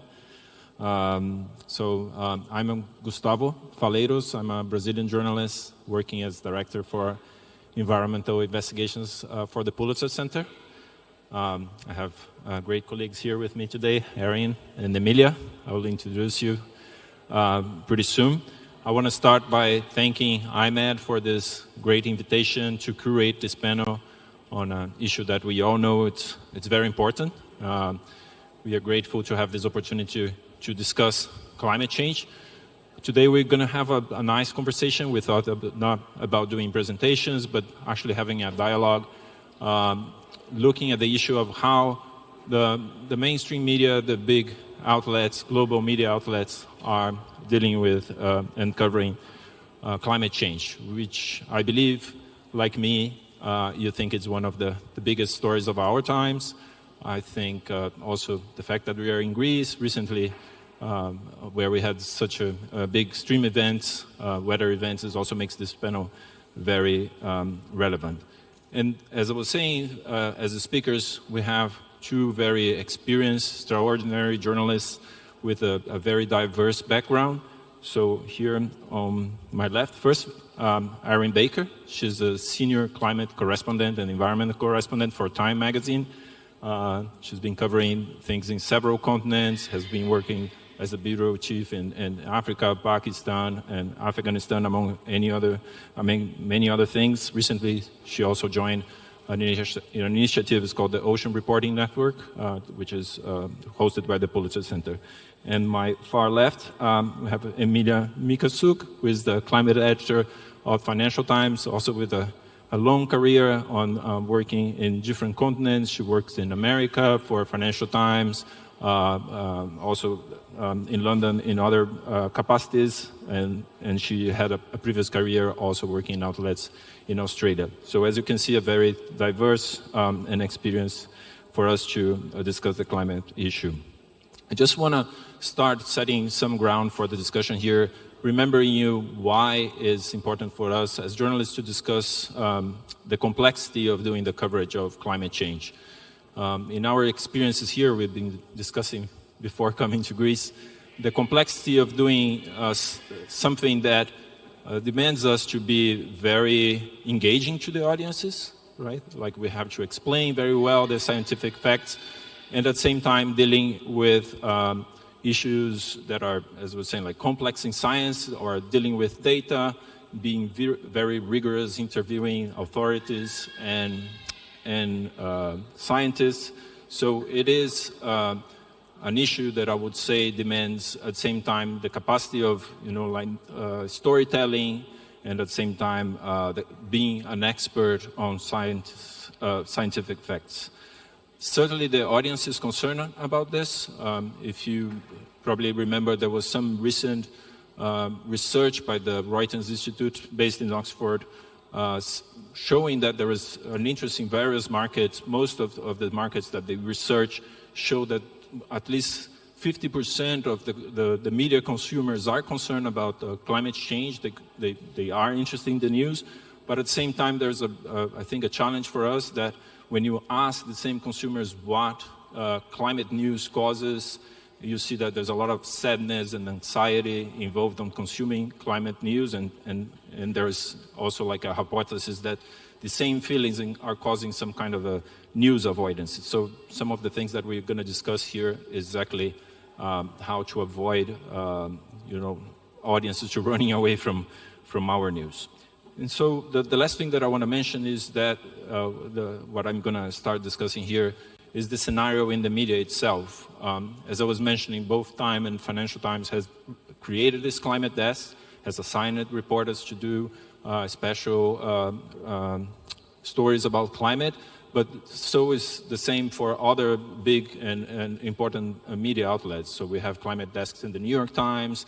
AP has created a climate desk with reporters in several countries, and just by coincidence, I was reading that LA Times has announced a climate desk yesterday. So it's becoming a trend, or it is a trend already in the media landscape. So this is where I would like to start, asking you, why do you think the Time magazine and the Financial Times decided to create a climate desk? There was environmental desks years ago, and things have changed, and now we're calling them climate desk. Why do you think is that the case at this point?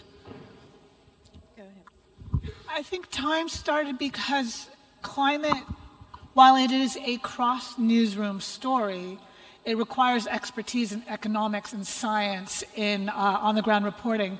So we needed a team that could actually combine all of those. While tapping the rest of the newsroom, you needed to have a place where you could centralize it and think about how we're going to tell that story in the Time voice in a way that reaches our audience that isn't just siloed into, say, political reporting or economics.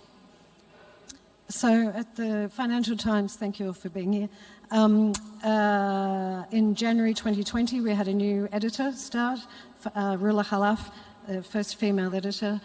We'd had, as you say, an environment correspondent for many years, actually, usually someone very senior and experienced on the newspaper. But our coverage was starting to become fragmented, so many different reporters across different jurisdictions, different sectors began to write about climate change. And some of them felt confident to do that, and some of them did not feel so confident. And she felt that our coverage was, as I say, getting quite fragmented, and she wanted to unify it in a way. So, but she also didn't want it to become a silo.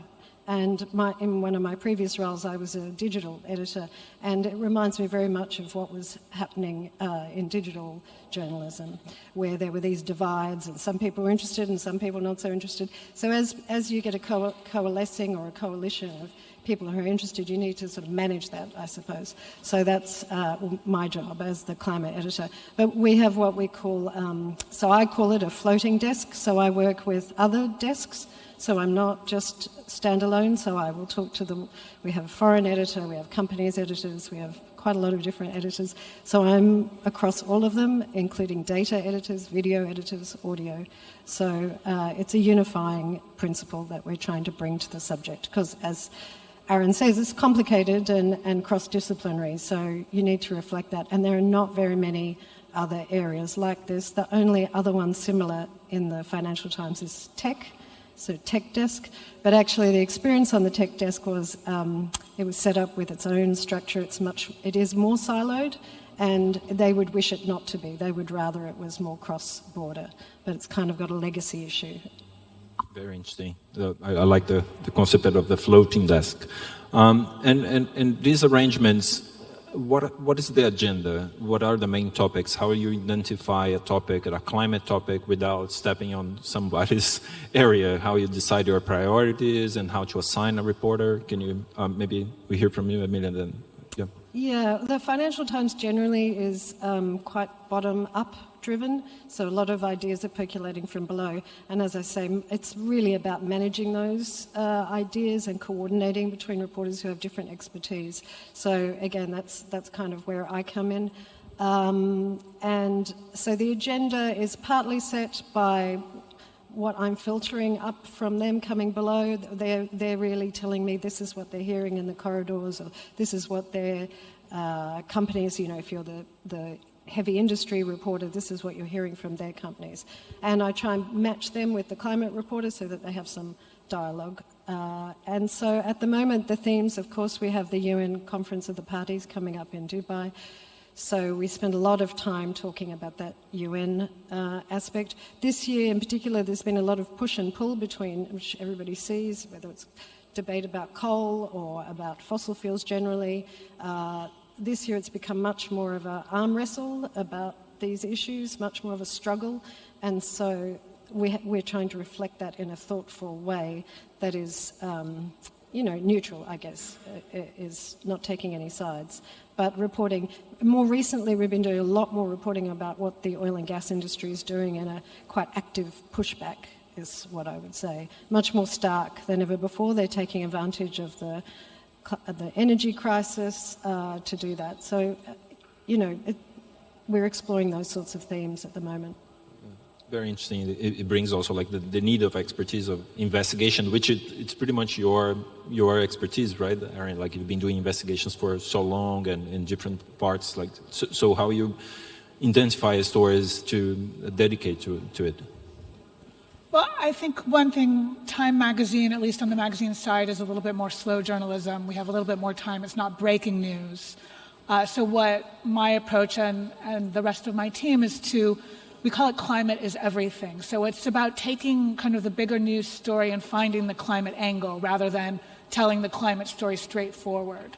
So I look at it as a challenge to find the climate thread in a story, but tell it in an engaging narrative or feature style so that it's not going to just draw an audience that's interested in climate stories, but an audience that's interested in India or in labor rights or whatever the subject at hand may be. I'm trying to get as big an audience as possible and explain the story in a way that makes sense rather than just pure climate science.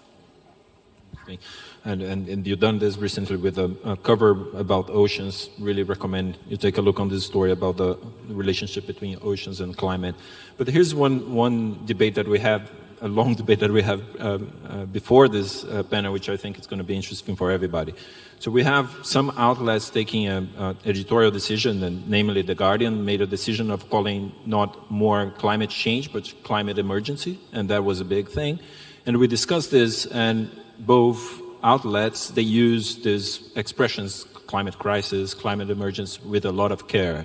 So it's not all the time you're using climate crisis. So I would like you to bring these perspectives as well. Why not using climate crisis all the time, Emilia?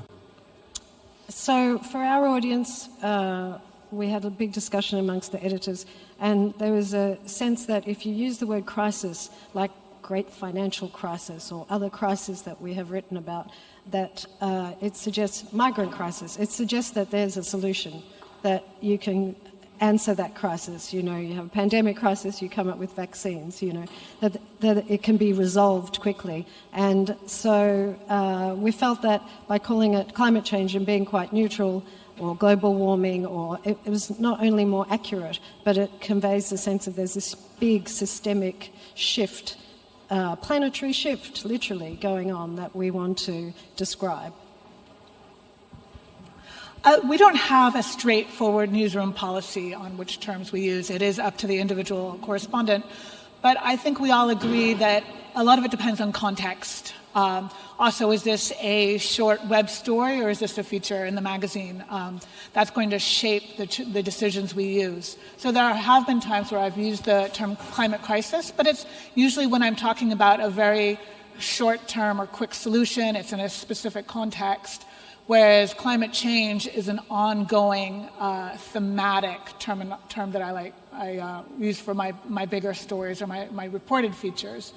But I also think that readers make a difference too. Climate crisis, by talking to a couple of younger audiences or older audiences, climate crisis can be alienating. It can be anxiety-inducing. So we also have to be conscious of the impact that we're having on our readers and what the response we want to elicit. So that's another reason why you would choose one over the other, climate emergency, if you're talking about what happened in the UNGA. So I think it's very contextual. And it's interesting to me, for example, that the UN Secretary General has been increasing its rhetoric over these last few years as we have more evidence of, the hottest year, the hottest summer, and he's now calling it global boiling. So, it's effective for him in his communication that he's trying to communicate some urgency to this problem, but I'm not sure in the media where that sits. Yeah, and another thing that it caught my attention that Gutierrez, the Secretary General, talks of like we opened the doors from hell. It was like it's quite pessimistic in a way. But another aspect of this, I think he might need therapy. Well, he's in a difficult position. Let's give him a credit. Yeah. But another aspect of this is what Aaron was just saying, like how I think the one fascinating thing about this moment, is to give voice or interview and cover the civil rights or the the civil society movements, and especially the youth. So I was really interested to learn on how are you framing or covering the, like the Gretas of the world, like the young movements of like doing, like hunger strikes or like climate strikes? Is that let's say a public that you're trying to depict and cover as well, like this civil movements? So generally speaking, FT audience is people in positions of power, decision makers, and also people within organizations. So we're writing for them. So we tend to write about the movements if they, in a way that's relevant to them. So if it's disruptive to them or otherwise, or if it's a big statement. I was saying earlier, I went to the march in New York Climate Week last week, and I was very interested that it was targeting companies directly, targeting Citigroup, targeting the fossil fuel companies. And so that's something that we would report because, if you work for these companies or you run these companies, that's something you should be paying attention to. So that tends to be our way of covering it. If there's a protest that is disrupting which has happened quite constantly in the City of London, the insurance companies or the banks, then that's our way of covering those protests. And also I use that word carefully because I think with all of our language, as we're talking about language, I'm careful about whether we call people protesters or demonstrators or campaigners or activists. It's very easy on both sides of the discussion. When I say sides, there's no side. We're all for the planet. But it's very easy to mischaracterize the climate movement. And the movement itself has something to answer for by making it a fight, instead of it's a fight, but I always think by politicizing it, it's made it much more difficult to have a conversation about it. Leaving that, that's another whole topic. But so with the language of describing the demonstrations and the campaigns, I'm very careful about that. So if they're climate scientists, then we say they're scientists. If they're campaigners, we say, who were they funded by? What is the group that is doing the campaigning? I think at time we want to look at impact. We did put Greta on the Person of the Year 2 years ago. We've covered the Sunrise Movement in not as a profile, but how they impact the political campaigns. We also asked the question, instead of just looking or covering the latest art protest or soup at the museum or the tennis matches, we asked, what is the impact? How is it actually reading across the audience that's seeing it or has been disrupted at a museum or a tennis match?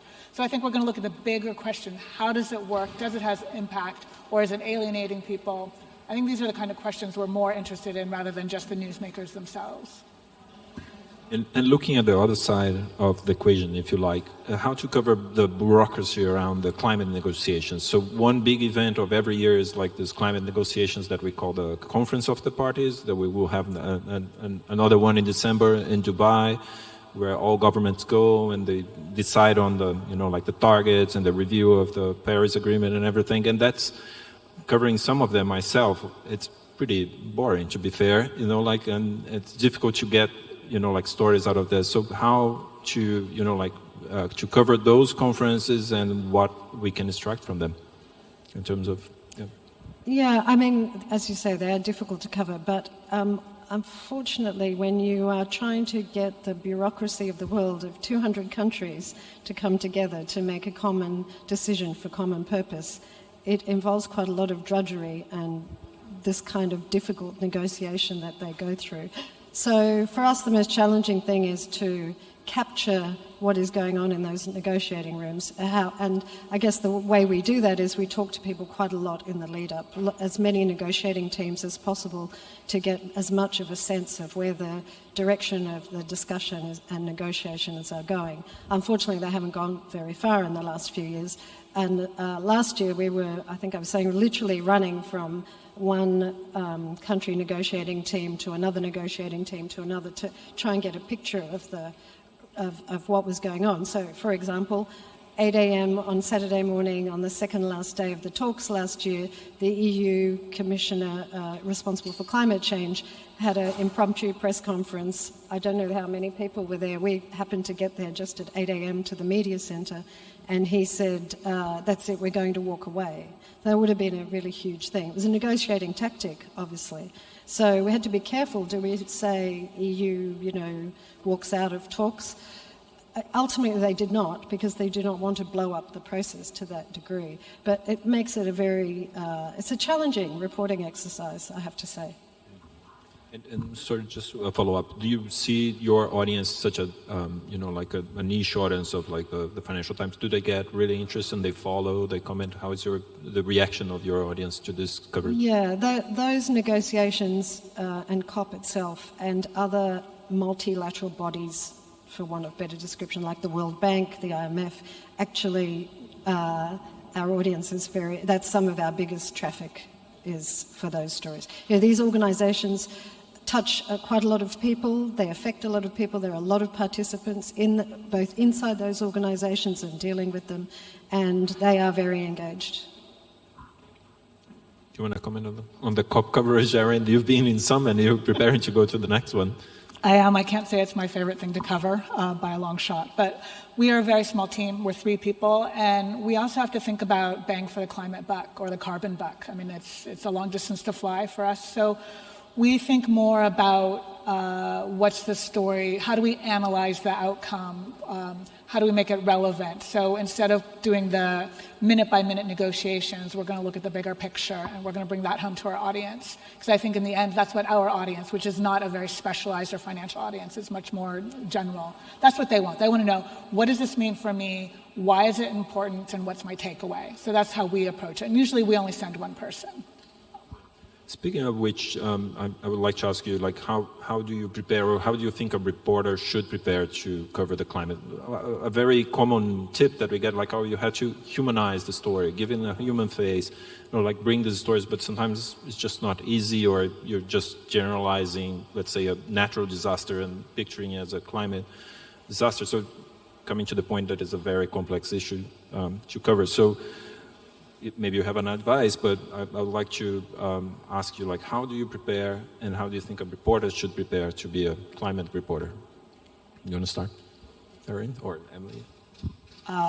Read a lot. I don't know, like, yes, I always feel like you have to find a character, you have to make it relevant. And I always think about, for me as a journalist, this is like, I think about, what is my mom, who's a retired school teacher in California, what does she care about? How do I make it relevant to her? So if I can't find a character in a story, say about, the politics of plastic negotiations, what does make her care?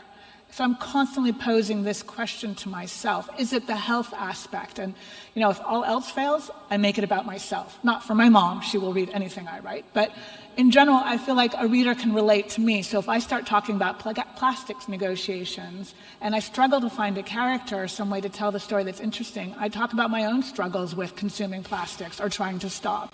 And that is another way to bring an audience in. But it's essential for a lay magazine like ourselves to really engage. And I think that has to be the priority. There's no point in writing a story if somebody's not going to read it. Definitely true.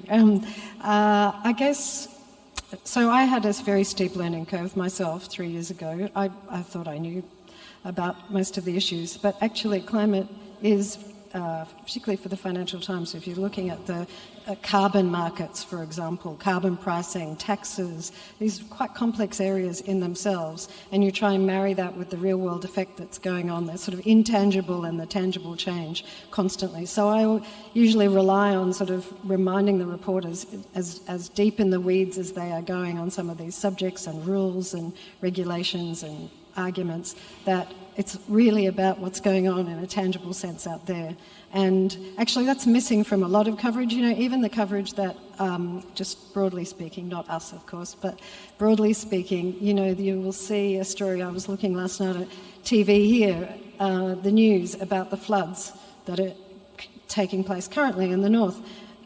Very little discussion about climate change is mentioned in passing, but very little discussion about sort of the trajectory, the science. So that's, I would say, for me, the most useful thing that I did was try to understand the basic science and basic physics. And that is not that complicated. And once you have that framework, then it's much easier to bring that to all of your reporting or your editing, whatever, or your newsroom role, whatever that is. So, and scientists are very neglected.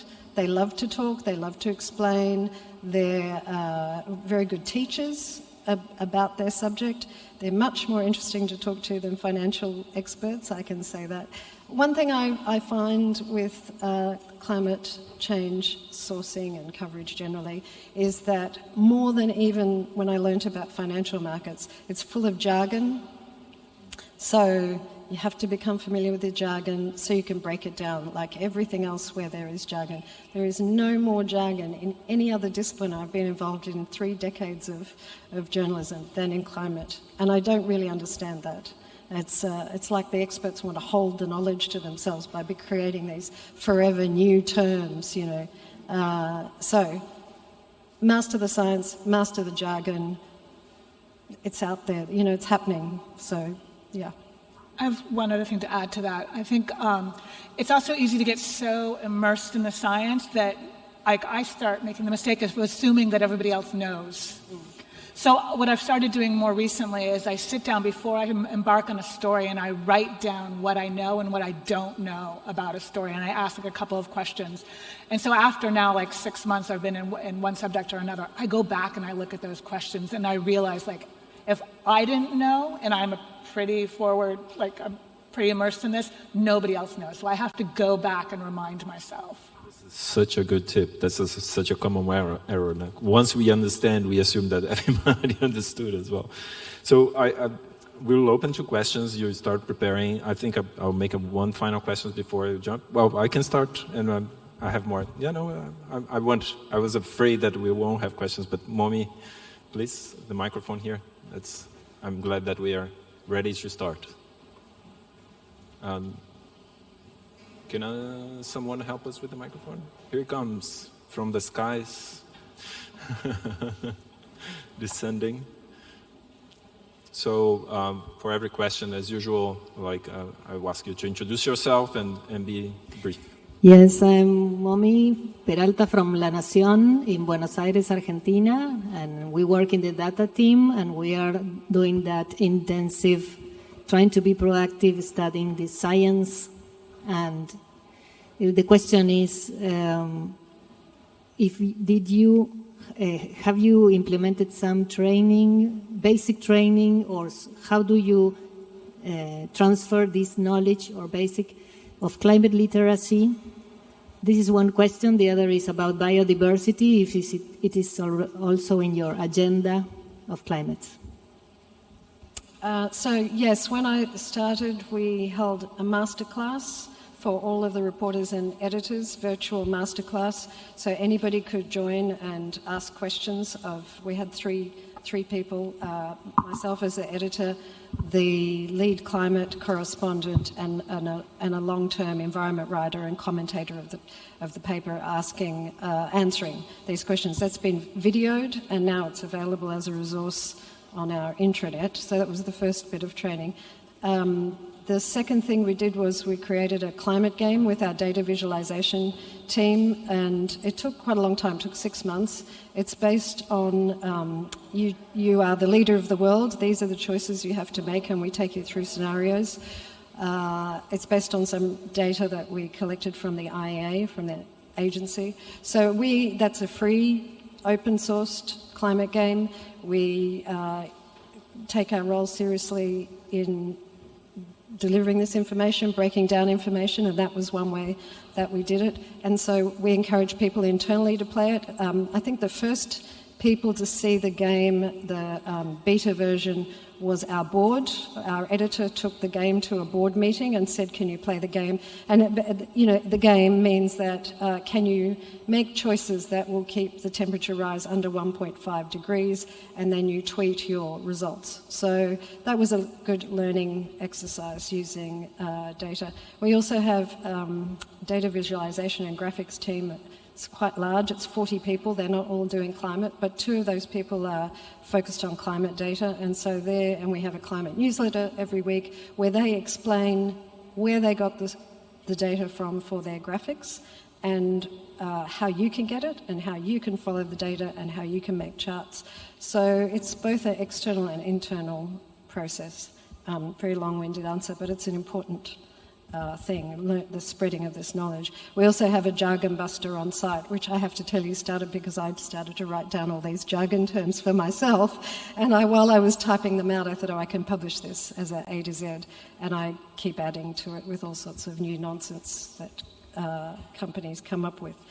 Biodiversity, yes, it is on our agenda. It is following the fact that it is on the agenda of the companies and organisations that we cover, because standards are starting to be put in place, or there's debate going on at organisations about how to account for their destruction of nature, or how to account for the value of nature. And this discussion about the economic value of nature is part of what we cover. We have a quite small newsroom, so we don't really have the facilities for doing that kind of training. But fortunately, there exist many organizations like iMEdD, like the Pulitzer Center, that has offered, and I've been able to take advantage of Pulitzer Center's trainings over the years, and that's been a huge resource. I think we need to start seeing more of that kind of training, because newsrooms do not always have that facility. We're not as big as the FT. So to be able to get external sources of that, I think, is an important thing going forward. So any donors, paying attention, that's where we should put our money. And as far as biodiversity is concerned, that's generally my beat, and I consider it an essential part of climate reporting because, the oceans, for example, are a huge source of carbon sequestration. Without the oceans, you don't have carbon sequestration.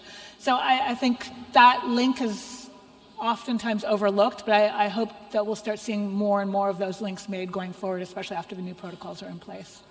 I would also add that another way that I learned was I started watching conferences. So much of the virtual world is available to us of knowledge, and even, I've never been to Davos, but they get some really great panelists and experts and people talking about these things.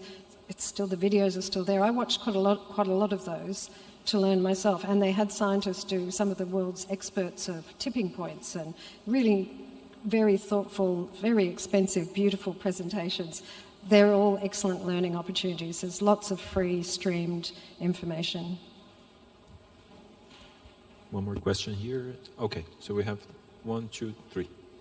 Go. Hello, I have a couple questions. The first one is that with a lot of the articles and stuff that are published and everything, it's very important information, but sometimes it can get a little bleak and feel a little hopeless, personally. So how do you guys keep the faith in that reporting and talking about it will actually affect change? And then additionally, I'm a university student that's studying public policy. So I was wondering what policies or what you wish policymakers would take away from your reporting. Can you identify yourself just for us to know? Have you What? Identify. Oh, my name's Jenna DeMeo from the University of Delaware. Okay, thank you. Do you want to? So Time for the last couple of years has been very much focused on what they call solutions journalism, and this is becoming more and more a common term used in newsrooms in general. Time has always been allergic to what they call pointing at the problem. You have to offer not the solution, but opportunities for solutions. Also, there's this idea that you also have to examine and investigate those solutions. Do they work? Do they not work? Are they facile? Are they long-term? So I think that is an increasingly important part of climate journalism, is to not just say we're doomed and throw up our hands in despair, but rather here are potentials for your activism, for corporate activism, for policy change, or also just technological solutions, or why those technological solutions may not work. I think these are all important aspects of climate reporting going forward. I guess we focus quite a lot on the role of governments and what governments are, and therefore democracies are doing. And on a day-to-day basis, there's a lot of discussion and negotiation about regulations and standards. And these things are kind of boring, but actually they're really important. And once some of these governments act, my own birth country, Australia, has had a real shift since the Conference of the Parties in Glasgow. I was embarrassed to be an Australian because Australia was in the same category as Russia and, terrible regimes really, that, although it was a democracy, but happily there was an election and the whole policy argument has completely shifted there. So we do focus quite a lot on that, and also, as I've said, financial market policy, financial regulation. What are the regulators doing? How are they imposing costs, on companies? So companies are making quite a lot of profits. What's the cost of their pollution? What's the cost of the way they do business? How are they dealing with those costs? So that money and government standards, regulation, lever, they're the two levers that we pull on quite a lot. And I guess we're not really so much looking for solutions. We're saying, look here, this is the problem, and governments and business need to act. I mean, it's much more sort of pressure tactics, I suppose. One question here. Thanks very much for this. My name is Ben Horton. I work at Chatham House. It's been a real fascinating panel. Thanks so much for all of the perspectives. I just wanted to pick up something a little more on this tone point, I suppose, because we've heard, the challenges of confronting this issue in a neutral way, the dangers of sort of anxiety-inducing language around crisis. But I just wanted to kind of maybe play devil's advocate a bit on that and just sort of say, well, is this not a crisis? It is quite serious. We're going to miss 1.5 degrees. That's a given almost at this point. July was the hottest year on average, I think, that humanity has ever witnessed on Earth. And, things look pretty grim. So is there a danger that by, I totally say the point on, not wanting to cause anxiety and make people feel hopeless and stuff, but is there not a danger that we become complacent if we're not setting the parameters in that way? This is genuinely sort of existential stuff.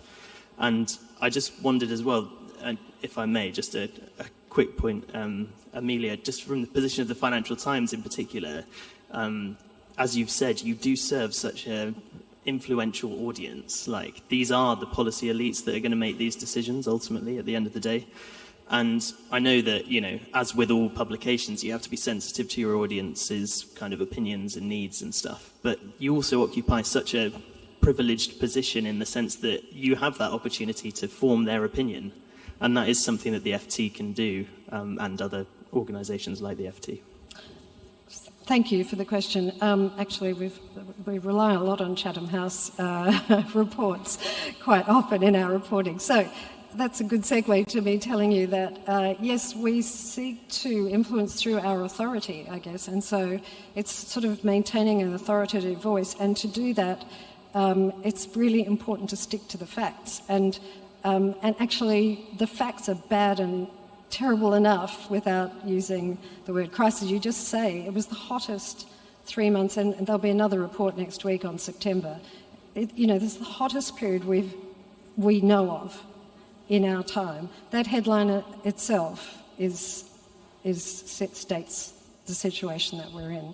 So, I guess I use the Secretary General as an example at the UN, where he's ratcheting up the crisis language each time he speaks because he's so frustrated and upset. But it's not certain that that's having any effect. We use that language in the headline. Secretary General warns of global boiling, but it does not seem to communicate the authority that you would like that his office presents. So if it's enough to say, with the temperature has already warmed, and I add it to almost every story, the temperature is already warmed by 1.1 degrees, and we've got 1.5 coming. I would tend to agree with that, and that we can report the impact on your lives very straightforward or very emotively without resorting to Chicken Little running around, the sky is falling, which I think is borderline what the Secretary General is doing. And as we saw, it has kind of turned off some of the audience and has not had the impact that I think he probably wish it would. People tune it out now. The fact that we can report that he said that or Greta is calling it this, I think that's helpful. But it gives us a little bit more reliability and relatability if we can put it in context and just say, like, look, this is your future. You can call it a crisis or you can call it business as usual, but it's up to you.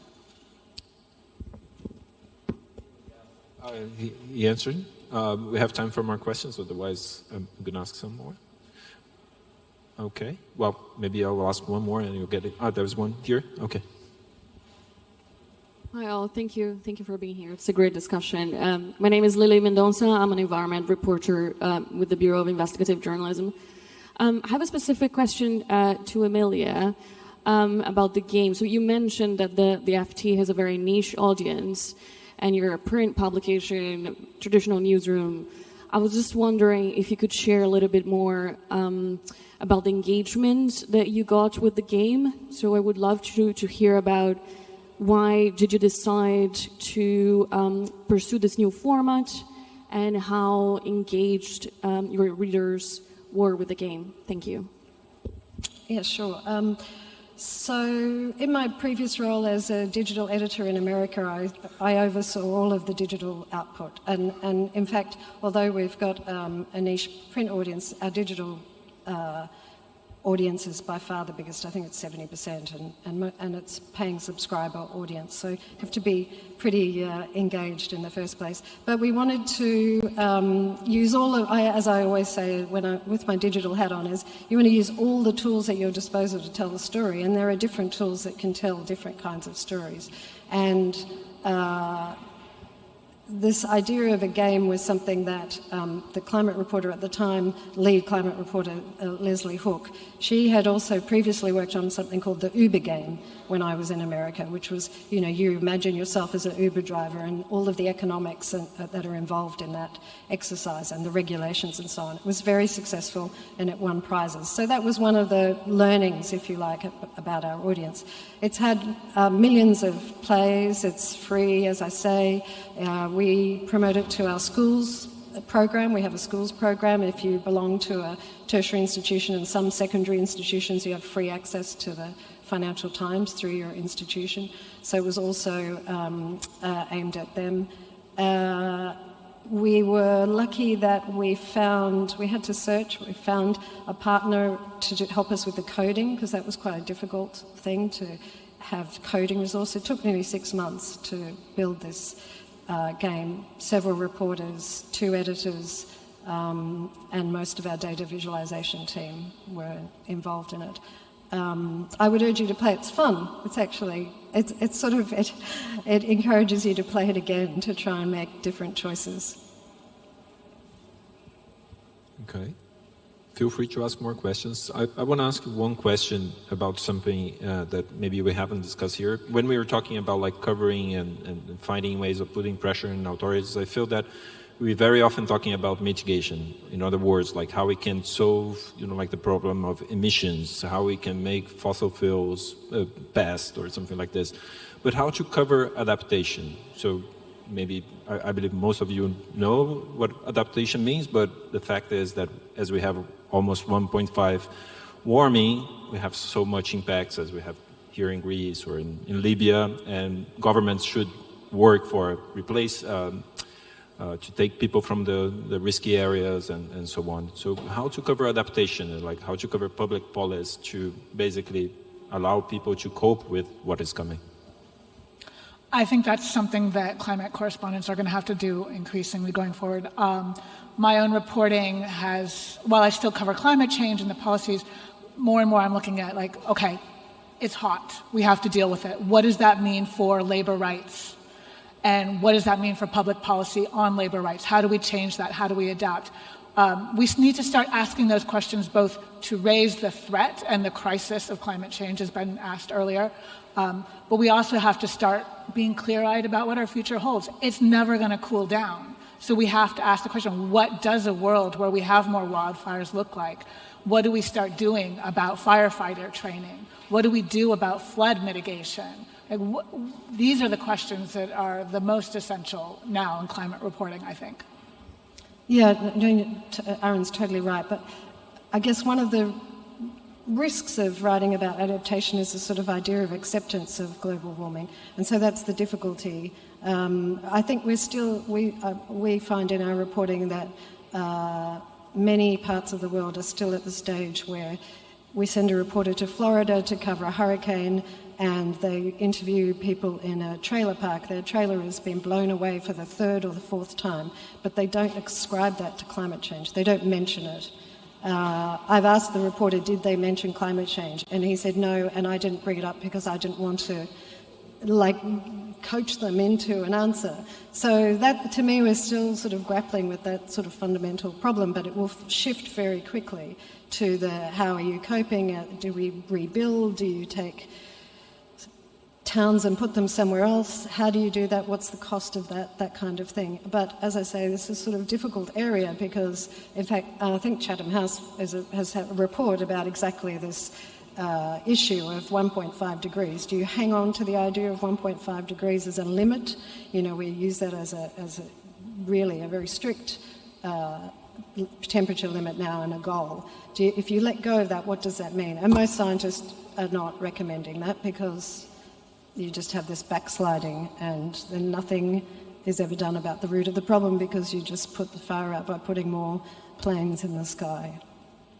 One quick comment that if I may, that I found very interesting when we had the big fires in Hawaii. It was a very good coverage of the American press of the early warning systems, and was not mentioning climate change or anything, but being very specific why the early warning systems failed in Hawaii, and went deep on every kind of questions from what device people have, or the fact that people doesn't consume news more via TV and radio, and how these affect their survival. So these kind of stories might be more necessary looking forward.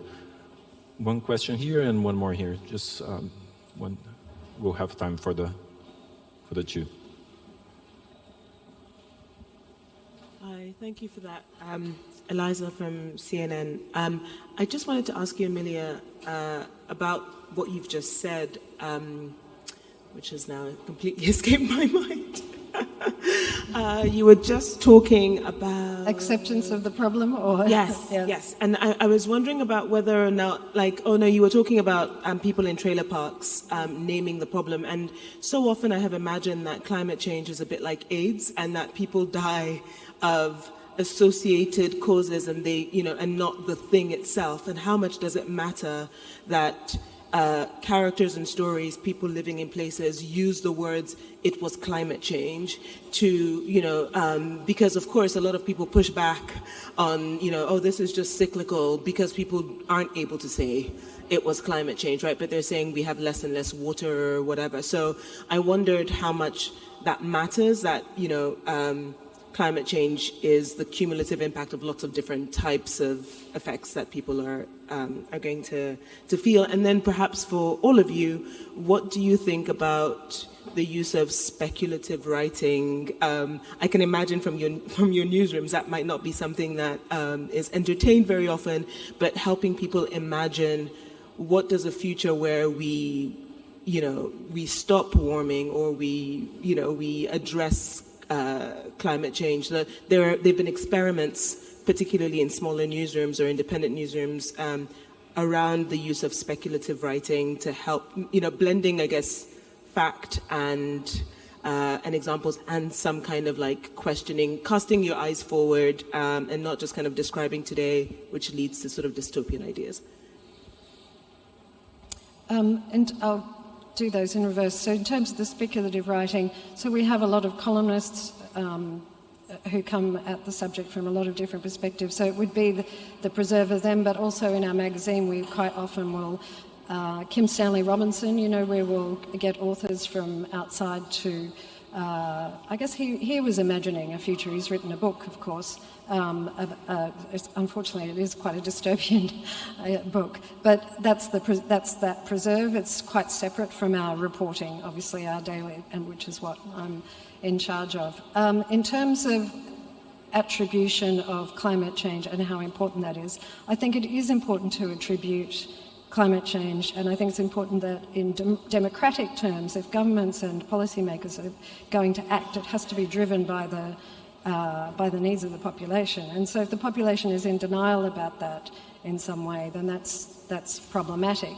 I mean, most recently we saw in Libya, in our reporting we're quite careful to quote the scientists and say it's too soon to tell, but Libya is an example of where there's a lot of discussion about, was it just the construction of the dams that was the problem and the terrible government? And of course that leads to greater fatalities. You know, in places where you're least able to cope with the consequences of climate change is where you have the greater death rates. You know, I guess one of the statistics is that even as climate change is increasing, fewer and fewer people are dying. And the reason for that is because rich countries, when they are affected, are able to cope with that. You know, they're able to send people in to rescue, so on. But you don't have that in poorer countries, which is why early warning systems have become a thing, you know, to stop the death rate, but it doesn't stop the disaster rate. So that's why that distinction is important. So, and back to the science, which is where I always land. You know, there is a group of scientists called the World Weather Attribution Network, and they are very important. They're doing very good work, and it may take 2 months, 3 months, 4 months, but never more than that when they deliver the science about what impact climate change had on a weather event. Is it just another weather event? Is it just sort of in an extreme range? You know, what we refer to in our reporting as unusually warm or unseasonably warm as opposed to extreme. And so, you know, we just follow the science as we're reporting on these things. And we make it quite clear, you know, this is what scientists think will happen. Other scientists might differ. Just like any science paper in a Nature journal or a science journal that's peer-reviewed, that's the approach that we take in digging into the nature of the change of climate versus weather. Yeah, unfortunately, we are at the time. I won't be able to take another question, but Erin, do you have any final comments? You're good? Okay. Thank you very much. Sorry for not taking the final question. And I'll see you around. By the way, we have a very interesting panel tomorrow, continuing the discussion, looking at the other aspect, which is about rainforests, doing a little bit of propaganda. Two colleagues of mine will present about their work and investigations on rainforests tomorrow morning. Thank you.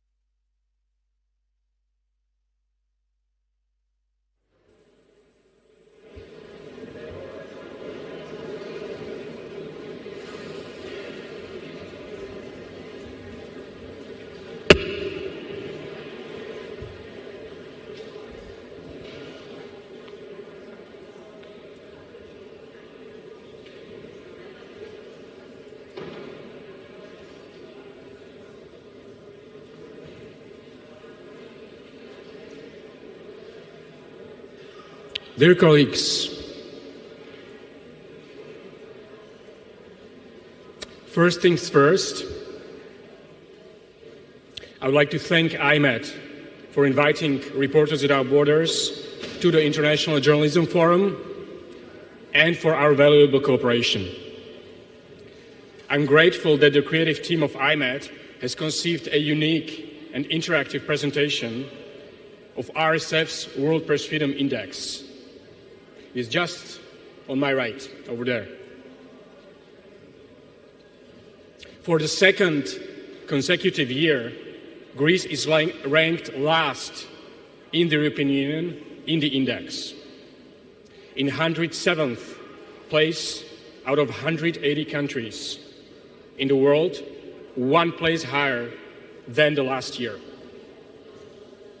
But its overall score is lower than last year, which indicates that press freedom actually continues to deteriorate in Greece.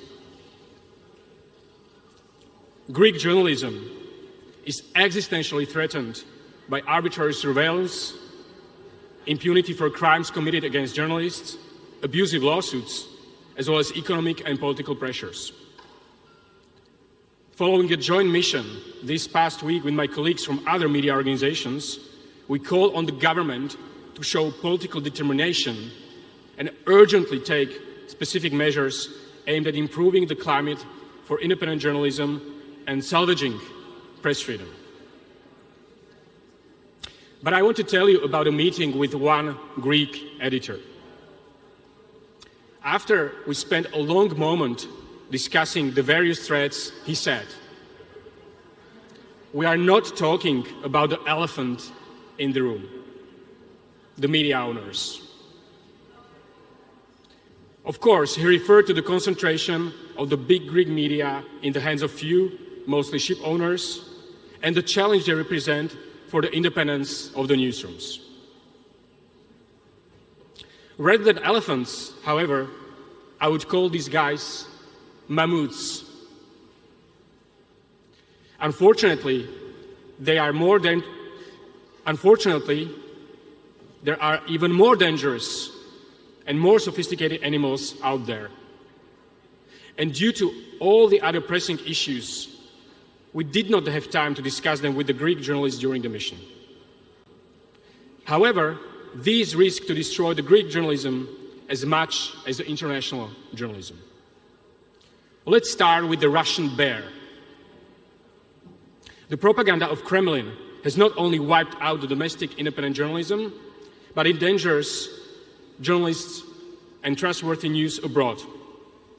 In the report published this year, the Malkevich propaganda machine, the Wagner-allied network in Ukraine, we have revealed how this entrepreneur associated with the now late warlord Yevgeny Prigozhin has set up a propaganda system in southern Ukraine in record time. And the Russian information warfare has found a fertile ground on social networks. Indeed, the social networks are rather part of the problem than of the solution. Their current economic model encourages the spread of disinformation. It's so profitable that the world's biggest fortunes, the big fish, who used to buy media outlets, now want to take over social media. And the remarkable development of artificial intelligence is wreaking further havoc on the media world. The fifth version of Midjourney, an AI program that generates very high-definition images in response to natural language requests, has been feeding social media with increasingly plausible and undetectable fake photos, including quite realistically-looking ones of Donald Trump being stopped by police officers and the comatose Julian Assange in a straitjacket, which went viral. The current functioning of AI further undermines the sustainability of the media. I think we have heard enough about it at this conference. At RSF, we are not sitting back. We are not sitting back as journalism is threatened by the fake news industry. We realize that we have to act right now in order to prevent tech companies to be the first in imposing their standards of quality of information. We have created a commission composed of 31 international experts and 18 partner organizations, chaired by the Nobel Peace Prize laureate Maria Ressa. It is mandated to establish strong ethical principles in the use of AI for news organizations around the world in order to defend trustworthy information and the social function of journalism at the age of artificial intelligence. We are now calling for contributions from the media and civil society organizations to our work on the future international charter for the AI in the media. In parallel, we have launched the Spinoza project in order to develop a reliable AI tool for newsrooms and journalists. Our instrument to fight disinformation on social networks and platforms is the Journalism Trust Initiative. JTI is an international industrial benchmark aimed at awarding the media respecting journalistic ethics. So far, more than 100 media outlets have successfully completed the first and the second stage of JTI. Recently, our partnership with NewsGuard has led to active engagement of 25 media with the JTI under the emergency protocol in Ukraine, a country in war. In Brussels, we are working to make JTI a benchmark in the draft European Media Freedom Act, according to which the digital platforms would be obliged to promote trustworthy news. And I am happy to say that we will soon announce a partnership on JTI with an international digital platform. In order to fight back the Russian propaganda in Russia and in the occupied territories in Ukraine, we conducted a successful legal action against a satellite operator that permitted the broadcast of Russian state channels to 25% of all households in Russia. We are now working to launch a Russian language media satellite package to combat Kremlin propaganda. Dear colleagues in Greece and worldwide, Reporters Without Borders will have your back when you are targeted by violence, surveillance, arbitrary prosecution, and economic and political pressures. We will continue applying pressure on the national authorities and promoting our solutions to the European institutions. And as part of our 360-degree strategy, covering all areas important for trustworthy information, we are also here to help journalism come out as a winner from the perfect storm created by the government propaganda, fake news on digital platforms, and the caveats of artificial intelligence. But we need your help. We need to turn the current crisis into new opportunities. And the basic prerequisite for that cooperation, is cooperation. Across the political spectrum of editorial lines, throughout media segments, and along the whole news production and distribution chain, from journalists to media owners. Now, let's talk about the specifically Greek species, the predator gate. I would like to welcome on the stage those who did team up and showed a strong resilience in the difficult Greek conditions.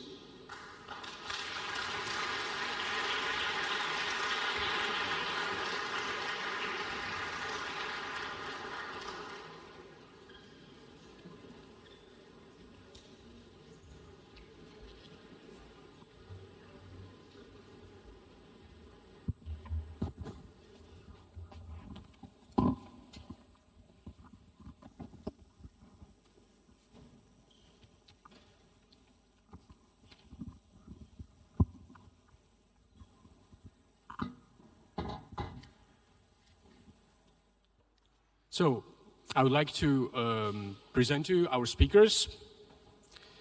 We'll start with Eliza Triantafilou from Inside Story.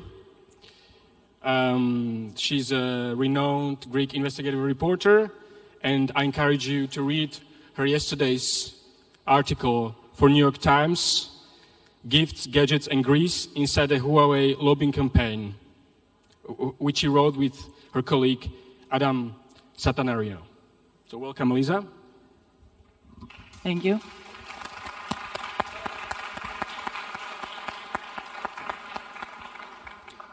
On Elisa's right, I welcome Daniel Howden, the founder and director of Lighthouse, a migration expert, and visiting fellow at Oxford's Refugee Studies Center.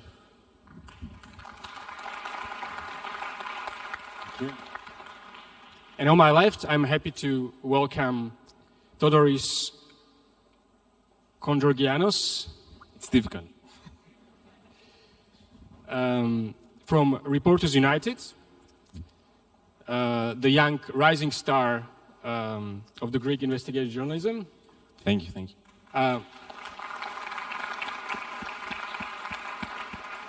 Who has already written a book this year, published a book this year, exposing the wrongdoings of the military service in the Greek army. Thank you. So welcome. From 2020 to 2022, a number of Greek journalists were surveilled by both the intelligence service and through the predator spyware. Despite complaints, no justice has been served so far. Despite the legislation being amended, these were only cosmetic changes that will not prevent from this surveillance taking place again, this arbitrary and illegal surveillance.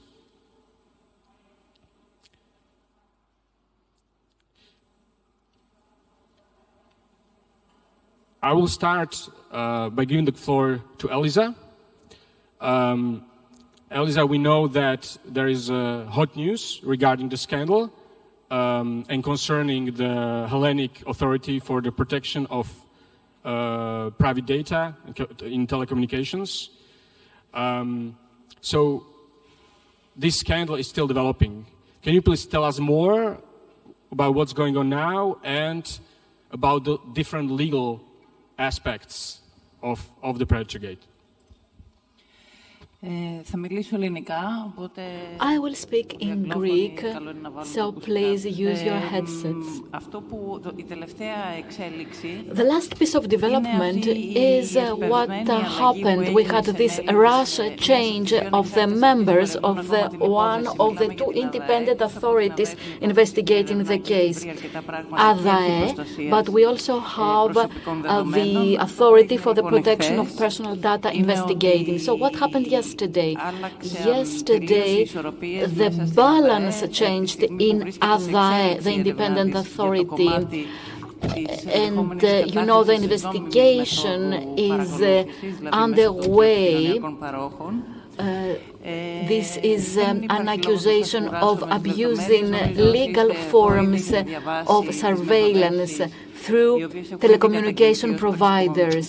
Of course, you have already read what happened, and this has been deemed a coup d'etat of the Greek government in order to change the formation of the board of the independent authority. And we know, of course, you know the attacks of officials against the president of this independent authority, despite its constitutional protection.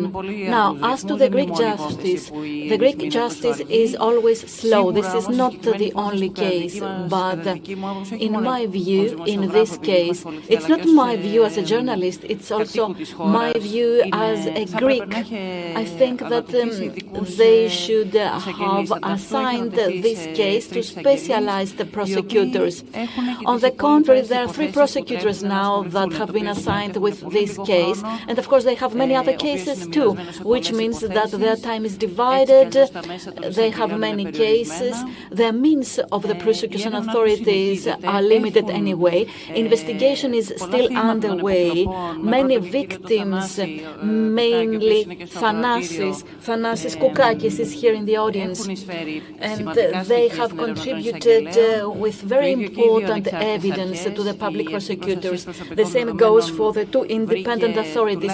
The Independent Authority for the Protection of Sensitive Personal Data has identified at least the names of 92 people that were possibly predators' victims, and the public prosecutors did what they have to do. They were trying, of course, there are always problems caused by the National Intelligence Agency, ENG, but still they are trying hard to do their job. And we just hope that somebody will be prosecuted by the end of the year. But now we have seen the change in the formation of the heads of the other public authority. And now we don't know what's going to happen.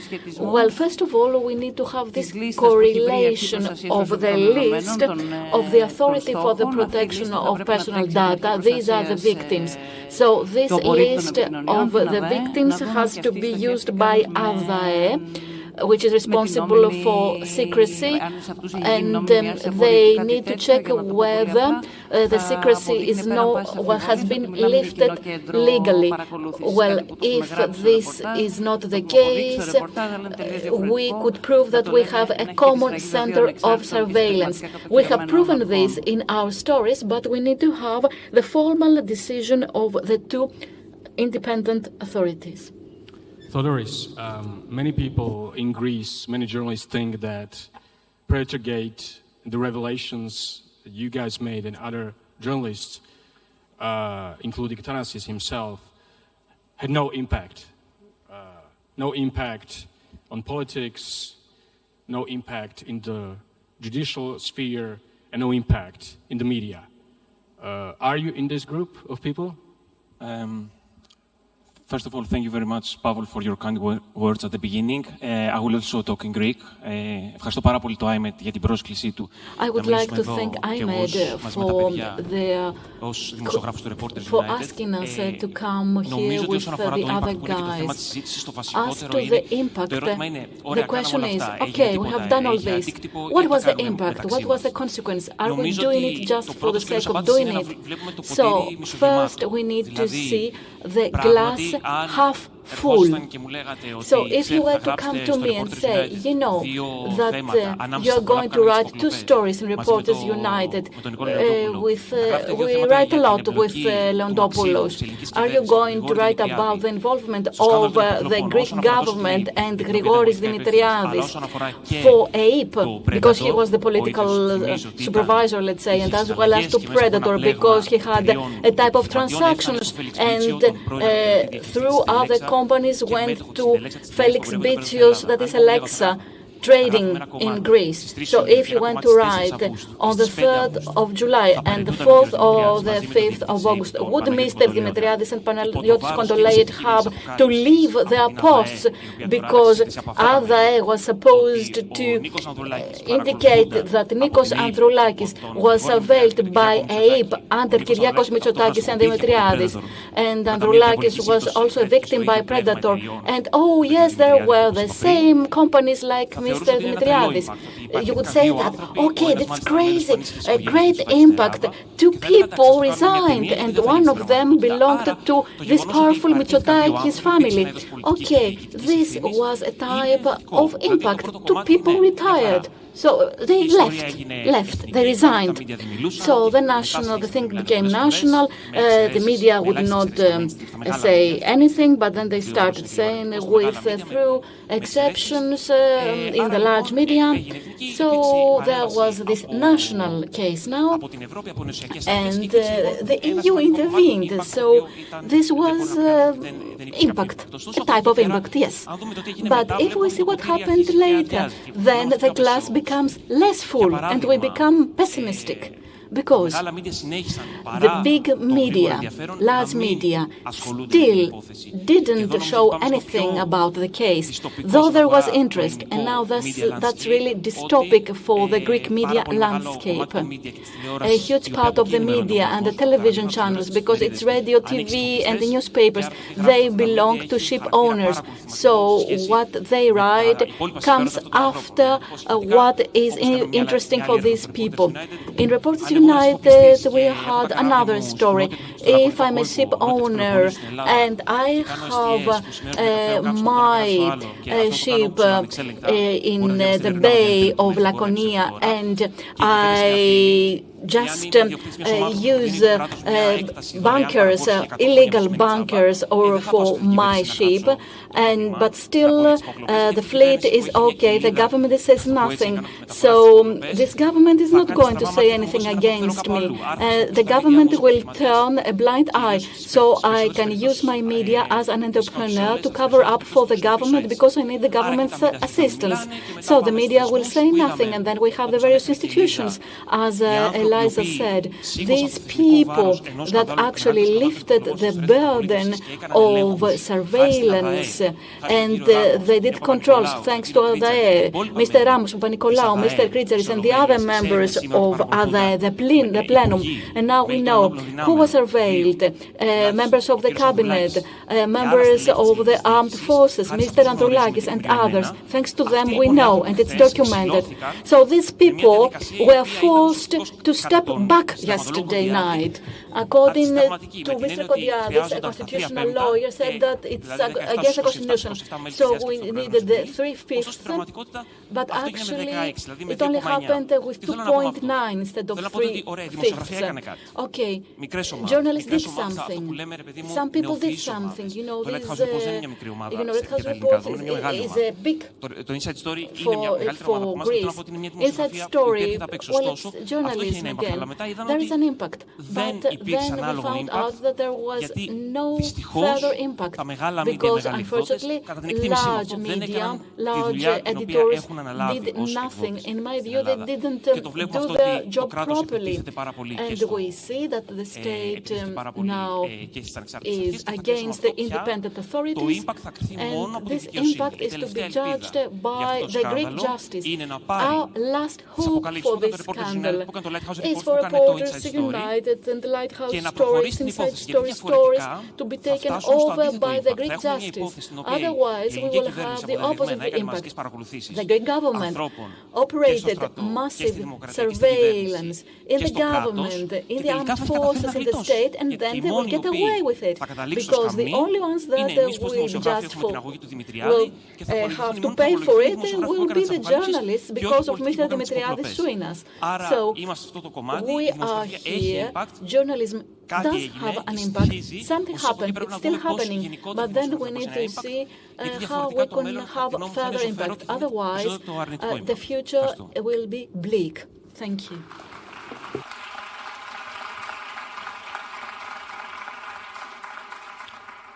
Daniel, let's take a step back. It's been now more than 2 years since the first revelations, and Lighthouse has been very supportive of these journalists in Greece and gave an international echo to the scandal. Is the glass half empty or half full? I think the point... So I think on this panel, I'm basically going to be playing the same role that Lighthouse played in the reporting of this, which is a bridge from this very intense and very detailed account of what has happened, kind of the breathless Greek journalism that was being done, to something that is digestible and understandable to an international audience. That's not to say that I don't understand where the breathlessness comes from. The way that we approached this topic and this investigation, this story, we recognized straight away from the outset that this was a massive story. It's a kind of story that should have toppled the government. It should have led to many more and more significant revelations. And it was trapped. The story was trapped inside. It was trapped in Greece at the time, and it was trapped in the different forms in which it was being told. What would normally happen in a proper functioning media landscape would be that this story would have dominated the news agenda day by day, hour by hour, week by week. A big story in Greece, as my two fellow panelists have said, leads the television news. I can see the tickers up on the imaginary screen. I can imagine what this story would have looked like if it was just judged on its editorial and public interest merit. I mean, apart from anything else, there isn't a better story to tell. This has everything. It has sex, lies, blackmail, all of the ingredients that you would want for nobody to talk about absolutely anything else for weeks at a time, which frequently happens with other stories which pose less of a threat to power in Greece. So it's trapped within Greece. Our point of view was that we wanted to make sure, so I'm just going to point out something which was a key motivator for us in this. And we can talk about journalism a bit. It's a journalism conference. We can be a bit self-referential. So apologies for doing so. But something really important has been happening in Greece, which is that there is now a nascent independent investigative journalism scene here. It's a handful of individuals who are often considered by their colleagues in commercial media to be quite odd. It's not a society that encourages people to stand out and to threaten relationships and structures. And a series of these, by turns, quite odd and remarkable people, and I think we all know who we're talking about, showed that even a tiny part of a very small amount of investigative journalism in a very tightly controlled media landscape can pose a real threat to power. So I definitely see the glass as half full. This is something which needs support. It needs attention. It might seem like a fairly small thing in the grand scheme of things, but it's really important that the work that Thodoris has done, the stand that Thanasis has taken, the work that Elisa and Tassos have done, is recognized and that they are given a platform and recognition for that work, not just because they deserve that, because this is incredibly hard and thankless work in general, but because it also increases their protection and social capital for continuing this kind of work. So we come into this as Lighthouse. There's this incredible story going on. It's being told in such dense detail on the one level, and in Greek, so little of this is coming out and translating into international stories that what we wanted to do was both to support the investigation and add where we could, especially from a technical standpoint, in terms of understanding what was going on, but also then to deliver a narrative in English and to an international audience. And we should acknowledge the role of our colleagues at Haaretz, one of whom is nodding at me from up in the stand. We needed to tell, this is an amazing story, and it needed to be told in a patient way for an international audience. Now, under normal circumstances, it would have bubbled up from an investigative money trails, densely told investigative outlet, and then it would have broken into a massive national scandal. The scale of that national scandal would have attracted other external media, and that would be the normal course of events. There was nothing missing from the reporting. There was no smoking gun that wasn't found. I mean, by now, everything, I remember we had sat there and kind of thought, well, what would be the clinching piece? We've got that by now. You've published it. There is nothing left that we really don't meaningfully know. So, I mean, without echoing too much what Thodoris said, I think the international dimension of this was really important because this is not just the Greek story. This is a story that begins with a unit from Israel, then it travels to Cyprus, it comes from Cyprus to Greece in ways which really reveal the workings of power. And then from Greece, obviously it pulls in with complex financial structures, Ireland and half a ton of other European locations, but it also travels to Sudan.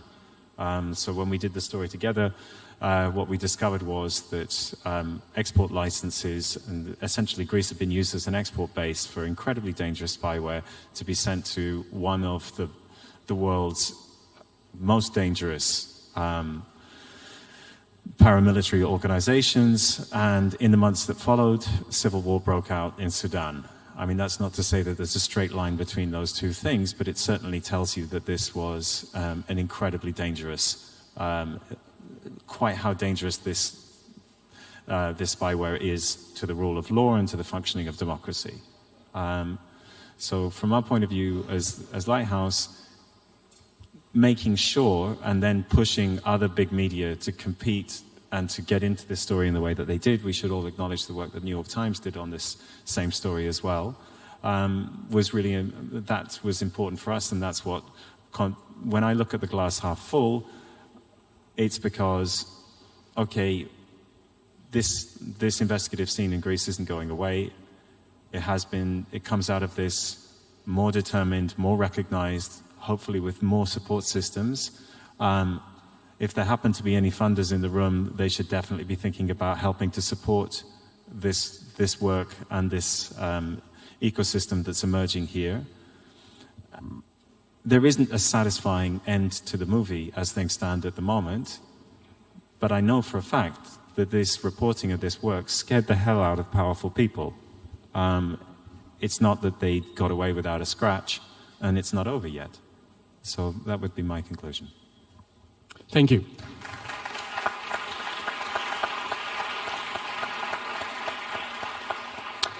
In the international press freedom organizations, we have this language that we keep repeating and using the same words in our advocacy.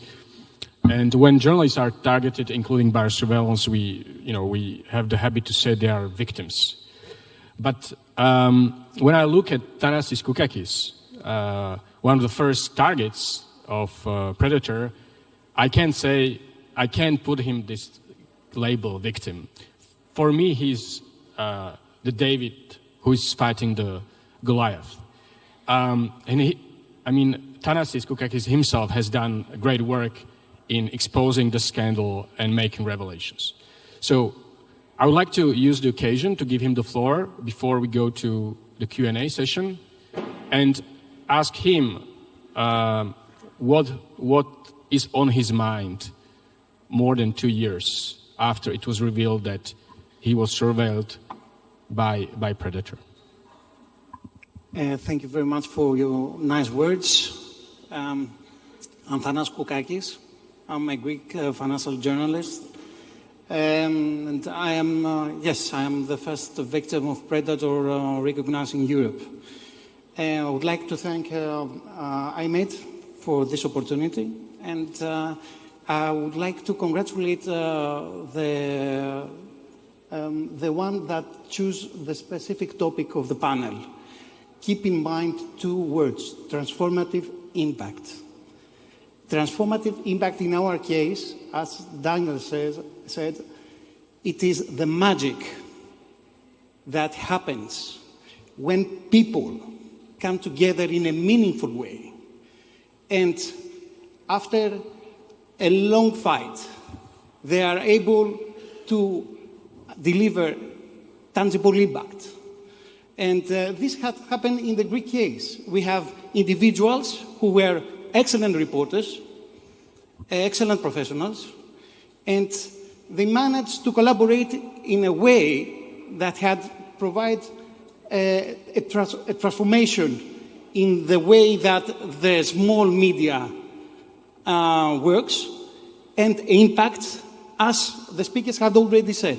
Political impact, they make this topic international, they bring it in the newswires.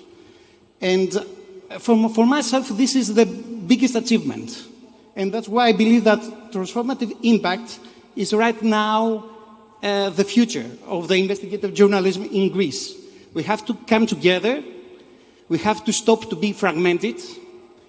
Any of us individually knows a lot of things, but when we do not share those things, our knowledge, when we share our knowledge, as we saw in this case, with each other, then the multiplier, it's an explosion.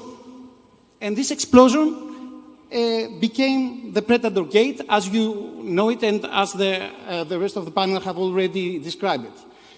So for me individually, it was even a learning process, because as a journalist, I was a lone wolf.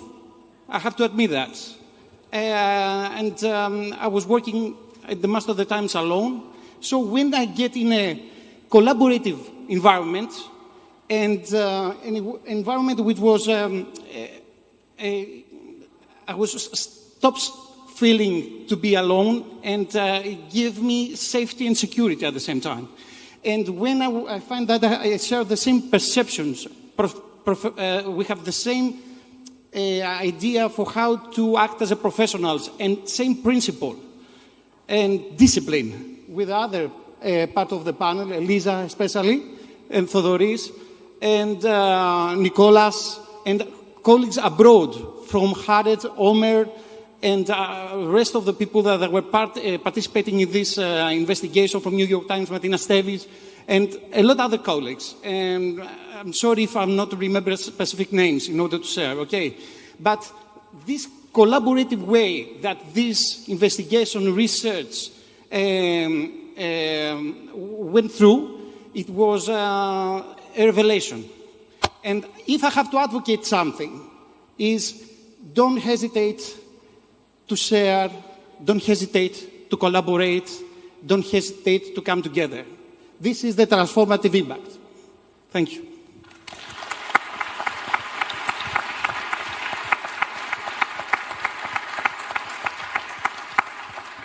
Thank you, Thanasis. So from predator to predator gate, from transformative impact to cooperation. Now, I would like to open the floor to your questions. So please raise your hand. And before asking the question, introduce yourself. Who will be the first courageous person?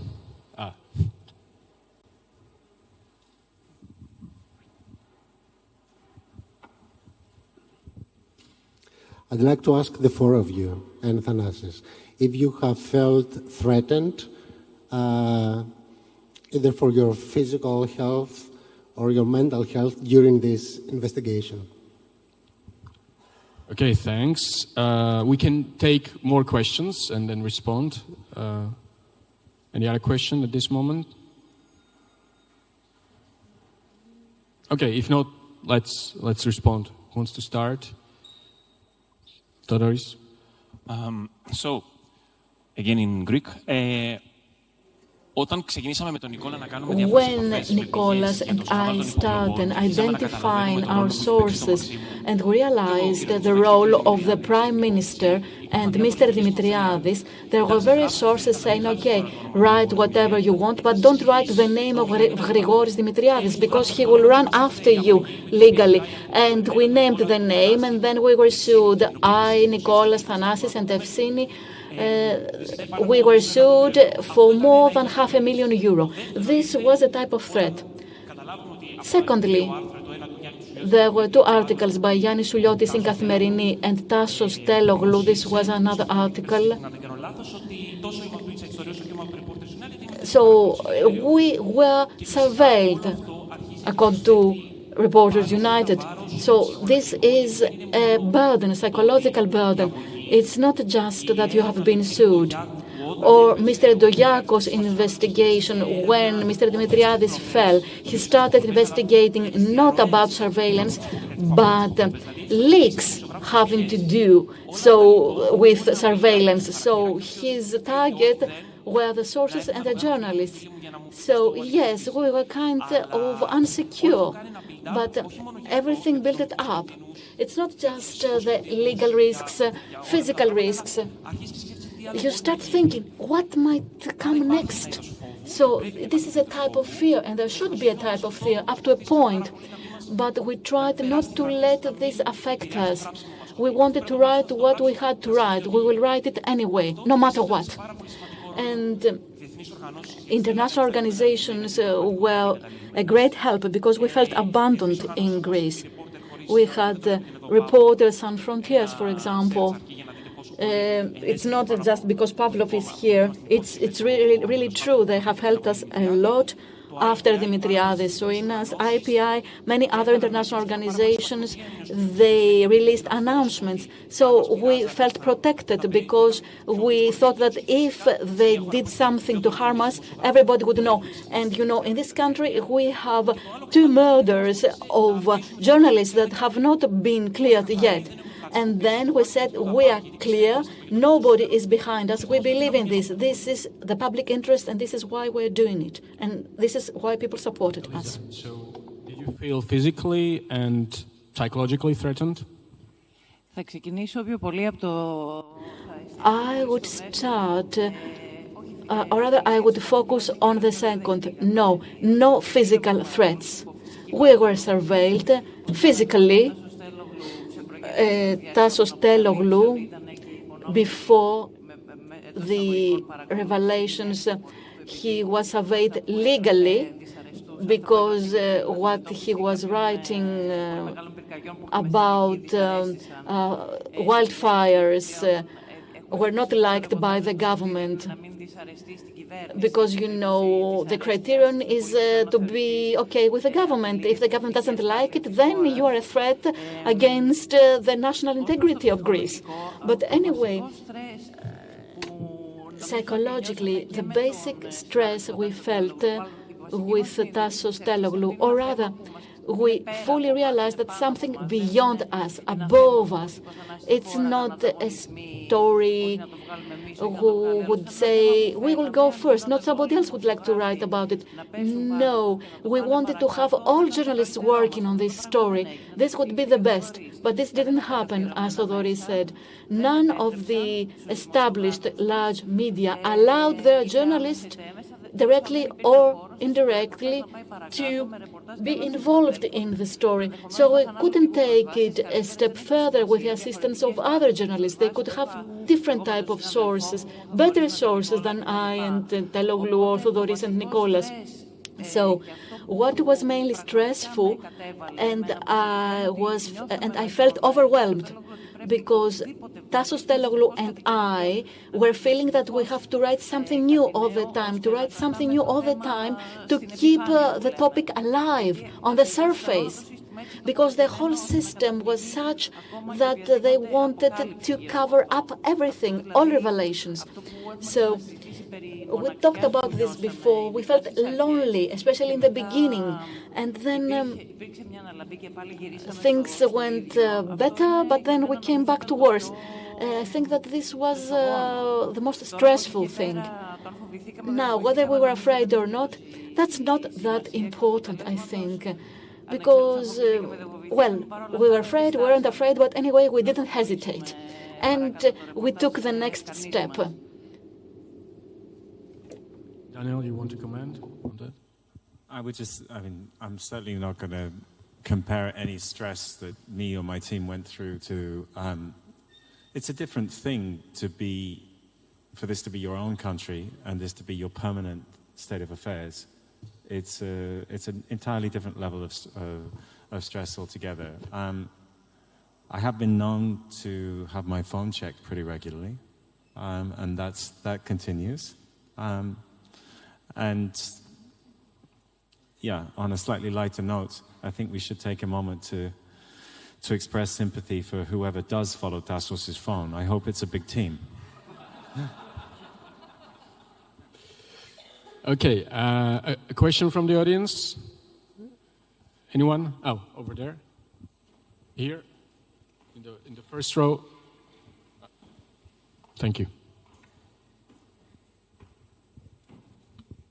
Yeah, I just wanted to ask, how do you see the fact that many people from the political scene, like politicians, and I don't mean the opposition, I mean basically people like Mr. Androulakis, who was a victim of this case, it seemed like they didn't really push as much as they could this thing. I mean, it seems like there was an ignorance about this case in the political system. How do you see that?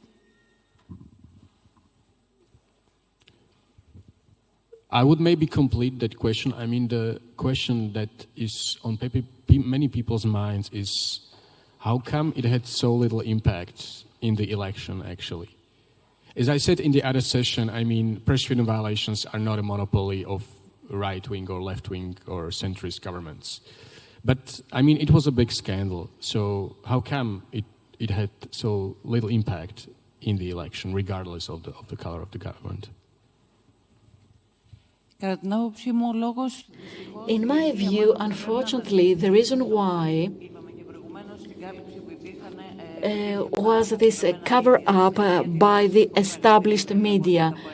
You know, a TV station is more powerful than an investigative side. So, as Daniel said, if we had this story on TV 24 hours a day, and they would invite panelists and politicians, and they would exert pressure with new publications, again asking new questions, and they would exert pressure on the government and on justice, after all, to shed light, then the public opinion would have a different behavior, at least in the polls. I'm not saying that this would definitely affect the electoral result and that we would have another government. This is a political discussion. This is not for this panel.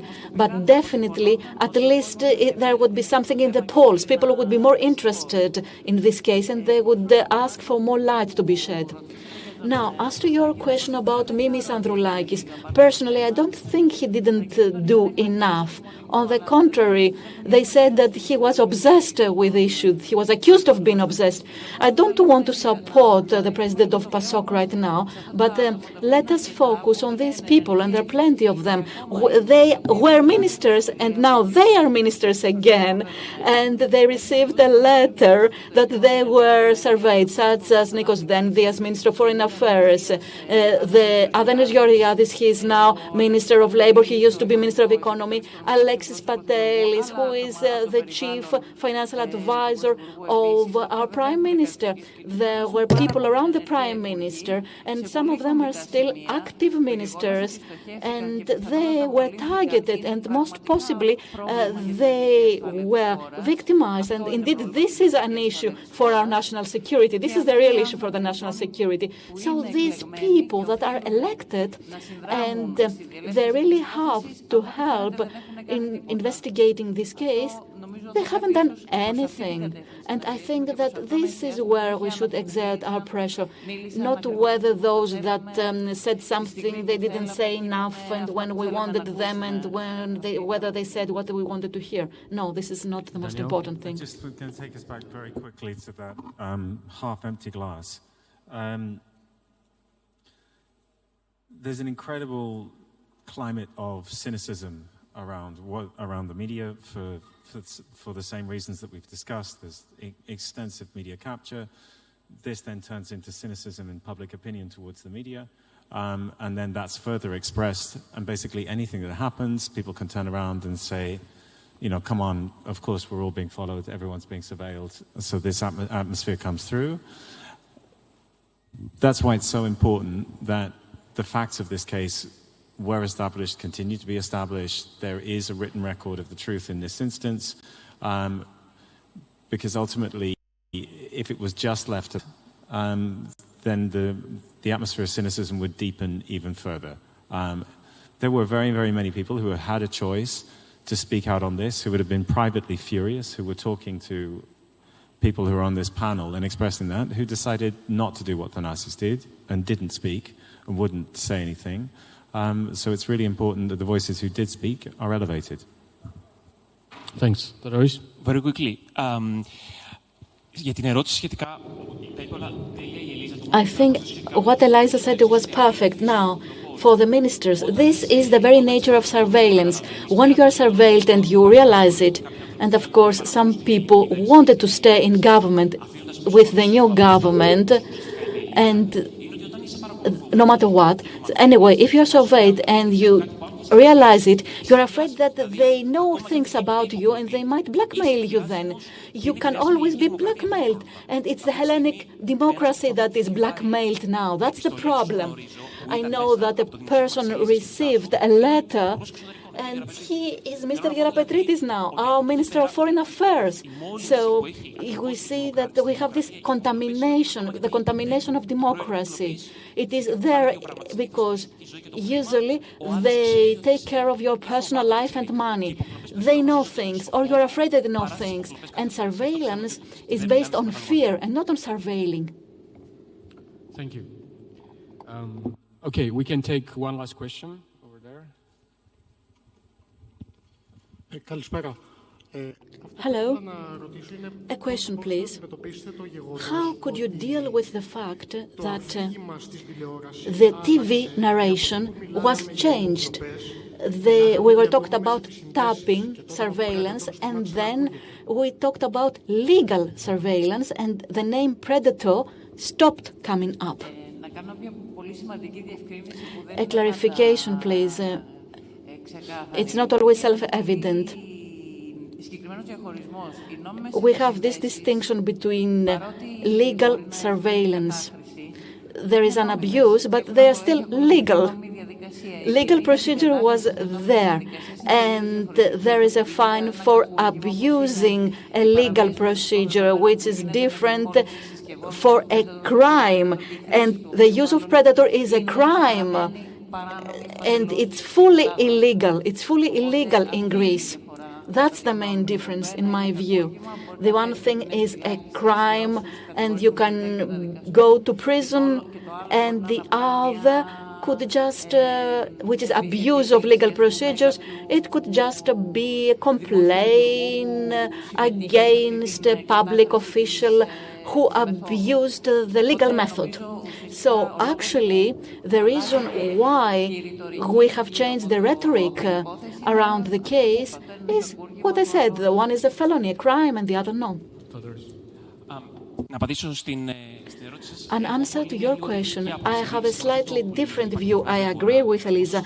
There is this obvious distinction, but it has to do with the fact that the media try to create their own narration. They use their own words to package things and say that they were legal. I cannot believe that ape, the one that ordered people to surveil the military forces' heads. I think there should be a procedure, but is it a legal procedure? Yes. Or is it not? I was on vacation, and of August, the scandal was out, we were sued, and then my father called and said, "Come on, Theodoris, you know, people in the neighborhood say that you have something to do with what happened with Dimitriadis." My father didn't know what was out there because he just watched TV. And he doesn't read the media I work in, so he didn't know. This is the reason why. And, well, okay, predator, that's fully legal, no procedure there. But I don't think that there is a way to legally surveil the heads of our military forces. You cannot do it. That's it. Unfortunately, we have to stop here. I would have many more questions. So I want to thank Elisa, Theodoris, and Daniel, and congratulate you on the great work. Thank you.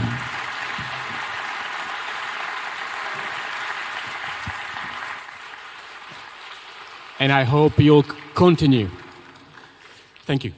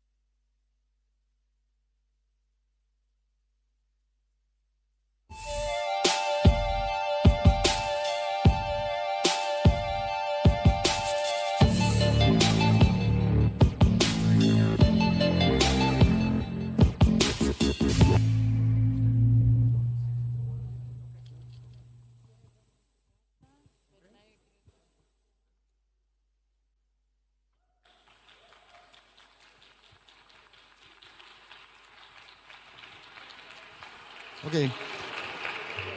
Now you ruined my entrance because you were way more enthusiastic than I hope at this time of... So, okay, come on, final stretch. Sharing. During a moment of contemplation, during these 2 frantic days, I found myself wondering, why are we here? Why are you here? Sure, the venue is cool and the coffee is kind of great. But I mean, at any given time, and this is news, there were more than 500 of you here, and I also counted 2 babies and 4 dogs. I wonder how the dogs registered. On a serious note, though, why are we here? We are here because we believe what we do is necessary and important. We believe in the notion of the fourth estate, keeping those in power accountable, giving voices to the voiceless. In a way, we are also dogs. We are loyal to democracy, to accountability, and to people. We always return to the story, and we keep digging. Some of us, many of you around this room, do this at the immense expense of their livelihoods, their mental health, or their lives. Murdered, imprisoned, kidnapped, destroyed financially, censored, slandered, doxxed, attacked by trolls and fake news, endured character assassination, mental health peril. There are so many ways they can hurt us. So it's here and in other places like here, offline or online, in larger groups or smaller, that we become a pack, exactly like dogs, and we fight back. This is what we're here for. And you who define yourselves as journalists, and a lot of the young faces among you that are studying to become journalists, except of those of who will end up in PR, you are watchdogs of democracy. Together in this pack, we are called to safeguard freedom of expression, the right to investigate and publish unencumbered, to do it safely, with dignity, and for decent pay. We understand that these 2 words, freedom and safety, can mean much different things around the world. You have heard in these 2 days a lot about Greece, those of you who are not from here and have traveled from around the world, 35 countries only among our speakers. You have heard a lot, this panel being not last but not least. Now, you know, with the help of experienced, courageous, and awarded journalists and experts from different regions in the globe, we will attempt to talk about the elephant in the increasingly warming room that is our world. Media freedom, media and journalist safety. I want to take a quick moment before I introduce our speakers, who will come on stage and take it one after the other to talk about their experiences and their expertise. To thank the iMEdD team, because this would not be, this is all the iMEdD team, but very particularly one person among them, Stefania Ebrisimova, without whom this would not be possible.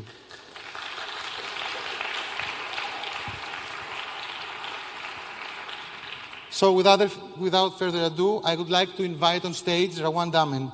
Rawan Damen is the Director General of Arab Reporters for Investigative Journalism. With a career spanning over 25 years, she has produced and directed over 30 hours of documentaries and investigative TV stories, including the award-winning documentary series Al-Nakba. Please.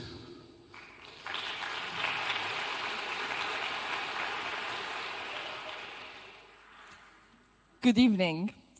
I'm so glad to be here. I'm talking about Arab Reporters for Investigative Journalism. I've been the Director General of ARIJ, and this organization has been there for 17 years. We work in all Arab countries, so all in the Arab world: Mauritania, Morocco, Algeria, Tunisia, Libya, Egypt, Sudan, Somalia, Djibouti, Comoros, Palestine, Syria, Lebanon, Jordan, Iraq, Kuwait, Yemen, United Arab Emirates, Qatar, Oman, and Saudi Arabia. I'm so glad that I am from this region. I was born in Amman, Jordan, where I live today. because I can publish in Arabic language in Jordan, and then people from Iraq to Morocco can read my content in Arabic language. It's a great privilege. We can reach a very wide audience. Yet, I am from a region known of suppression of freedom of expression and access to information. CPJ, RSF reports can verify this. This is why in ARIJ we support investigative journalists, fact-checkers, and we launched 2 years ago our first pan-Arab whistleblower platform where whistleblowers can leak to us. We have been and learned a lot from our collaborations with ICIJ in Panama, Pandora, Paradise Papers, and all cross-border collaborations. Now we have a strong community of investigative journalists. Soon we will reach the 1,000 investigative journalists we trained who produced investigation, because our model is training by doing. We cannot verify that somebody is trained unless they produce an investigation. And if they produce 2 investigations, we will then call them Arijian, and they will start calling themselves Arijian. And we have a community of fact-checkers, around 250 fact-checkers now, under Arab Fact-Checkers Network that has more than 38 different initiatives and organizations from more than 11 countries. And we do this through empowerment, training, raising capacity. All our trainings are free. Networking and innovation. We just soft launched our AI strategy for small to medium newsrooms in Arabic language in the region. But every night, I'm so worried about our investigative journalists and fact-checkers and how to get them safe. So with our small team, 20 full-timers and 20 freelancers, we did a comprehensive way of our trial to get them safe through 5 pillars. First is physical safety, where we launched in Arabic language a self-based course that they should take as a prerequisite. One of our best safety experts, Abdullah Maksour, who's also an IFJ International Journalism, the Federation for Journalists verified trainer, did it for us. And he himself goes through one-to-one with every journalist, having a risk model, and then the coach, the editor, and the journalist go through this weekly and daily when he or she is in the field. This is especially important in war-zone countries like Palestine, Libya, Yemen, and even Sudan today. Then the digital safety. More and more there are threats. Many of our community have been infected with the Israeli spyware Pegasus. And digital threats are very, very invisible and very dangerous because they affect the journalists, also their families and sources. This is why we have also internally an online self-paced course with 12 modules that they should take as a prerequisite, then a digital safety one-to-one clinic to go through the hardware, software, their computer, their mobiles, before they are starting their investigation work. And this is a clear war that not only us, but all in this room are facing. Legal safety. In every Arab country, the laws are different for defamation, for media law. This is why in every Arab country, if you are an Egyptian investigative journalist, then we connect you with an Egyptian lawyer to go through the story, what we are doing, and then the same lawyer goes through the legal screening of the story before publishing. Of course, you can imagine the quarrels between the editors, the coaches, and the lawyers at the end to publish the stories. Of course, we in ARIJ have also got slab cases where we were successful in them, and there is also one ongoing. And mental safety. Many of the media outlets and organizations, they don't care about mental safety, and if they care after the journalist is traumatized or burnt out. So we decided we will go through this with our journalists before going to the field. So if the journalist is interviewing people tortured from prisons or survivors from harassment or child abuse, they need to go through with our mental safety expert. We also did an online free self-paced course with Dr. Khaled Nasser from Lebanon to go through this before they go to the field. And we added career safety. Many of the organizations who focus on safety, they have only the physical, digital, legal, and mental, but not the career safety. We found out that many of our journalists, especially after COVID, they left their jobs, they were laid off, they became freelancers, and we needed to add career safety where we fix for them their CV, Arabic and English, their LinkedIn, and also put a career path for them. If I am a Yemeni investigative journalist working on climate change, how can I sustain and be in this career? What conference should I go to? Who coaches and mentors? How can I do more stories and how can I sustain myself?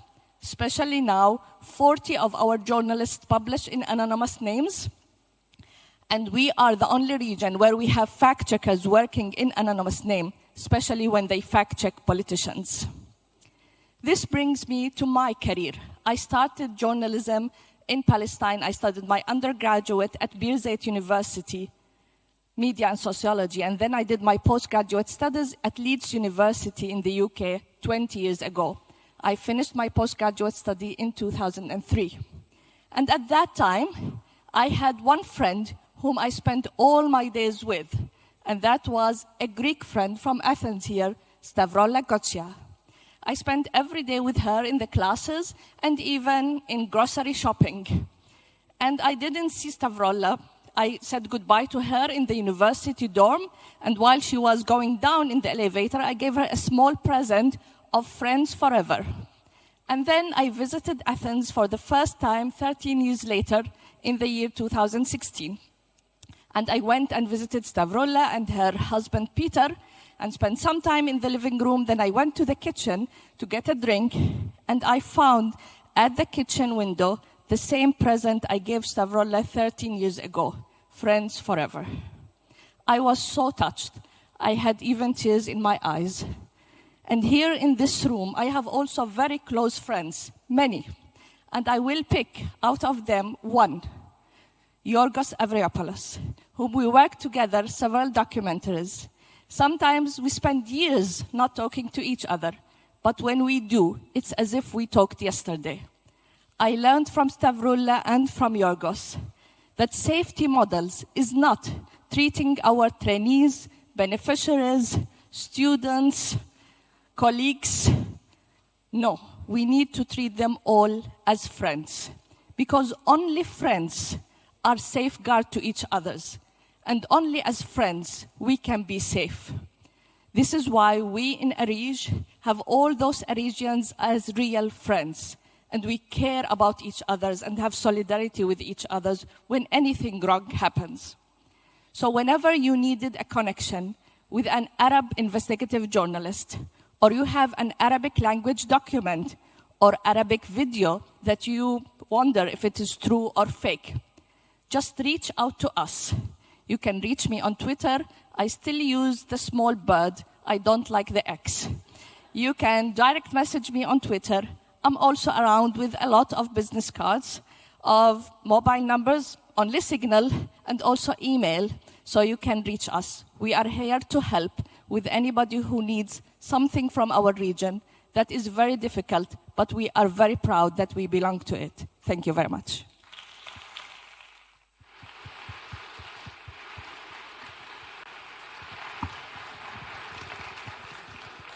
Thank you very much, Rawan. Next up, Attila Monk. Those of you who have been here since yesterday have had more chances to hear from him. He is the Europe representative for the Committee to Protect Journalists. He himself an awarded journalist and an author of multiple books out of Hungary, investigations. He is an awardee of the Pulitzer Memorial Award. And give it up for Attila.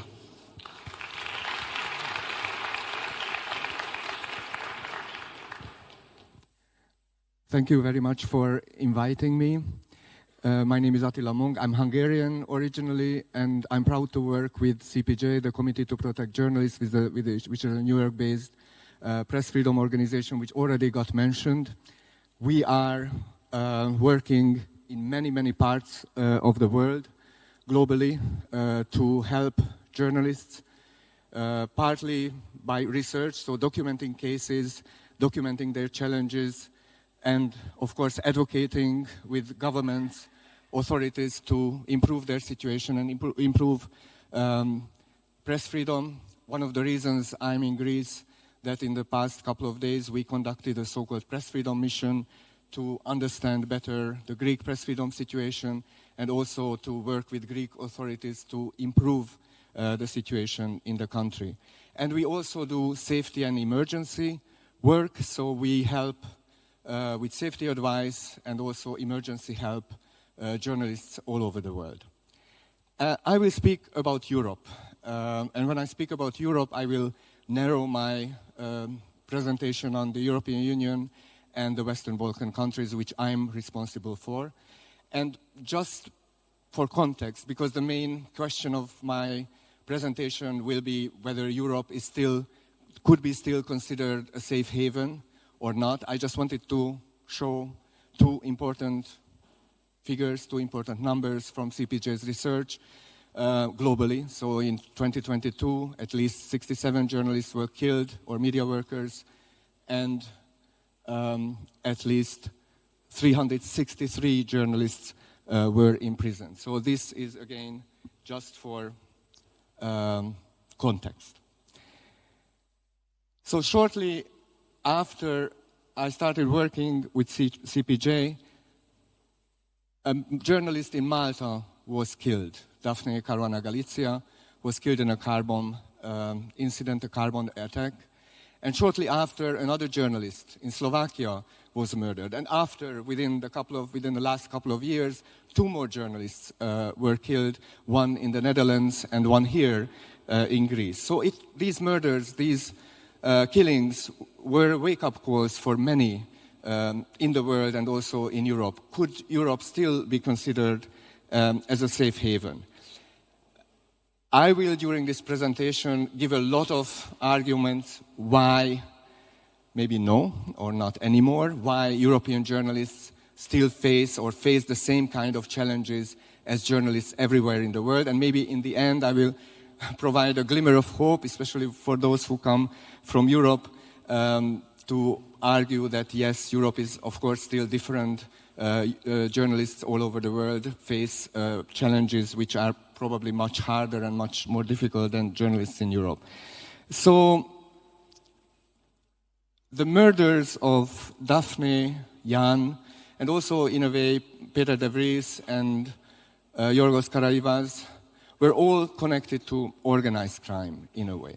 And what connects Daphne's and Jan's murder is that both of them were part of big international investigations, Panama Papers, OCCRP. So both journalists worked on high-level corruption and organized crime. So organized crime is one of the major challenges for journalists in Europe. They threaten their work, they threaten their existence. And yes, Europe is different in many ways, because European authorities and European states in many countries provide a level of security which is unimaginable for journalists living outside the continent.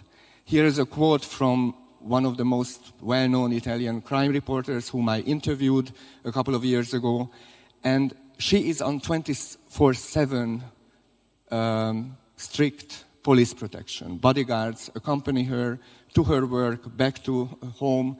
So what she told me, that the strange thing is that her freedoms were limited or curtailed in a way much more than the people she is investigating. So it's a form of censorship which organized crime managed to impose on her, because basically she could work, she could continue her work in a much more limited way.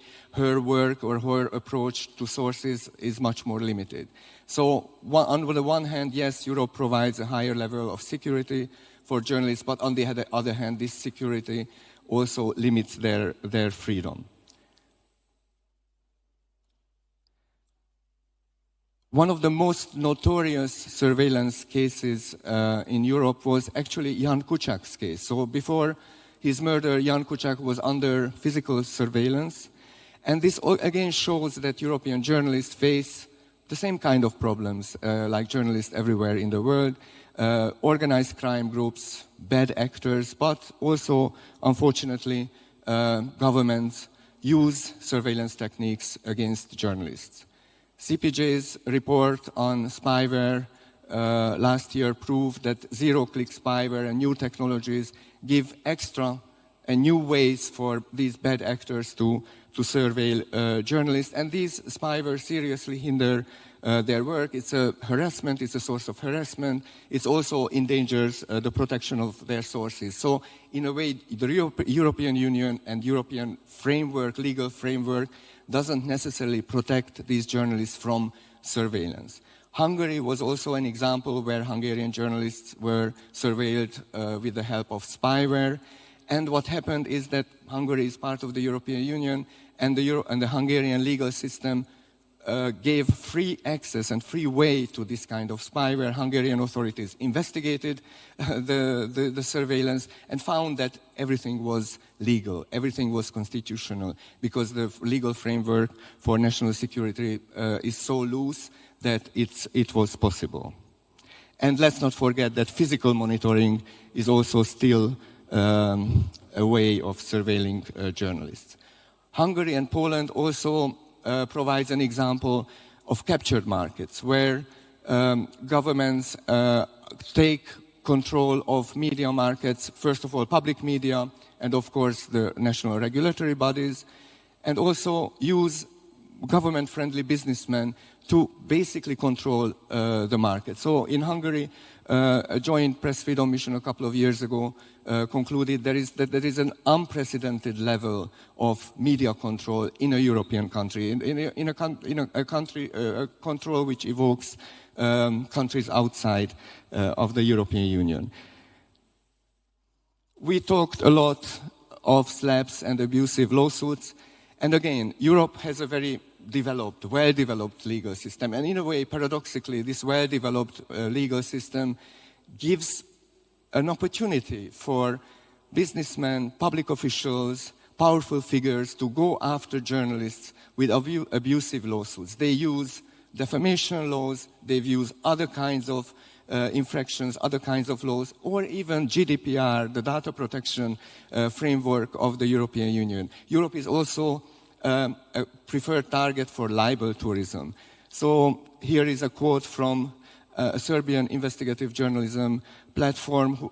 She was talking to me about the fact that for days and weeks she doesn't have time basically to pursue her investigations because she has to go to court or she has to prepare documentations for the trials. These slaps cripple their reporting, they drain away resources, time and money from investigations or from the kind of journalism work they could do. Smear campaigns. Populist politicians all over the world, but also in Europe, use tactics to smear journalists. They label them lying press, fake news, but they also label them, in some countries, foreign agents, or accuse them of betraying their own countries. They go on social media, they use this rhetoric to go against journalists, and then this rhetoric encourages members of the general public to use the same kind of rhetoric and smear journalists, so use verbal violence. And verbal violence, we all know, might lead to physical violence. This is an interview, a quote I did with a couple of journalists living in the Netherlands, because let's not forget that gender-based smears are also an important limitations to press freedom. These kind of smears are used against women journalists, and it affects their work. So this journalist was talking to me about the fact that the violence and the smears she received on social media affected her physical life. She got paranoia to go out into the street because she didn't know that whether someone in the street might attack her or not. But also, for example, in Bulgaria, the public prosecutor used rhetoric to accuse investigative journalists who investigated criminal organizations and accused them that they are supporting criminal groups just to discredit their reporting. when the social media atmosphere is toxic, it sometimes or very often spills over to real life. And journalists covering demonstrations, they are in the front line of these attacks. We all know that COVID, this period, provided a lot of opportunities for people to demonstrate, and these demonstrations prove that demonstrators and protesters went against journalists, accused them of false reporting, accused them sometimes of even supporting authorities. So these protests provided an opportunity for them to target journalists, and also police in many countries, in many European countries, sometimes out of incompetence, but sometimes out of deliberate strategy, target journalists.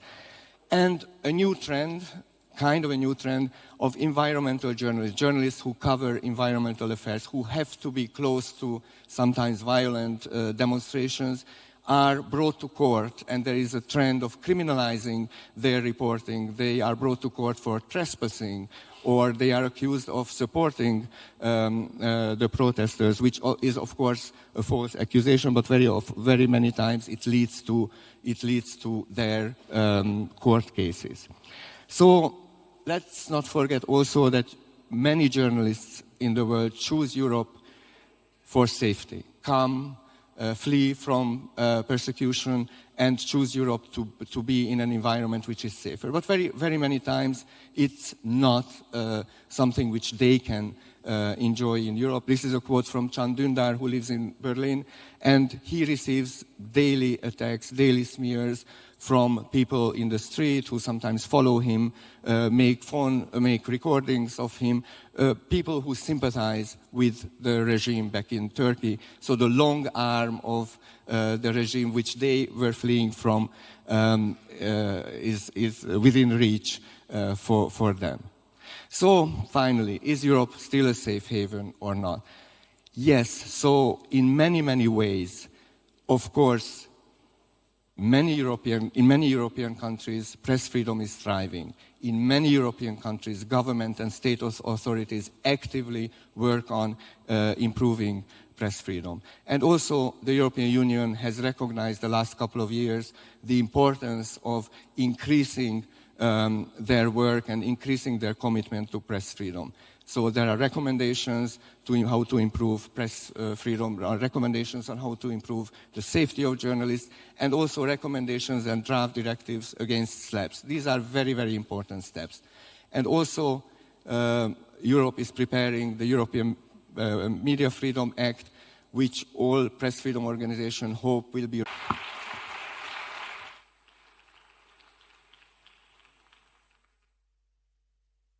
Thank you, Attila, for the reality check. Next up, I want to welcome on stage Sebnem Arzu. She was the first correspondent of the New York Times in Turkey.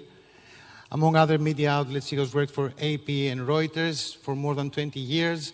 She focuses on politics as well as matters of gender and freedom of expression. The floor is yours. Thank you very much.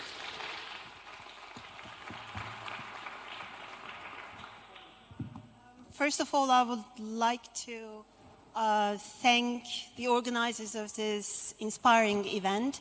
We, as journalists reporting in our countries, in our small newsrooms or home offices, we lose ourselves in the stories we report, in the issues that we cover, and those issues are not the prettiest issues in the world. So you feel isolated. So being part of organizations like that make you feel as part of a bigger family, so that you basically revive your trust in what you do. It's almost like a therapy. It's like a fresh breath. So thank you very much. As Dimitri kindly introduced, I work out of Turkey, and I am a member of the foreign press community. I am pretty much representing a very niche group of journalists working for foreign press, because I'm born in Turkey, raised in Turkey, yet I am in a position to look at Turkey from outside and try to explain it to communities that do not know, sometimes nothing about Turkey, do not follow the news. So it gives me this unique position, but it doesn't mean that we are exempt of the effects of the media climate in Turkey. So what is happening there? Attila gave a wonderful brief on what's happening in Europe, so let's have a closer look into Turkey. So Turkey is very interesting. Over 20 years it has gone through, massive changes. Those who follow Turkey or the region or the freedoms, liberties, and democracy would remember that early in 2000s, Turkey was hailed as not Turkey, but the pro-Islamic government ruling Turkey at that stage just started to rule the country. The government was hailed as the political force attempting to make changes for better democracy in Turkey. So 20 years later, now the same government is referred or listed as one of the biggest jailers of journalists in the world. So we can talk hours about how that happened, but let's see in terms of numbers where we stand. CPJ lists that these are, meanwhile, 2022 numbers. 40 Turkish journalists remain in jail in 2022. According to Turkish Journalists Union, which is TGC, and IPI, there are 21 journalists. According to Reporters Sans Frontières, Reporters Without Borders, 47. So I wanted to put these numbers together because if you are ever covering freedom of expression or media liberties in Turkey, you might be blown by the discrepancy. Here it's simply because each organization has its own ways of defining journalists and media workers. Sometimes if you're working as a clerk, if you're in the administrative office and being arrested or being subjected to any legal procedure, some organization will still list them as journalists or media workers, whereas organizations like TGC, Turkish Journalists Union, and IPI would solely focus on journalists reporting and who have been jailed because of their reporting activities, nothing more. So this is also another reason why the government points at the rights groups and say, look, you guys cannot even decide on the number of the people in jail, so how do you expect us? That's not the point. Even not a single journalist should be in jail, full stop. We're talking in numbers. Each number represents a life. Each number represents an honest person trying to do his work. So, as much as we have to stand by with these colleagues who are in jail, as much as we have to do our utmost to expose their stories, we should put equal emphasis on what's going on with the journalists' lives as they practice journalism in Turkey. And there is an alarming downfall in their situation. On the other side of the slide, you would see these numbers. These are, again, collaborated by, different statistics by journalism rights groups. 47 of our colleagues have been physically attacked in 2022. And I'm not talking about, slaps. Some have been seriously hospitalized, been in coma, been in intensive care. So we're talking about serious physical attacks. And these are the ones that are taken on the record. Some of our colleagues wouldn't even report it in order not to be under the spotlight, in order to prevent further reaction, or just to basically protect their families. 43 of them received verbal threats. 32 of them have been arrested. 263 of them were put on trial in 125 criminal proceedings. That is huge. Not only the number is huge, if you imagine the time and effort and energy you would put as a journalist to prepare a legal file, to appear in court, to sit down with your lawyer, to spare the fund to hire a lawyer if you're not supported by any free services. So it takes away from the time that you should be putting in your journalism that you actually spend in court for nothing. When you look at the charges, when you look at no evidence, sometimes there isn't even no evidence. Sometimes people would be detained and then they will try to prepare the legal basis as to trying to figure out what they can be charged a journalist with. So in terms of detentions, 97 were detained and they spent 1,087 hours in detention. Again, it is basically this cloud of intimidation, this cloud of fear that is being pumped into journalists' lives so that, A, they will be non-functioning because of the fear or because of the proceeding, because of the legal challenges that they fear. But also, this is the perception, public perception that the government is trying to create. They're trying to say that critical reporting is a crime.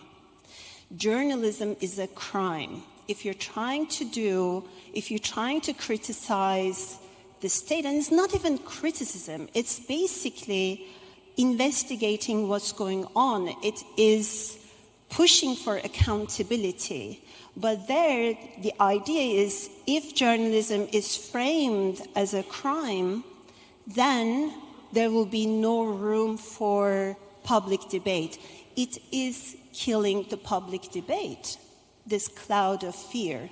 And usually when you look at the charges, you see that 80% of my colleagues being charged with affiliation, aiding, abetting terrorism, while none of them have touched even a weapon, and the only crime that they committed was the media reports that they have presented. Actually, the terror law in Turkey has also been a burden in Turkey's membership procedures with the European Union.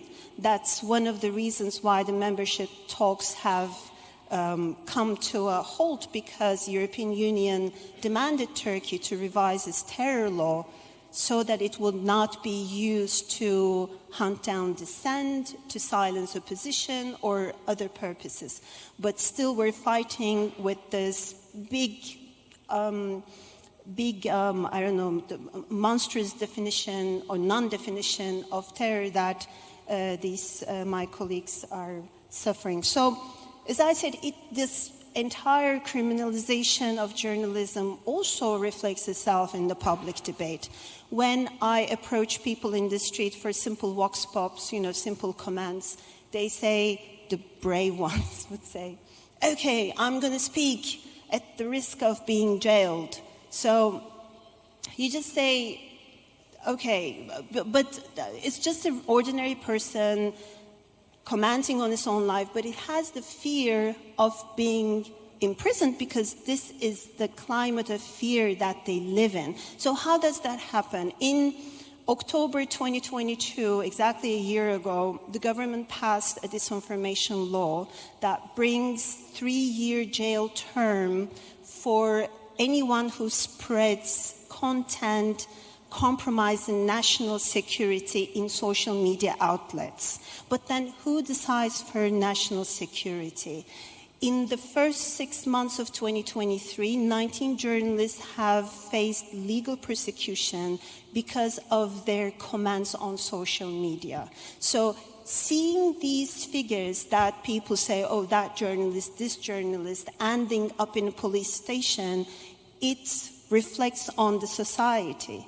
So you have less people talking, less people questioning, less people actually paying attention on what the talk should be. On the other hand, again, last year, Presidential Communications Office decided to issue a disinformation bulletin. and monitoring the issues, and I think they've published around 80 of them, you see that their definition of disinformation is actually critical reporting. So labeling critical reporting as a crime, labeling critical reporting as disinformation, creating this perception of this false perception has effect on journalists as well as the society as well as democracy in Turkey. So what can happen? So we're trying to give hope for future. I think solidarity, being together, exposing these stories. Turkey is not made up of its government. It's also made up of its opposition that needs support from people who believe, who represent universal values. And if we stick together, I believe things can be different in future. Just try to make Turkey and the situation as apparent and as visible as possible. That's my kind request from my colleagues. Thank you.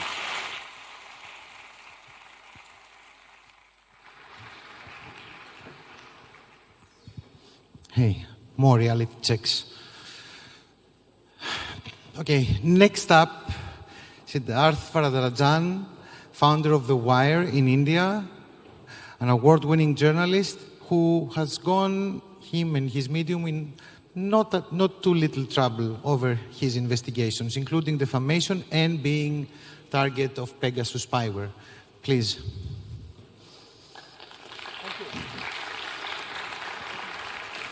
Thank you very much, Dimitri, and to the organizers for inviting me and for including India in the list of countries that we need to hear about when it comes to questions of press freedom. And 10 years ago, somebody had suggested to me that at a panel like this, at an event like this, the question of press freedom in India would be raised. I would be quite surprised, because you don't expect an electoral democracy to be in a situation where the RSF, in its listing of press freedom, ranks India 161 out of 180. If you paid attention to the chart that our CPJ colleague put up,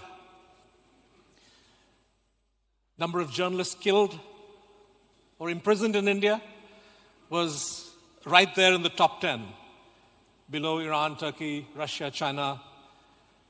Great company for India to keep.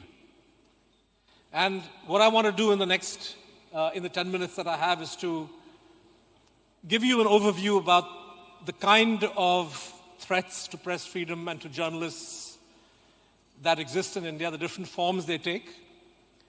And I also want to suggest how one needs to deal with the kind of challenge and threat that we face, because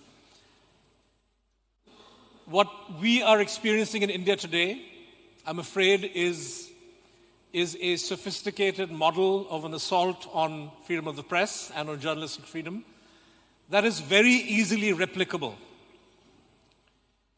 Some of the elements that we experience in India have perhaps been borrowed from Turkey or Russia or somewhere else, but each and every one of the facets of the attack on press freedom in India that we experience in India today is something that countries which are today democratic and thinking of giving up on their democracy, or the countries that are authoritarian, are likely learning lessons from, and that's alarming. And the rot starts from the top, because you have a prime minister who simply does not have respect for freedom of the press, freedom of speech, freedom of assembly. This is a gentleman who, in the 9 years that he's been Prime Minister, has not held a single press conference in India. And the only press conferences that he has taken part in abroad, just 2 of them, where the Indian side insisted that he be asked only one question each, one question for him, one question for for whichever foreign president or PM he was visiting. This is a Prime Minister who does not have an official spokesperson in his office to whom journalists can put questions, but who has advisors who send WhatsApp instructions to editors of TV channels, to editors of newspapers, as to what headlines to run, how to spin news in a particular direction. But in terms of the concrete assault, of course, I would begin by listing the physical threat. India is a country where journalists have been killed, assassinated. Not always, the threats typically come from unknown quarters. A very prominent editor, Gauri Lankesh in Karnataka, was killed 4 or 5 years ago by so-called unknown gunmen, but people connected to the Hindu right. And she was targeted because of her vociferous opposition to the politics of Hindu chauvinism. Other journalists have been targeted. Apart from physical threats, online targeting, online harassment is a fact of life for journalists who are critical of the authorities, and particularly if they happen to be women journalists, the targeting can be especially brutal. Another form of attack that journalists have been subjected to, and Dimitrios mentioned, is very aggressive surveillance. And in India, The Wire, which I work for, we had 5, we were part of the Pegasus project, which investigated the use of Israeli spyware against ordinary people. And in the list of numbers that we investigated, there were something like 45 journalists. And we found confirmed infections on the phones of at least 5, 2 of whom, one was my own phone, and the other was another colleague at The Wire. And even though the matter was raised in the Supreme Court and the judges ordered an inquiry, but nothing came of it. Lawfare, the use of law to target the media and attack press freedom, is the most common method of attack in India today. And it takes various forms. The filing of criminal charges. Recently there was a group of reporters, group of editors who traveled to Manipur, which is a state in the eastern part of India, where there's been ethnic strife for the last 3 months. And they went and produced a report looking at media coverage, local media coverage, and how a lot of that coverage was actually inflammatory and was fueling violence. And because the report was critical of the local state government, which is run by the BJP, which controls the national government, they had a criminal case filed. Now, this is perhaps the first time that I've heard of a situation like this, where the Editors Guild produces a report and has a criminal case filed against them on very serious charges. The law of defamation weaponized against the media. We have at least 3 journalists in India who are currently in jail on terrorism charges. They all happen to be in Jammu and Kashmir. I should mention Fahad Shah. I should mention Sajjad Gul, targeted for the work that they do as reporters, but today in jail under draconian charges for which there is no easy bail to be obtained. Recently, the government of India shut down a website called Kashmirwala, which was perhaps the only independent news platform surviving in Jammu and Kashmir. No official reasons given, it's just that the government issued an order saying that under the Information Technology Act, we have the right to close you down, and the website, now you cannot access it in India. You have an informal travel ban on journalists from Jammu and Kashmir. I know of at least 5 journalists from J&K, Jammu and Kashmir, who were stopped at Delhi airport, stopped while they were trying to fly abroad, including one woman photojournalist, Sana Mattu, who was going to New York as part of the award-winning AP team. She was part of a Pulitzer Prize-winning team, and she was flying there to get an award. but she was stopped at the airport in Delhi and turned back, no reason given. We now hear of the passports of Kashmiri reporters being impounded. You have the repeated use of financial and criminal investigations being launched against news platforms because of critical stories that they do. Earlier this year, the BBC in India had its offices raided by the income tax authorities because they produced a documentary that was critical of Narendra Modi. Two laws that have recently been introduced are frightening in their scope and dimension. One allows the government to declare any news item as fake news and order the deletion of that news item. Unheard of in a democracy, that you could have the government arrogate to itself that power to declare something as fake. And secondly, the government has the power to order the deletion of content if a so-called reader complains about that content and fails to get a satisfactory response from a website. The government then can review that material and decide in favor of that reader and order the deletion of content. And of course, this ability to direct the deletion of content is being used to put pressure on social media platforms. So it's increasingly common now for Twitter, Facebook to delete tweets, news items, news links that are critical of the government because the government simply says, under our law, these tweets violate national security or any section of the law that they care to cite. And there is, again, no easy appeal process.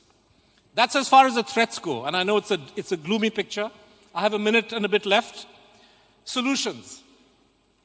Number one, if you are an independent media platform and intend to remain so, make sure that you broad base your revenue, your sources of revenue, so that you're not dependent on any 1, 2, or even 10 different sources.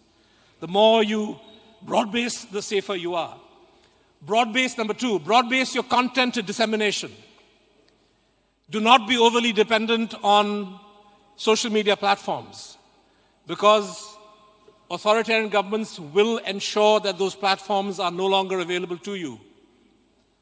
So find other ways of distributing your content. Number three, go to extreme lengths and be extra careful in doing due diligence and fact-checking of the stories that you do, because even minor errors can and will be used against you as a reporter, as independent media, if you are critical of the regime.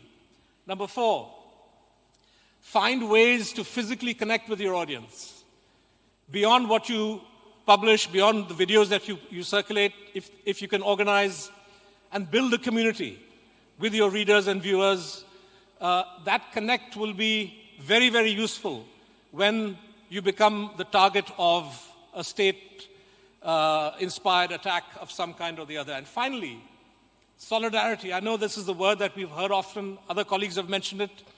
But solidarity with other journalists and media platforms in your country when they come under attack, and building links with media around the world. India recently played host to G20, and our government made a huge song and dance about this. And we said, well, if the government can talk of G20, so can we as journalists. So we took the initiative and organized what we called an M20. And we got together editors from as many G20 countries as we could to say, look, press freedom is important. And the G20 leaders cannot pretend to solve the world's problems if they do not pay attention and do not ensure that there is press freedom in their countries. And so we got editors together and we collectively spoke about this and in our own way emphasized the importance of not just our own solidarity when we come under attack, but also collectively raising our voices to make sure that questions of press freedom, questions of journalist safety are put right at the top of the global agenda whenever world leaders meet. Thank you very much.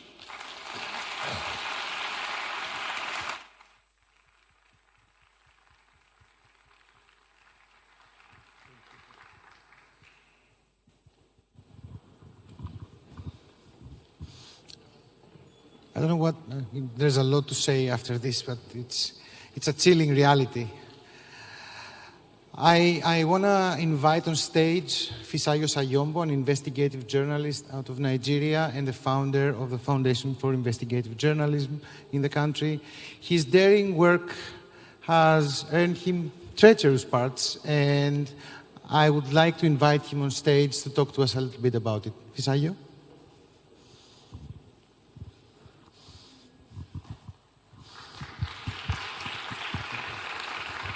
Thank you.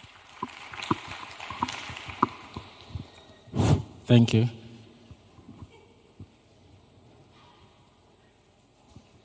I should have been killed in Nigeria 6 years ago. No, bad math, 7 years ago.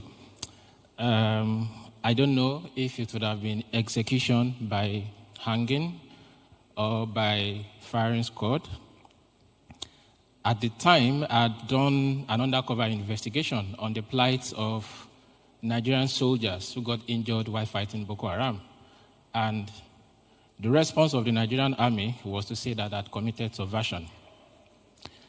The only reason I'm still alive now is that Nigeria runs a democracy and not a military regime. But in military crimes, if you're accused of subversion, the punishment is death.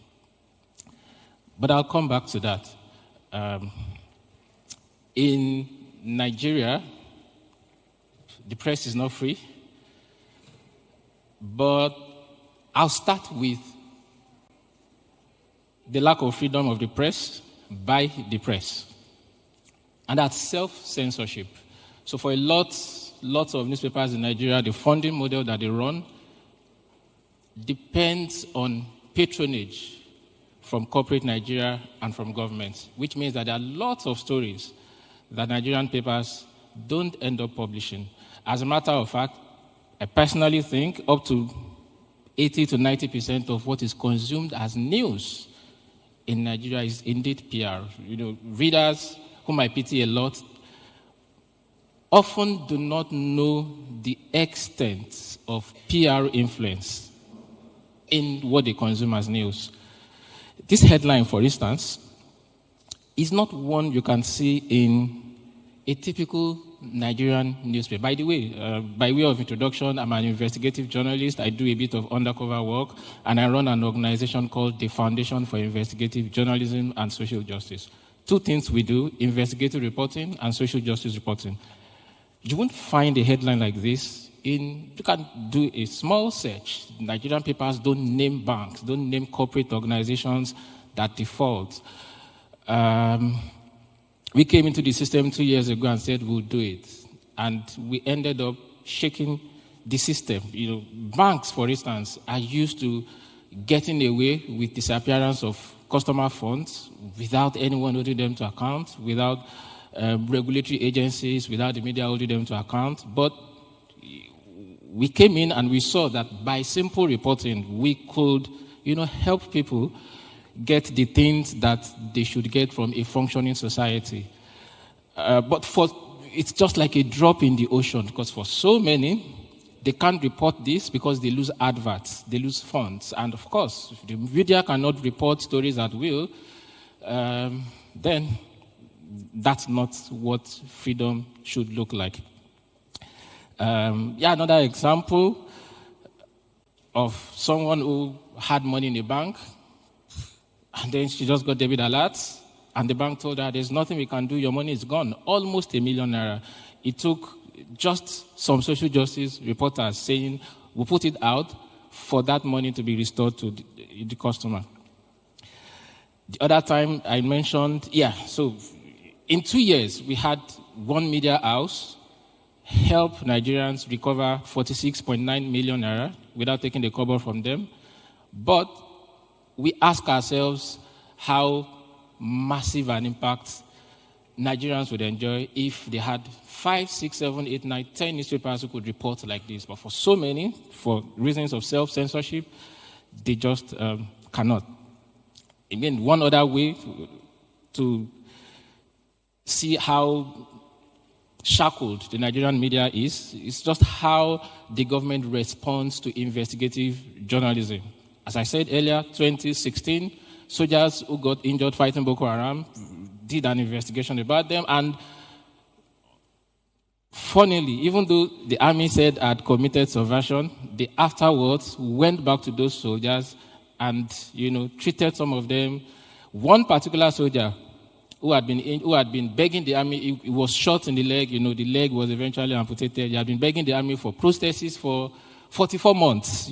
After the story, the army did give him a prosthesis, despite insisting that I had committed, subversion. But the idea of saying one journalist has committed subversion is that hundreds of other Nigerian journalists who are watching get scared and are afraid to touch similar stories. Again, censorship by fear-mongering, just government thinking that we can put fear in the minds of journalists such that we can get away with things they want to report. 2019, I wanted to investigate corruption and malfeasance in Nigeria's criminal justice system. So what I did was I wanted a first-hand account, not third-party information. So what I did, I pretended like I'd committed an offense. I got myself arrested by the police. The police kept me in a cell for 5 nights. After that, they took me to court. I was arraigned in court, and I was remanded in prison. I lived as a Nigerian prison inmate for 8 days. I lost my freedom for 2 weeks and wrote a first-hand account of the problems of the Nigerian criminal justice system. And I thought that I had helped a sensible government, to fix the rot in the prison system. But what the government responded with, was to try to arrest me. The only reason that arrest didn't happen is that it got leaked and there was public outcry, and then the government had to backtrack. Another example, persecution of investigative journalists. My organization had done a story about how the police, embezzled more than ₦1 billion that should have been used to build transit camps in 5 states. Because of Nigeria's security problems, transit camps are important for policemen to live in and immediately respond to troubleshoot crises.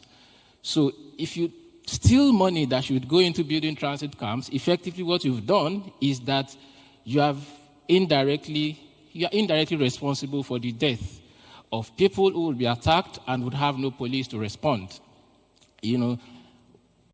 Rather than go after those who had stolen the money, what happened was the IGP, sanctioned a move by the police to get us arrested and detained. And of course, actions like this, again, send a message to other journalists, and they feel we'd rather not touch that story because we don't want to end up in police custody. Targeted discrediting of journalists, also rampant in Nigeria, and systematic attack on press freedom. A journalist has done an investigative work, and then those who have been exposed feel that the right way to respond is to make the story unbelievable to the public. Target the credibility of the journalist, target the credibility, of the story. And the unfortunate thing is that when journalists get targeted, other journalists are accomplices. The targeting goes through other newspapers, colleagues.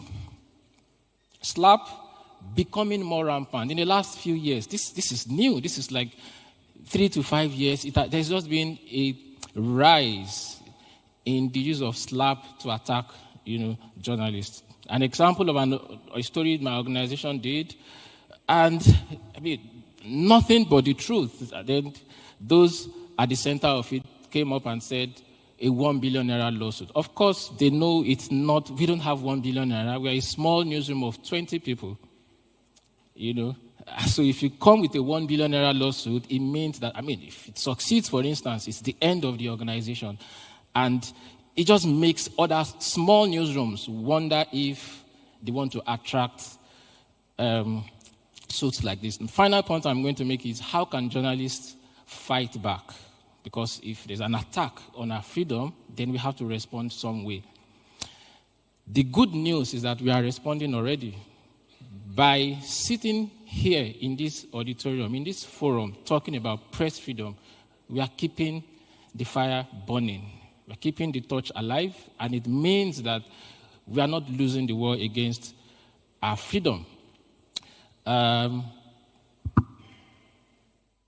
than that, what we can do is to make sure that anytime we get attacked as journalists, we don't give up.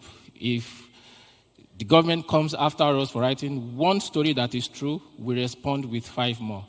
And as long as we keep doing the job, the people will continue to benefit from the value of journalism. Thank you.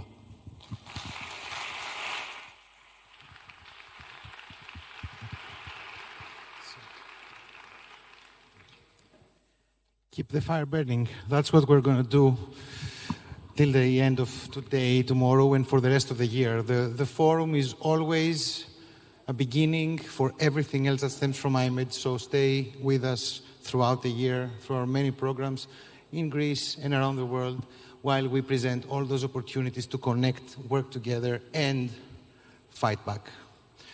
Last but not least, I would like to invite on stage Marcela Turati, who's coming to us.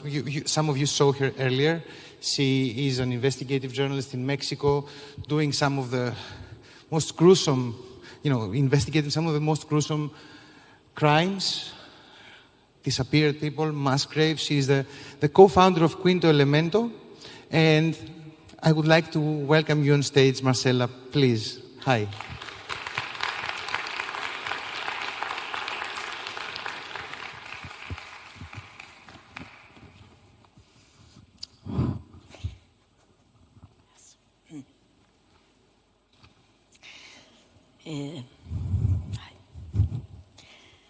A Mexican reporter told me how one day he was kidnapped by a drug cartel.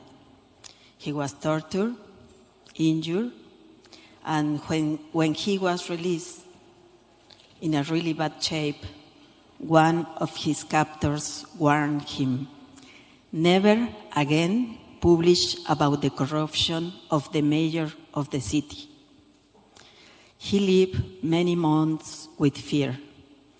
Every time that he had to cover the municipality information, he found one of his torturers. The man worked for the cartel and for the government. My colleague felt safe until the day he knew that this man was found dead. And I have heard many of these stories in my country. Mainly, local journalists threatened and not knowing who to call, who to ask for help, not trusting in authorities, resigned to the fact that death is an occupational hazard. Since the war on drugs was declared in my country in 2006, more than 150 journalists have been murdered and more than 30 disappear. It's one of the deadliest countries for journalists in the world. And Mexican journalists do not die in crossfires or from landmines like they could in a traditional war. In Mexico, journalists are being hunted. The killers gun down reporters in their homes, snipe them as they leave their newsrooms, or blow them away on the street. This is getting used. It's not in the front page in the news anymore. Some journalists that I met were killed. Armando Rodriguez in Ciudad Juárez in 2010. In 2012, Regina Martinez, a correspondent in Veracruz for Proceso, the same magazine where I used to work. Rubén Espinosa, 2 years later, a photographer for the same magazine. 5 years ago, Miroslava Bridge, the most important investigative journalist in my hometown.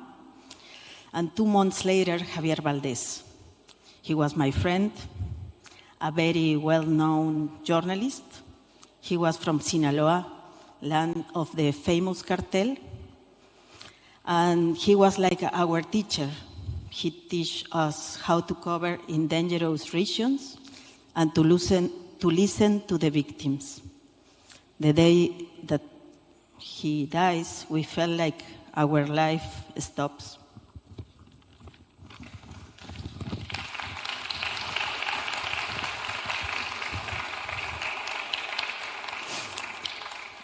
On half of the killings, public servants are involved. In some places, government officials are part of organized crime. And when you interview them, you don't know who you are talking to. Both criminals and politicians want to silence the press. In Iguala, for example, the criminals create a WhatsApp group where they give orders to all the journalists of what to publish and what they don't have to publish. Sometimes are the other cartel, sometimes are the militaries who give orders of what can be published. Corruption and impunity is the signature of this tragedy. When we became war correspondents in our own country, soon we understood that we have to do something, that we have to protect ourselves and defend press freedom. So, when Regina was killed, for example, we organized with the students, with other journalists, to travel to protest with the local colleagues who were traumatized, in panic, and help them to clean her grave, to defy the terror. When they killed Gregorio Jimenez, we organized an investigative mission to Veracruz to run an alternative investigation to show to the authorities that impunity is not an option. If you don't do your work, journalists will do. When Miroslava, the brave reporter who wrote about narco-politicians, was killed, we organized an investigative workshop for journalists in her city to show the killers that by silencing one person, others will take her place. That you can kill journalists, but not the truth. And every year in Mexico City, in the street where Ruben was killed with 4 women, Nadia, Alejandra, Mile, and Yesenia, there is an artistic festival to cultivate the memory for this crime and for the victims, to demand justice with music, dance, and poetry. Those are little, powerful, symbolic things that we do in our free time, without our money, but with a lot of solidarity. The most important lessons that we learned in this year is that we do not have to be alone. We have to work in community, in a collaborative way, collectively, and create networks, links, solidarity as a way to reduce our risk and give us support. Even in spite of so much death and grief, Mexico's press has not been killed and is still standing, is still alive. In the places where they silence a respected colleague, that's where you find journalists overcoming their fear to organize and demand justice, to defend the right to inform and be informed, to investigate forbidden subjects, to train others to work collectively for protection. That's what I saw after Armando was murdered in Juarez, and it's been repeated over and over again. Colleagues create collectives, they protest, or we protest, to stop the advancing stain of silence, drawing those areas where people are forcibly and violently deprived of news. Out of tragedy, we have founded collectives defending freedom of expression. Our resistance has helped to establish digital media outlets, support others to establish their own. Some have created trustworthy networks to monitor each other's safety, to use investigative networks to draw attention to those places where there is not respect for life, to shine a light into the areas where things are hidden, silenced, buried. We constantly organize ourselves, even among people from different newsrooms or for different regions, to create networks among reporters, for facilitate the coverage of risky things, to train ourselves in digital, physical, and emotional safety, to continue doing what we have to do, opening space to talk about our own feelings and our own fear, to learn not to block it, to listen it, because the fear many times is telling you to stop, to do not trespass your own limits, and is warning you in a preventive way. Sometimes we investigate and publish together pieces of those who cannot sign the article's byline, who have to be anonymous to preserve their life. In spite of the long, violent years of the drug war, journalism still lives. It suffers layoffs, precarious working conditions, attacks by organized crimes or public officials. We are under surveillance with Pegasus and other malwares. We suffer online harassment, disdain from employers who don't take care of their media employees, but journalism carries on. I truly believe that working in collective as a network saves lives. Community is our main support, make possible to continue investigating, and do not allow us to be distracted from keeping ourselves, our sources, our information safe. I believe in this kind of journalists that put the care at the center. This kind of journalist is taking care of each other, not allowing that other journalists have to be silenced or feeling alone, not allowing that silence grow and capture more regions, because where there is not journalism, where the silence is installed, life is at risk. Life is on a stake. Many people are suffering, and the struggle against silence is a fight for life. Silence is not an option. Thank you.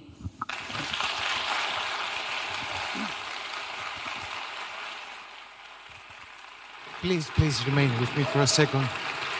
Can I have the rest of the speakers? Thank you so much. Can I have all of you? Please, Pisayo, you too. Please.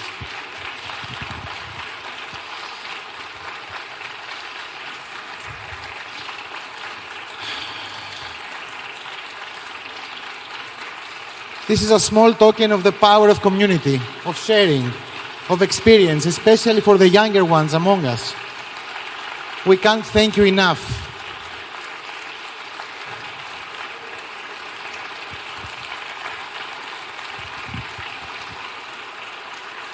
A question, perhaps. Any questions before your drinks?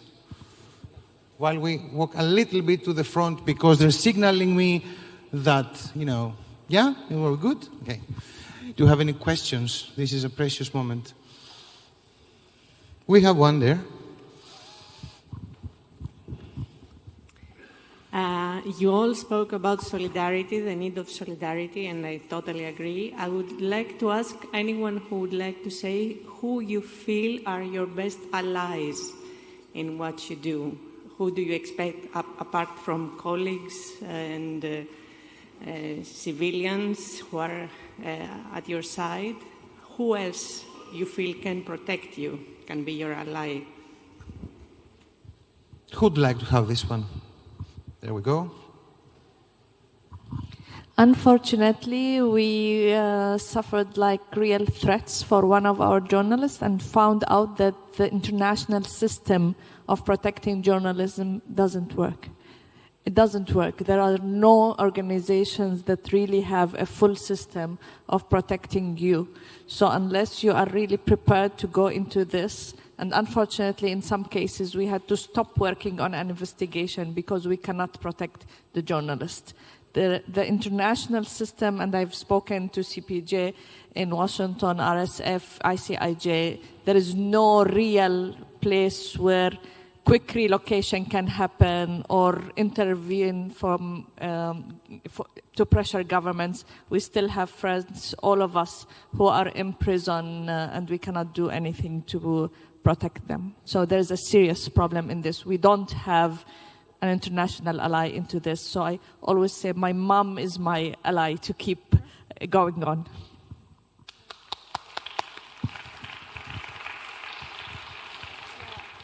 I think, of course, coming closer to Europe, I think you find more protection. Media rights organizations, when they put and foreign missions in countries like Turkey, embassies, consulates, if they can prioritize media freedoms, freedom of expression, and be apparent physically at the courtroom, in protests for media rights and freedoms, that creates at least the visibility of the issue, but also the support behind the issue. And collaborations, I find it so important because all these stories that you cannot report in countries like Turkey for reason A, B, C, when it happens in collaboration, it gets out. So when it gets out, the outlets that fear retaliation back home would recirculate that content. So the information will come back, it will recirculate, and that will create the impact that we all desire. I'll just add that in a place like Nigeria, international alliances help a lot. A journalist called John Sabiri was picked up some years back and he was detained by the DSS, that's the security agency in Nigeria, for several months because nobody knew him. He wasn't working for a big platform. He didn't have any international clout. They just felt that he was the kind of person they could keep forever and he would rot in jail. So if you have, like the iMEdD, you have like international organizations coming to back you, speaking for you when in times of trouble, there's the feeling back home that, look, we just have to set this guy free. I also think that, it was discussed at a session yesterday, that funding is so important. Without funds, you can't even show up in court and defend yourself. You can't relocate your journalists out of the country. Just like he said, there are certain stories you want to do. You think that when the story has been done, you need to fly the journalist out of the country immediately, but you just cannot do it. Without funds, there's just so much you can do. So we hear you, of course, and yes, you are right. It's really a mounting task for international press freedom organizations like us as well. But there are positive examples. We were here in Greece for a full week. Several European press freedom organizations conducting a joint mission. We also presented today a report into an uninvestigated and unpunished murder of a Greek journalist 10 years ago, a coalition of CPJ and RSF and Free Press Limited, a Dutch organization. So we work on coalitions, we work on partnerships to make it happen. So our best allies are other similar organizations. Look, if you're under attack and you're a journalist, your closest ally is your lawyer. And you have to make sure that's your first line of defense, right? And we have very good lawyers, and if they are pro bono, as they are in our case, all the better. But I cannot minimize the importance of solidarity, right?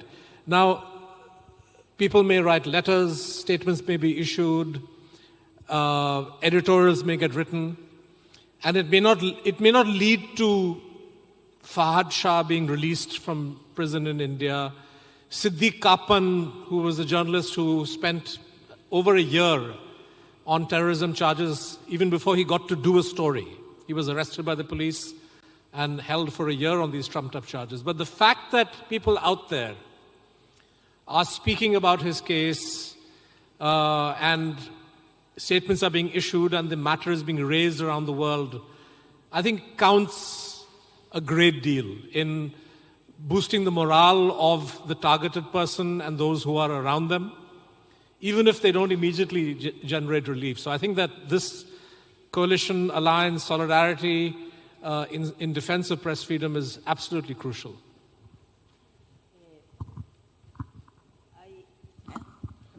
Thank you.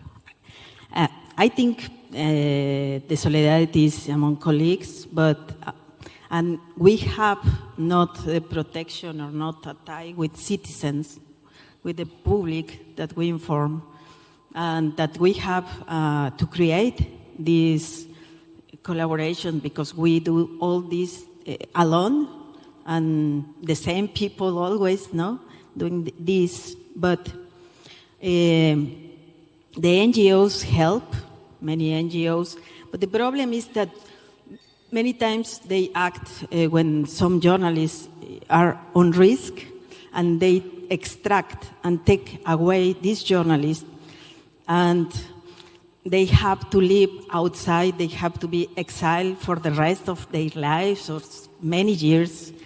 And we lose in many places, the most important investigative journalists. And they are living in the United States, selling hot dogs or trying to do whatever they can, because there is not a plan for them for continue working. And also at the same time, you silence the region when this journalist was covering, So we have to think all these things. Also for me, the feminists and the female human rights defenders, they have helped many times to me. They saved my life many times. Also believe the international mechanisms don't work. Last year, I was in Vienna in the United Nations 10 years anniversary of the 10 years of the mechanisms to finish the impunity against journalists.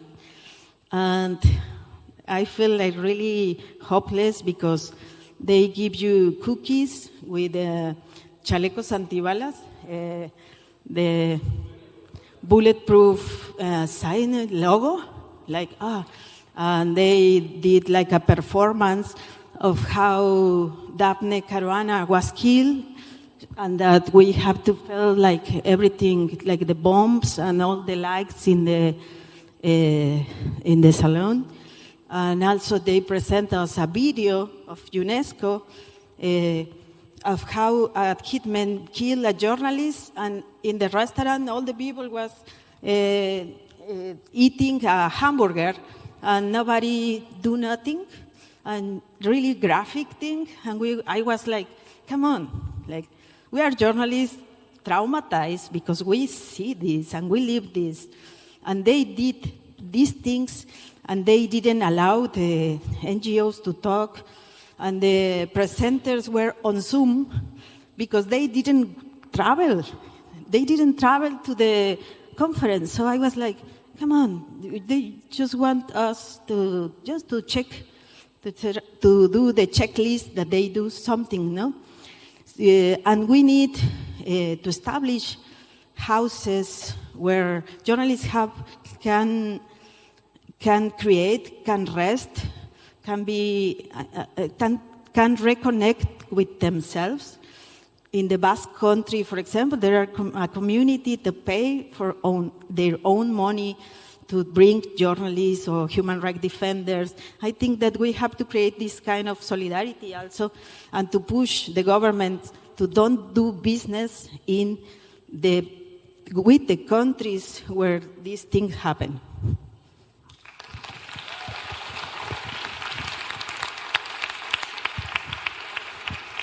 Thank you so much, all. We won't be taking any more questions because you will be able to meet the speakers right outside. Just 2 more pieces of information before you go. There are 2 amazing guiding tours starting right now. One of passengers, the photo exhibition of César Desfoulis, which was a World Press Photo winner this year. And right outside, the shortlisted stories of the European Cartoon Award. Don't miss those. People are expecting you to show you and amaze you. Thank you so much. Give out a final applause, please.